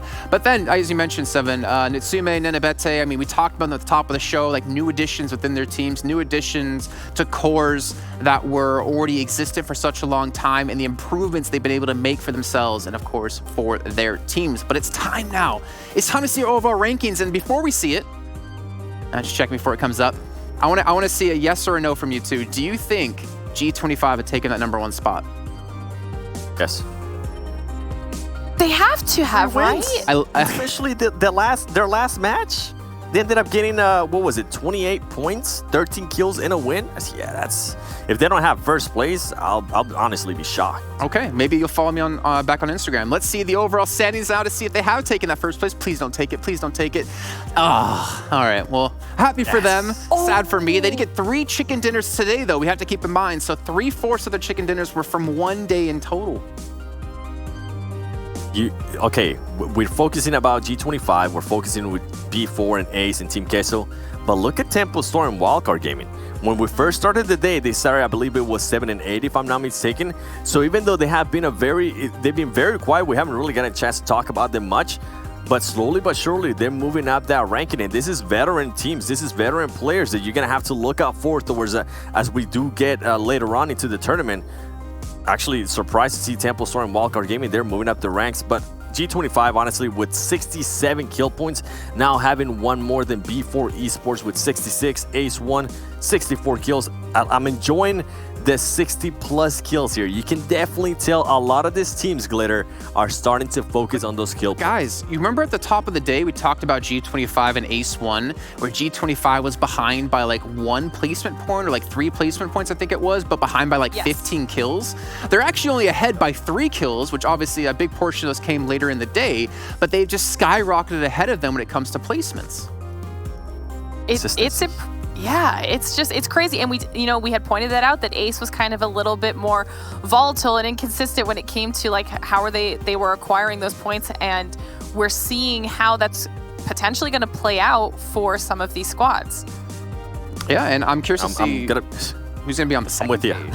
7, like, because obviously we have like the likes of Cloud9s, the Loops. I'm curious if they've been able to kind of grind their way up into our safe placings. Remember, it's only the top 16 that will move into the finals. We're going to see the second page right here. And Loops will be in the 9th place. So Cloud9 not making a showing just yet, but Loops definitely had an okay day considering what we saw on day 1. Yeah, Cloud9 is the there. I'm loops blind. that we're kind of used to. No, yeah, Cloud9 is there, but not the loops that we're kind of used to. But in a way, they are kind of still saving phase, and it is the 3rd day. But as I mentioned, at what point are we gonna stop saying it's the 3rd day and 4th day? I feel like if they wanna it's gotta be good soon. performance. I mean, they're currently within the top 16, so they will be qualifying towards finals. But it's not the performances that we're used to seeing out of them. Alpha 7 Esports, I'm actually enjoying seeing them there. I thought today was one of their better days so far this tournament. And then you have Tribe Gaming and Cloud9, and this is actually pretty good for Cloud9. They're still within striking distance. This reminds me a lot of the previous season of the PMPL with Cloud9. They kind of started off slow, and as the tournament went on here, Glitter, they ended up doing a lot better. Could we see something the same? I'm thinking maybe. Yeah, I mean, it's nice to see Cloud9 picking up with their aggression. I think that could work well for them throughout the rest of the season. But what I'm noticing right now is that there's currently a 103-point gap between 1st and 16th place. There is already a huge spread happening between these teams. And like you said, Seven, how many times can we keep saying it's only the 3rd day? We're 3 days in, there's already that big of a gap. Yeah. Some of these teams are definitely going to need to figure out what they need to change moving forward as we take a look here at our 3rd and final page for the overall rankings. And we see the likes of INTZ, Influence Rage, Execute, surprising to be on this page. 19 Esports has actually managed to jump themselves up in the rankings, so that's really good. We're seeing Helping Quit Addiction move up in the rankings as well. I think, these are the squads we're probably going to be looking at because especially, INTZ, Influence Rage so close to that top 16 position. As we move throughout the rest of the season, we'll be seeing who's jockeying for, maybe 14th, 15th, 16th place when it comes to getting through to finals. So guys, I wonder Rampage. I wonder if this has been noticed mostly, is that no one on the 2nd page, so 9th through 16th place, has a chicken dinner.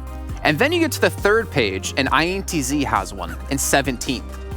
That kind of shows you obviously kind of the impact of what it can have, but the impact of like being consistent. INTZ had, I think, a victory in like match 2 or 3 in day 1, and then since then, they haven't really been anywhere, and that's not going to help them get into top 16. I mean, we have people on the 1st page that don't have any chicken dinners. They've just been consistent enough that they're keeping themselves in a top 8 position. So that's clearly the most important part at this point.